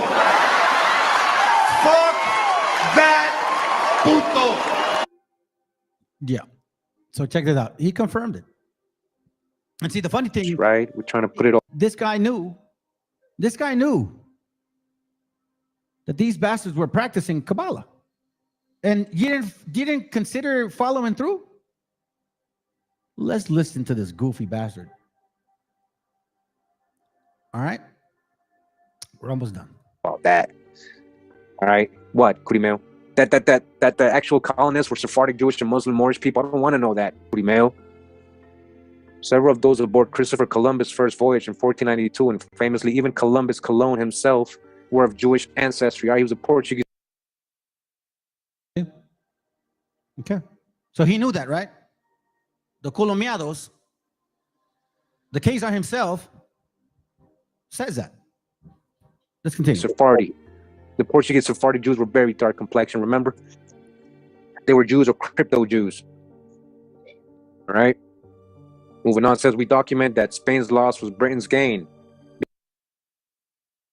Beginning with the initial planning, organization, and promotion of the first British colonial efforts, Sephardic Jews and Muslim Moors were present as navigators. You see, so you black folks are proud of that shit? The raping, the slaughtering, the kidnapping of 9-year-old babies? You're proud of that? You want that name? Please wear it proudly. Stop bullshitting us. Don't hide behind the real fucking shit. You say you're conquistadors and fucking own it. Stop playing around with this crap. In one way, you blame the white man. In another way, oh, we were conquistadors. But yet you don't want to take the name of being, of raping, of being pedophiles, of kidnapping children, of killing them. And then you want to complain of people hurting you now? You ever wonder that maybe, just maybe, it is the Most High kicking your Canaanite asses? Fake ass Sephardics. You don't even know what that word means, by the way. Let's go. Navigators, all right? Ship captains, sailors, metallurgists, cartographers, financiers, and colonists. Among these, we find Joaquim Gunn, Simon Ferdinando, Walter Raleigh. Hey, black folks, if you really think you are those people, fucking own it. Stop playing games and shit. Then hear the story. Hear the real story. Y'all raped people. You hung them on meat hooks, and you were practicing Kabbalah. You're not Christians, nor were you even believers. You were converted that don't believe at all in his name. You were burning our people, making a mockery of him. You want to own this shit? Own it. Stop playing games, man. And let your little white boy daddy over here tell you who you are. That's pretty stupid that you actually believe it. John Hawkins, Humphrey Gilbert, Richard Hackley Sr. and Jr., Francis Drake, Martin Frobisher, and Abraham Ortelius. The first and second British colonies in North America, Virginia and Massachusetts, were provision funded and peopled by persons of Sephardic, Jewish, and Muslim Moorish descent.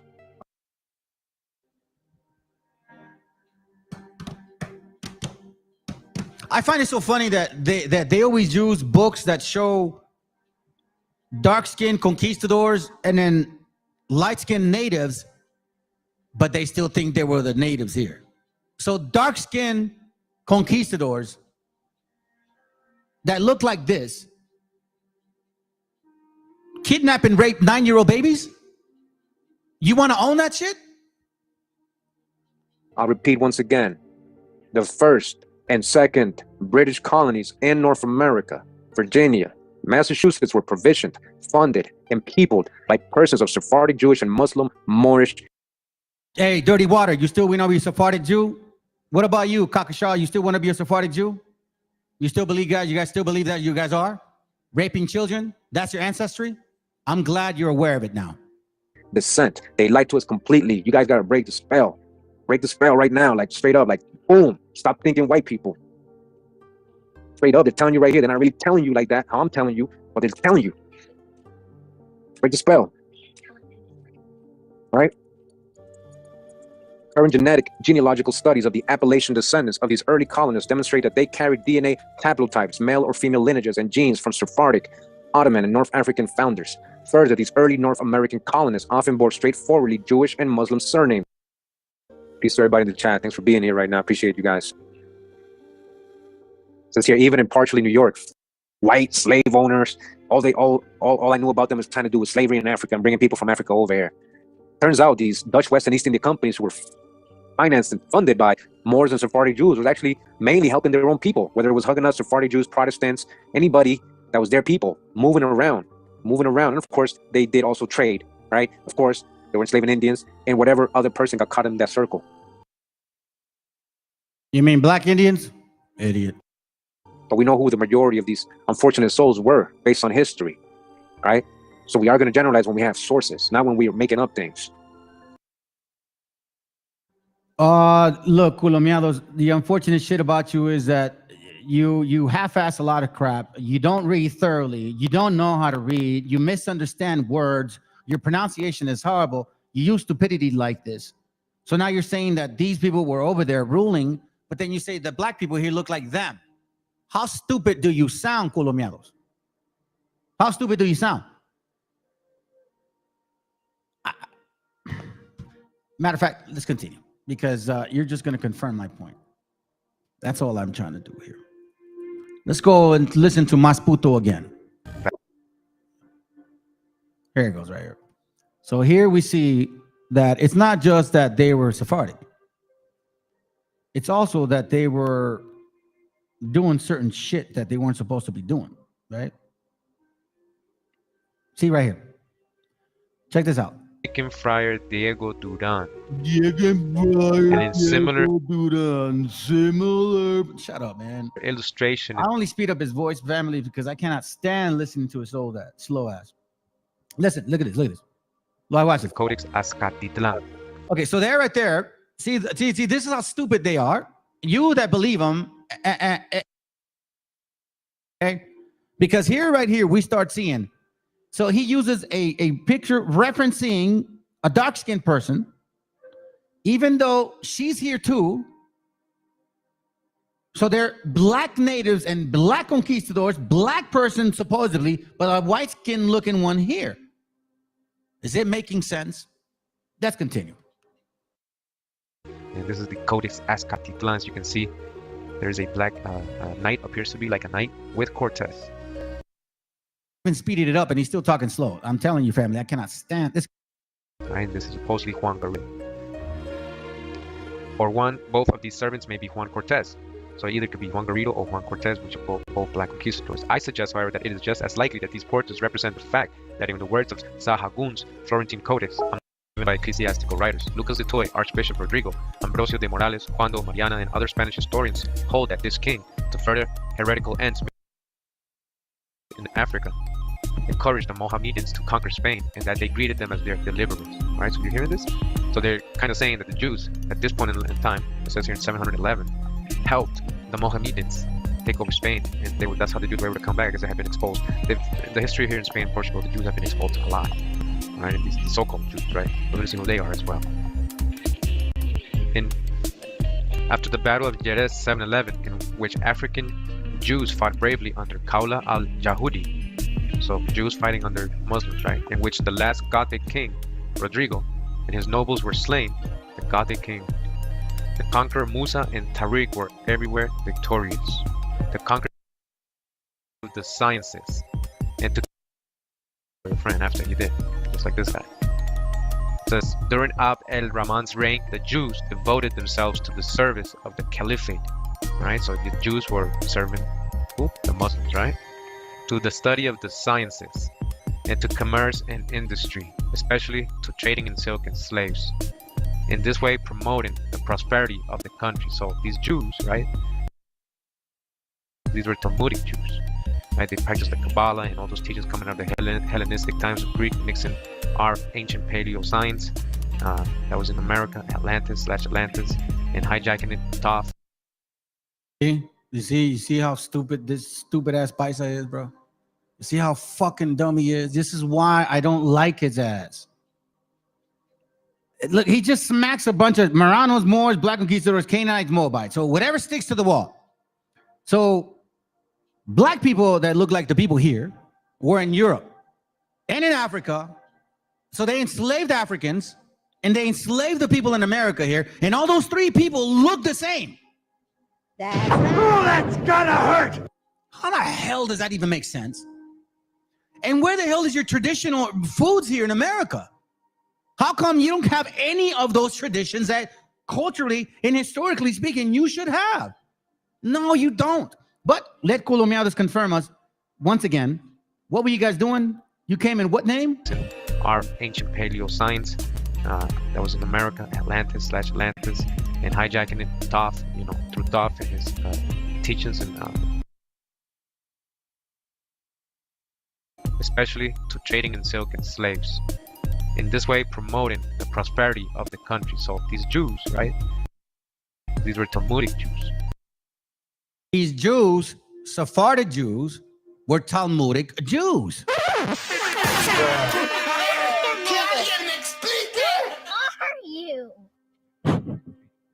Fucking shit, man. Hey, Dirty Water, where you at?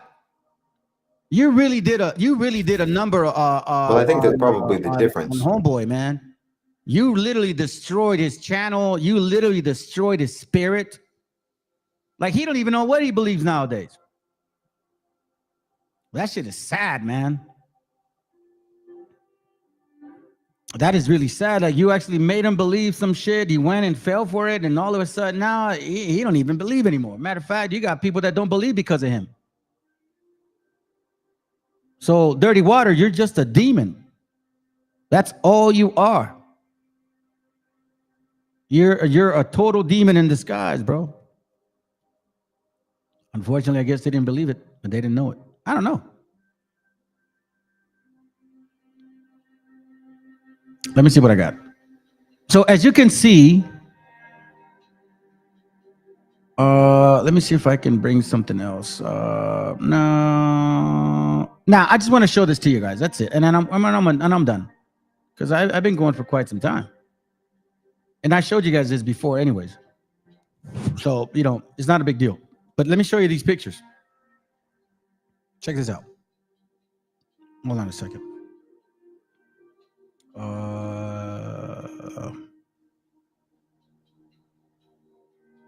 Is it here? Where is it at? Historia del nombre de fundación. Oh, la historia del nombre de la fundación. Oh. Yeah. I was going to show you guys a page here real quick. Let me see if I can just get it.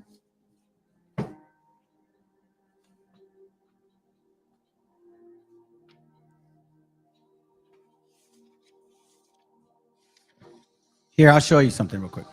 All right. This is why they're working so hard to confuse you.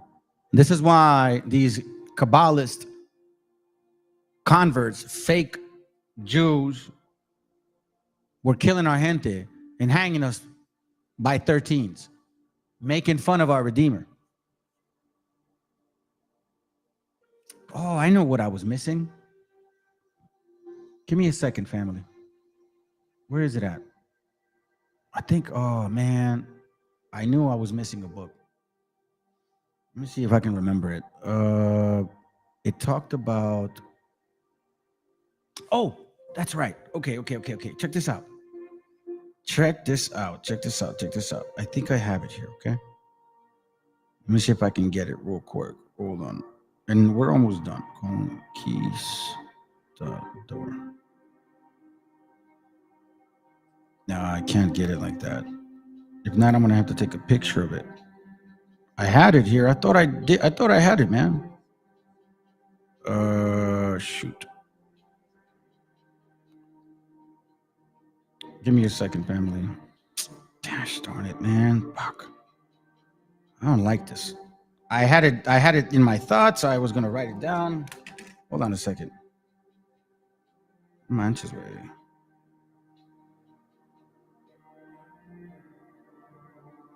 I'm gonna have to find it, family. I don't want to let it go. it's important because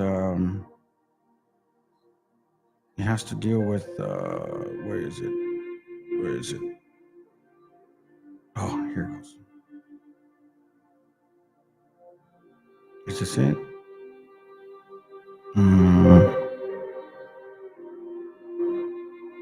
Let me see. Where is it at? 102? Give me a second.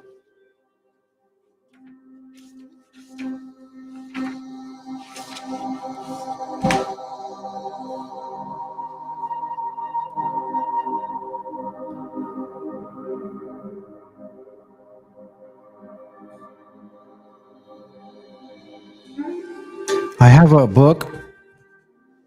Man, I thought I wrote it down. Let me see if I have it in here. Let's see. Freemason Encyclopedia, no. No. No. Give me a second. La historia de los nombres de la Fundación de México. Yeah, that was just the name. Man, I thought I had this link in here, family. Because there's this book that I have, and it actually shows how they were killing our people because they. Okay. Hold on.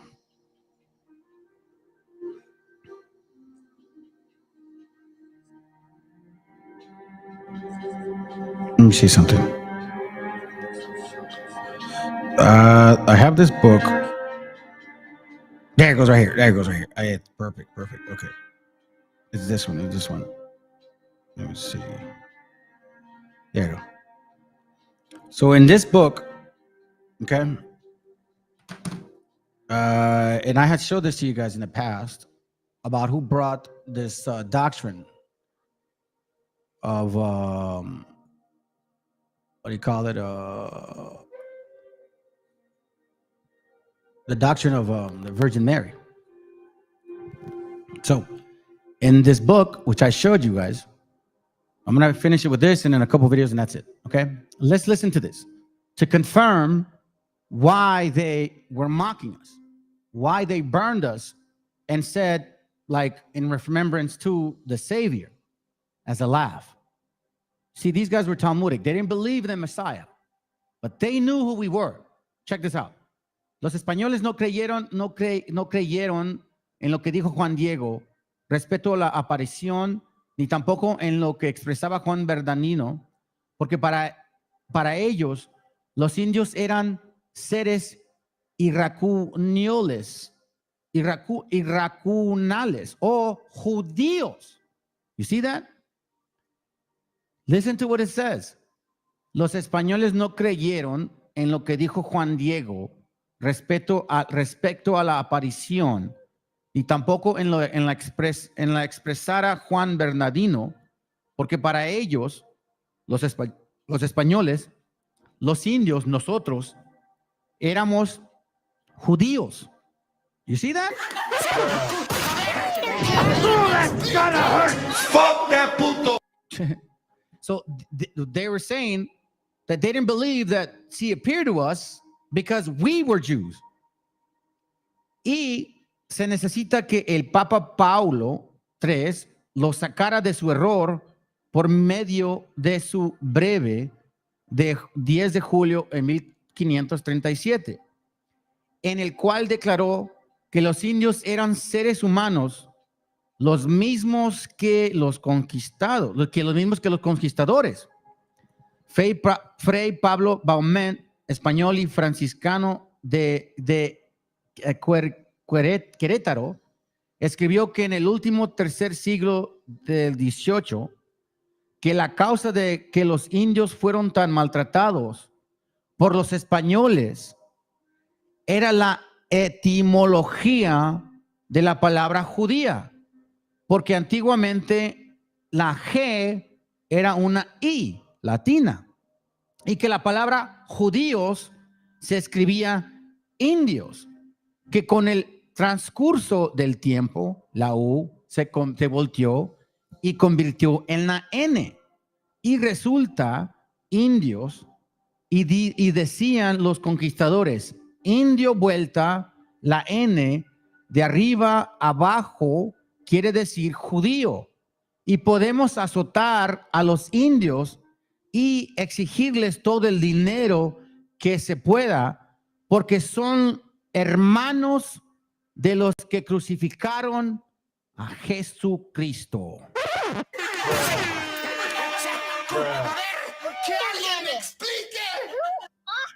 You see this confirmation? Now you understand why they did what they did, and in what name, and in what fashion. Now these questions that we wondered about, like, why did they hang us up like that? Why would they burn us at the stake? Why would they, like, you know what I mean? Like, I thought they...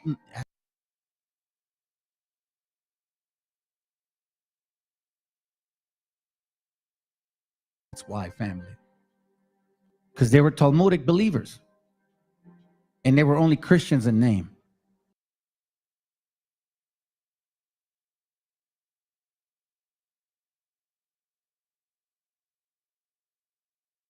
So we've had our Jump Flex trampoline for about a week now, and I want to show you some of the differences.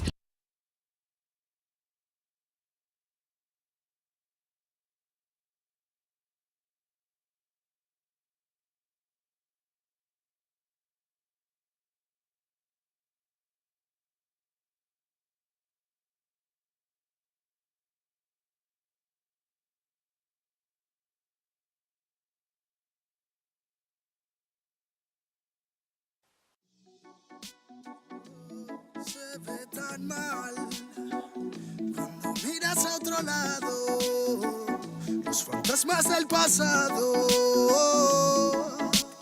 no se detendrán hasta verte derrumbado. Peores lo hemos pasado. Andaba a golpes con la tristeza, me aportó riqueza, me otorgó sabiduría, pues se dibujaba en todas mis piezas. Yo con alegría le daba color después. La aguja sigue girando, tiempo parece burlar de mí. Dijo que sanaría esperando, pero creo que la espina aún sigue ahí. Con los dedos lo voy palpando. Cierro los puños, escapa de aquí. Agonizando, no me espera el tiempo, no voy a esperar por ti. Nuestras huellas en la orilla se han borrado por la marea. Si esas estrellas ya no brillan, las entiendo pa' que veas. Sea donde sea, bajo la tormenta o dentro de la odisea, donde arañas cubren el cielo de tela, los aviones nadan y los barcos vuelan. Hey, aunque parezca que va bien, no sabes bien si va mal. Besos que pueden doler, ojos que pueden matar. Tengo mi alma en el almacén encerrada, mi corazón está en huelga, mis sentimientos en ámbar. Gente, Calamala dijo que estaría presente. Fallaron como nunca, se fueron para siempre. Millones de razones para vengarme, pero a veces duele más actuar indiferente. Como no quieren ver ahogados, tenemos branquias y cerrados los bronquios como la mente de un guardia. Yo soy la montaña y vine con la cordillera. Más cojones que tu ganga tiene una madre soltera. Tú cúbrete si suena mi tu. A mi lado tengo soldados fumando de su palulú. Ni un conjuro de grimorio me lo salva del velorio. Pa' tener pila valorio se matan vestidos de emporio. Yo no quiero una pistola, estoy soñando que la vida que quería me llega a tiempo. Desde que yo la vi sola, loco ando. Vino a verme cuando el sol se estaba poniendo y se dejó una pluma y se perdió en la bruma. Nunca se despidió de mí, ey. Nunca se despidió de mí, ey. Vivo en un mundo que parece roto y sé que no, porque todo es perfecto y lo debo plasmar. Me fumo un trocolor tras otro y lo veo todo otro color. Me siento libre porque vuelvo a conectar. Mi gente sufre y no lo puedo evitar. Más que nada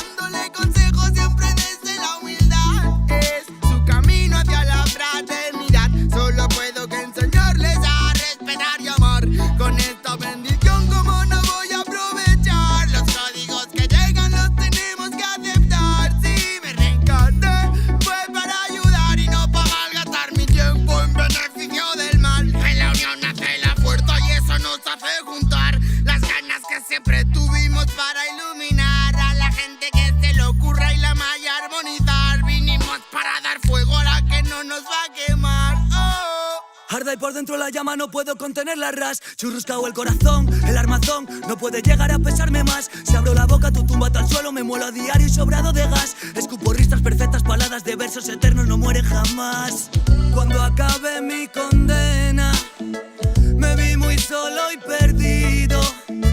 Cada vez más negra la flema, más elegante el problema, pero planté cara a todos mis enemigos. Recuperé las ganas, las fuerzas y el garbo. Dedico requiems a mis diablos, que aquí estoy vivo de milagro. Delicadas flores crecieron entre los cardos. Me dicen bien, es más delgado que de costumbre. Será de tanto que he bailado en el alambre, que a tanta pena es mejor no ponerle nombre. Llevamos la música en vena, nuestra sangre.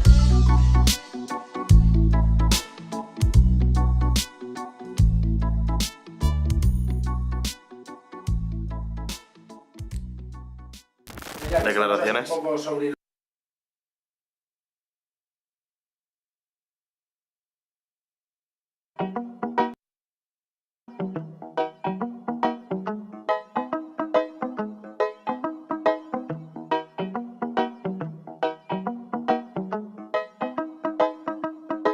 Quiero pensar, pero no puedo, no. El ruido en la ciudad está consumiendo, wow. Quieren pensar sin ni siquiera estar al mando. Tanta publicidad subliminal te está matando. Les cuesta decidir por sí mismos cuál es su mando. Publican sonrisas con el corazón llorando. Quieren brillar, pero sin tener que valerse de tener sus ideas propias. Los veo a todos igual, solo son la réplica de la imitación de una triste copia. Obedece, la vida es un suspiro y envejeces. Te dejas distraer por estupideces y pierdes el eje. Te duele por dentro, entonces te creces, pero aceptas mucho menos de lo que mereces. ¿Y quién te ha dicho a ti que no puedes pensar sobre lo que decís, sobre cómo actuar? Lucha por ser feliz sin a nadie dañar, y solo así podrás brillar. ¿Y quién te ha dicho a ti que no puedes pensar sobre lo que decís, sobre cómo actuar? Lucha por ser feliz sin a nadie dañar, y solo así podrás brillar. Conserva tu juicio y tu intuición, más activos que el que lucha por lo suyo y no se rinde. Yo ya sé bien cuál es mi misión, y es contarte que el mal por su propio pie pronto se extingue. No caigas bajo su control, pues por la televisión es normal que mal lo pinten. Tú mantente firme en conexión con la fuente de creación, vivirás siempre de fin de. Dios abre los ojos, dime lo que ves. A tus propios hijos matándose por billetes. Niños por cada 2 por 3. Pa' unos es bendición, con otros por su causa pequen.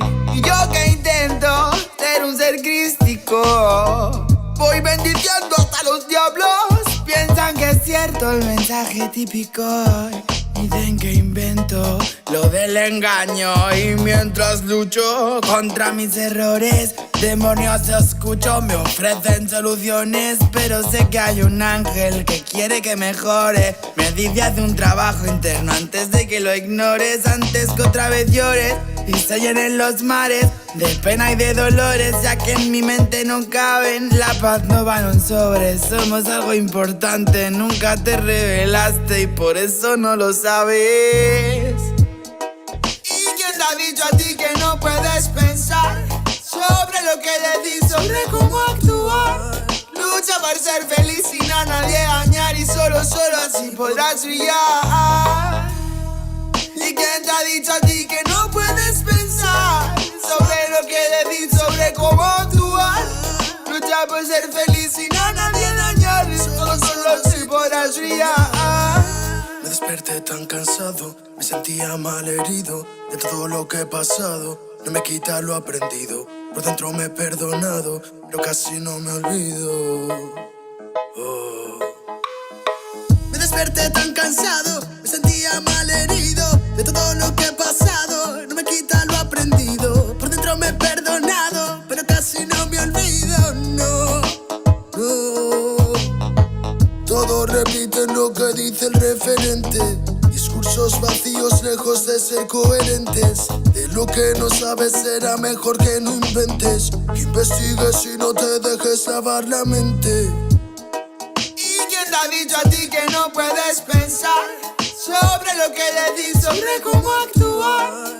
Lucha por ser feliz sin a nadie dañar y solo así podrás brillar.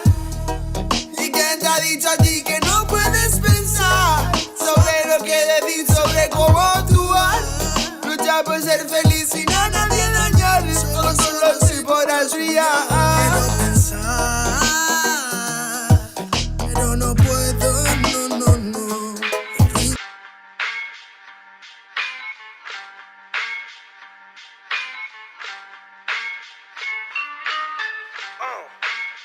En la Plaza de Reyes, Black 50, Soplón. Yeah. ¿Qué vas a saber? ¿Qué vas a saber tú? Oye, chibolito, faltóme.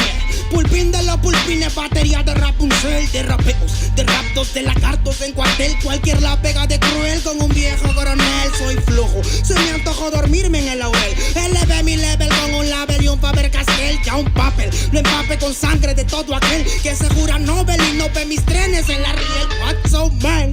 ¿Por qué no sacan la tablet? Juro por mis aguas que no te hablo por las powers. Soy chinchado neto, búscame por Pico Sour y te voy a meter al centro loco como Beckenbauer. Escúchame atento mi bro, que estamos rompiéndole en pro. El negro de Plaza de Reyes como siempre rompe de este micrófono. Que quiere meterle como yo pero no puede meterle taco pro. Si te pensaba que solo era un gallo, déjame decirle que se equivocó. Real motherfucker feeling on the street. Es el Black Sheep, Black Sea Mental de Plaza de Kings. Motherfucker, Soplón.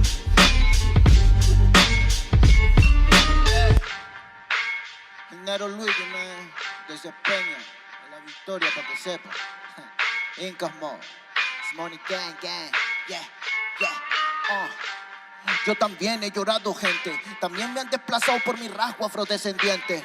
Sí, un perro no habla pero siente. Cuento historias callejeras pa' barrios de delincuentes. Soy un perro que te ladra, que te muerde y que te huele, nene. Soy más que Lele, ustedes para mí son pelele. Con mi jauría todo el día en busca de los cheles. Tengo un perro en fiscalía que nos mueve los papeles y otro en la comisaría para evitar el susto.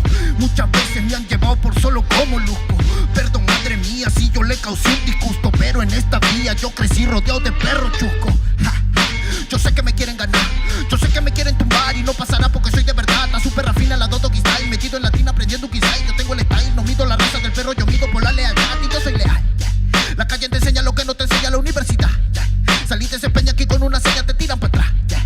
La calle limeña aquí nadie la dueña, ya nada es igual. Yeah. Tiene que respetar, yeah. Tiene que respetar. Yeah. La calle te enseña lo que no te enseña la universidad. Yeah. Saliste se peña aquí con una seña, te tiran para atrás. Yeah. La calle limeña aquí nada le duele, ya nada es igual. Yeah. Tiene que respetar, yeah. Si yo soy tu papá, yeah, yeah, yeah. Cinco Mob, negro. Yeah, Cinco Mob, nigga. Yeah, Nero Luigi, man. Incas Mob, yeah. It's money gang, gang, gang, yeah. Hey, yo. Yango en la maldita casa. Me llaman pa' que les dé al menos una vez al mes. Se metieron al lago y olvidaron que era el mes. For everybody bless. La fama es una puta, me está llamando a las 3. Dile que llame después de las 16 y 25. Volví de la infancia de Abraham Lincoln. Con fuerza ya inco, luchando para salir del rincón. Letra callejera en CD brinco. Under del under, puede que tu viejo te lo mande. Sale de vez en cuando como el cóndor por los Andes. Mi cuerpo no es de madera como Dandy. Antes que me branden, yo seré el ola que los expande. Aunque esto me pique en la madera, no sirven ni para romper el ticket de un evento afuera. Loco por la carrera, desafían la gravedad. Yo espero tras la barrera y llego con la novedad. Niña, tú solo espera que ya encontré la manera. He visto bastante por querer lograrlo saltando escalones dentro de la escalera. La vida me puso al depósito, yo soy de púlpito pa' que el mundo conociera. Modesta parte mejor interprete que parido esta cordillera. Sin luz afuera, que el espectáculo es dentro. La calle es mi templo, tiembla el pavimento. Cuando yo me concentro, mis disparos son temas. La calle un poema, se siente desde cuando entro. Y a toditos estos drogaditos que creen que rapean, los regreso al centro de mi balcón. Yo he visto el clon del clon en la misma gestión, pero a la malla no llega el balón. Y para esta pantalla no existe patrón. Yo ya me sé la cuestión y doy fe por cada renglón. Consciente de la operación del final de Mbappé con la edad de bufón. Veían una maldita casa, plaza de rey y papá. El Nero Luigi, Black Mental, hip hop peruano, rasgo en la maldita base. Yo, yo, yo.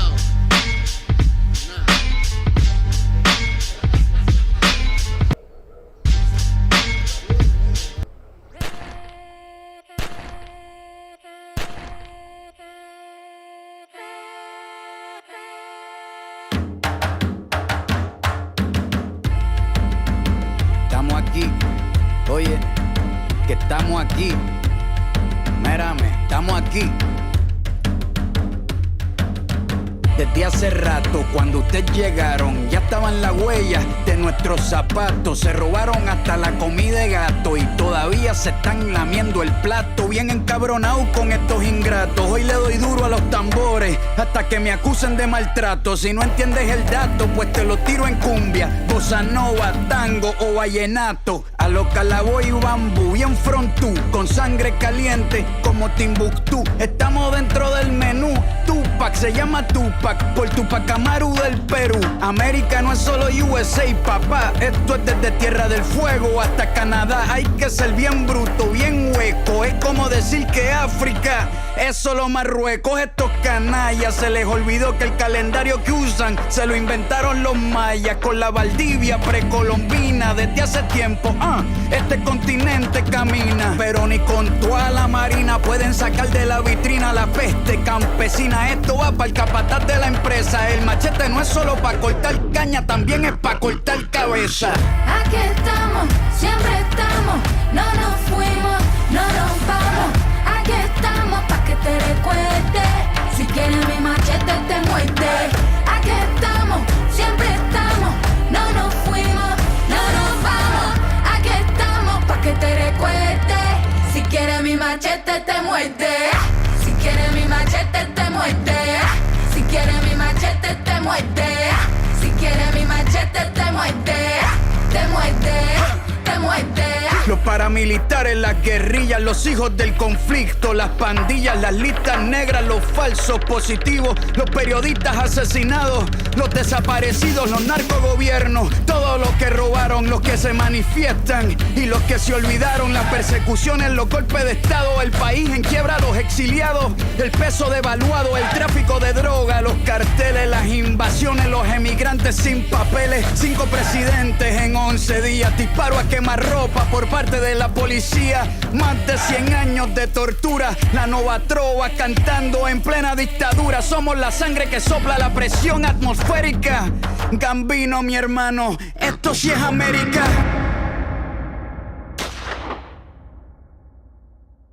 Aquí estamos, siempre estamos, no nos fuimos, no nos vamos. Aquí estamos pa' que te recuerdes. Si quieres mi machete te muerde. Aquí estamos, siempre estamos, no nos fuimos, no nos vamos. Aquí estamos pa' que te recuerdes. Si quieres mi machete te muerde. Si quieres mi machete te muerde. Si quieres mi machete te muerde. Si quieres mi machete te muerde. Te muerde, te muerde.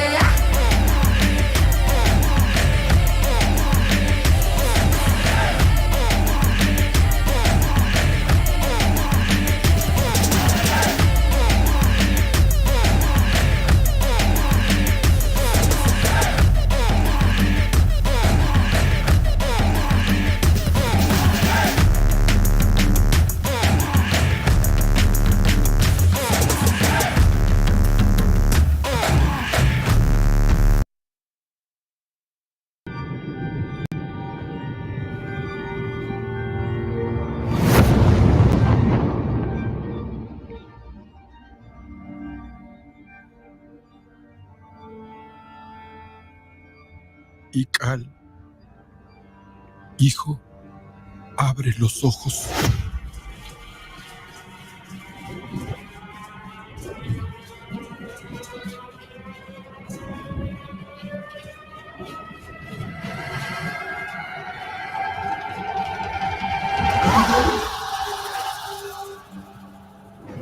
Tu cuerpo se queda con nosotros, pero tu espíritu debe seguir.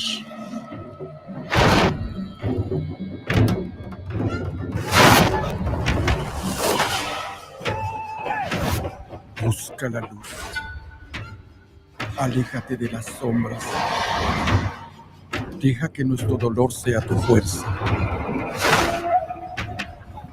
Desde aquí iluminamos tu camino.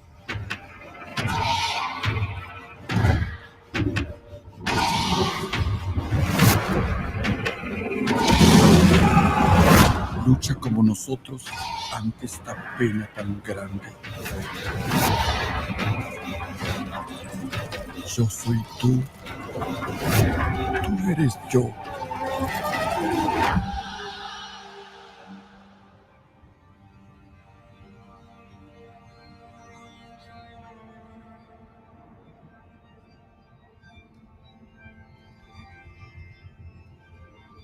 La muerte que hoy nos separa, mañana volverá a unirnos. Eres libre, hijo.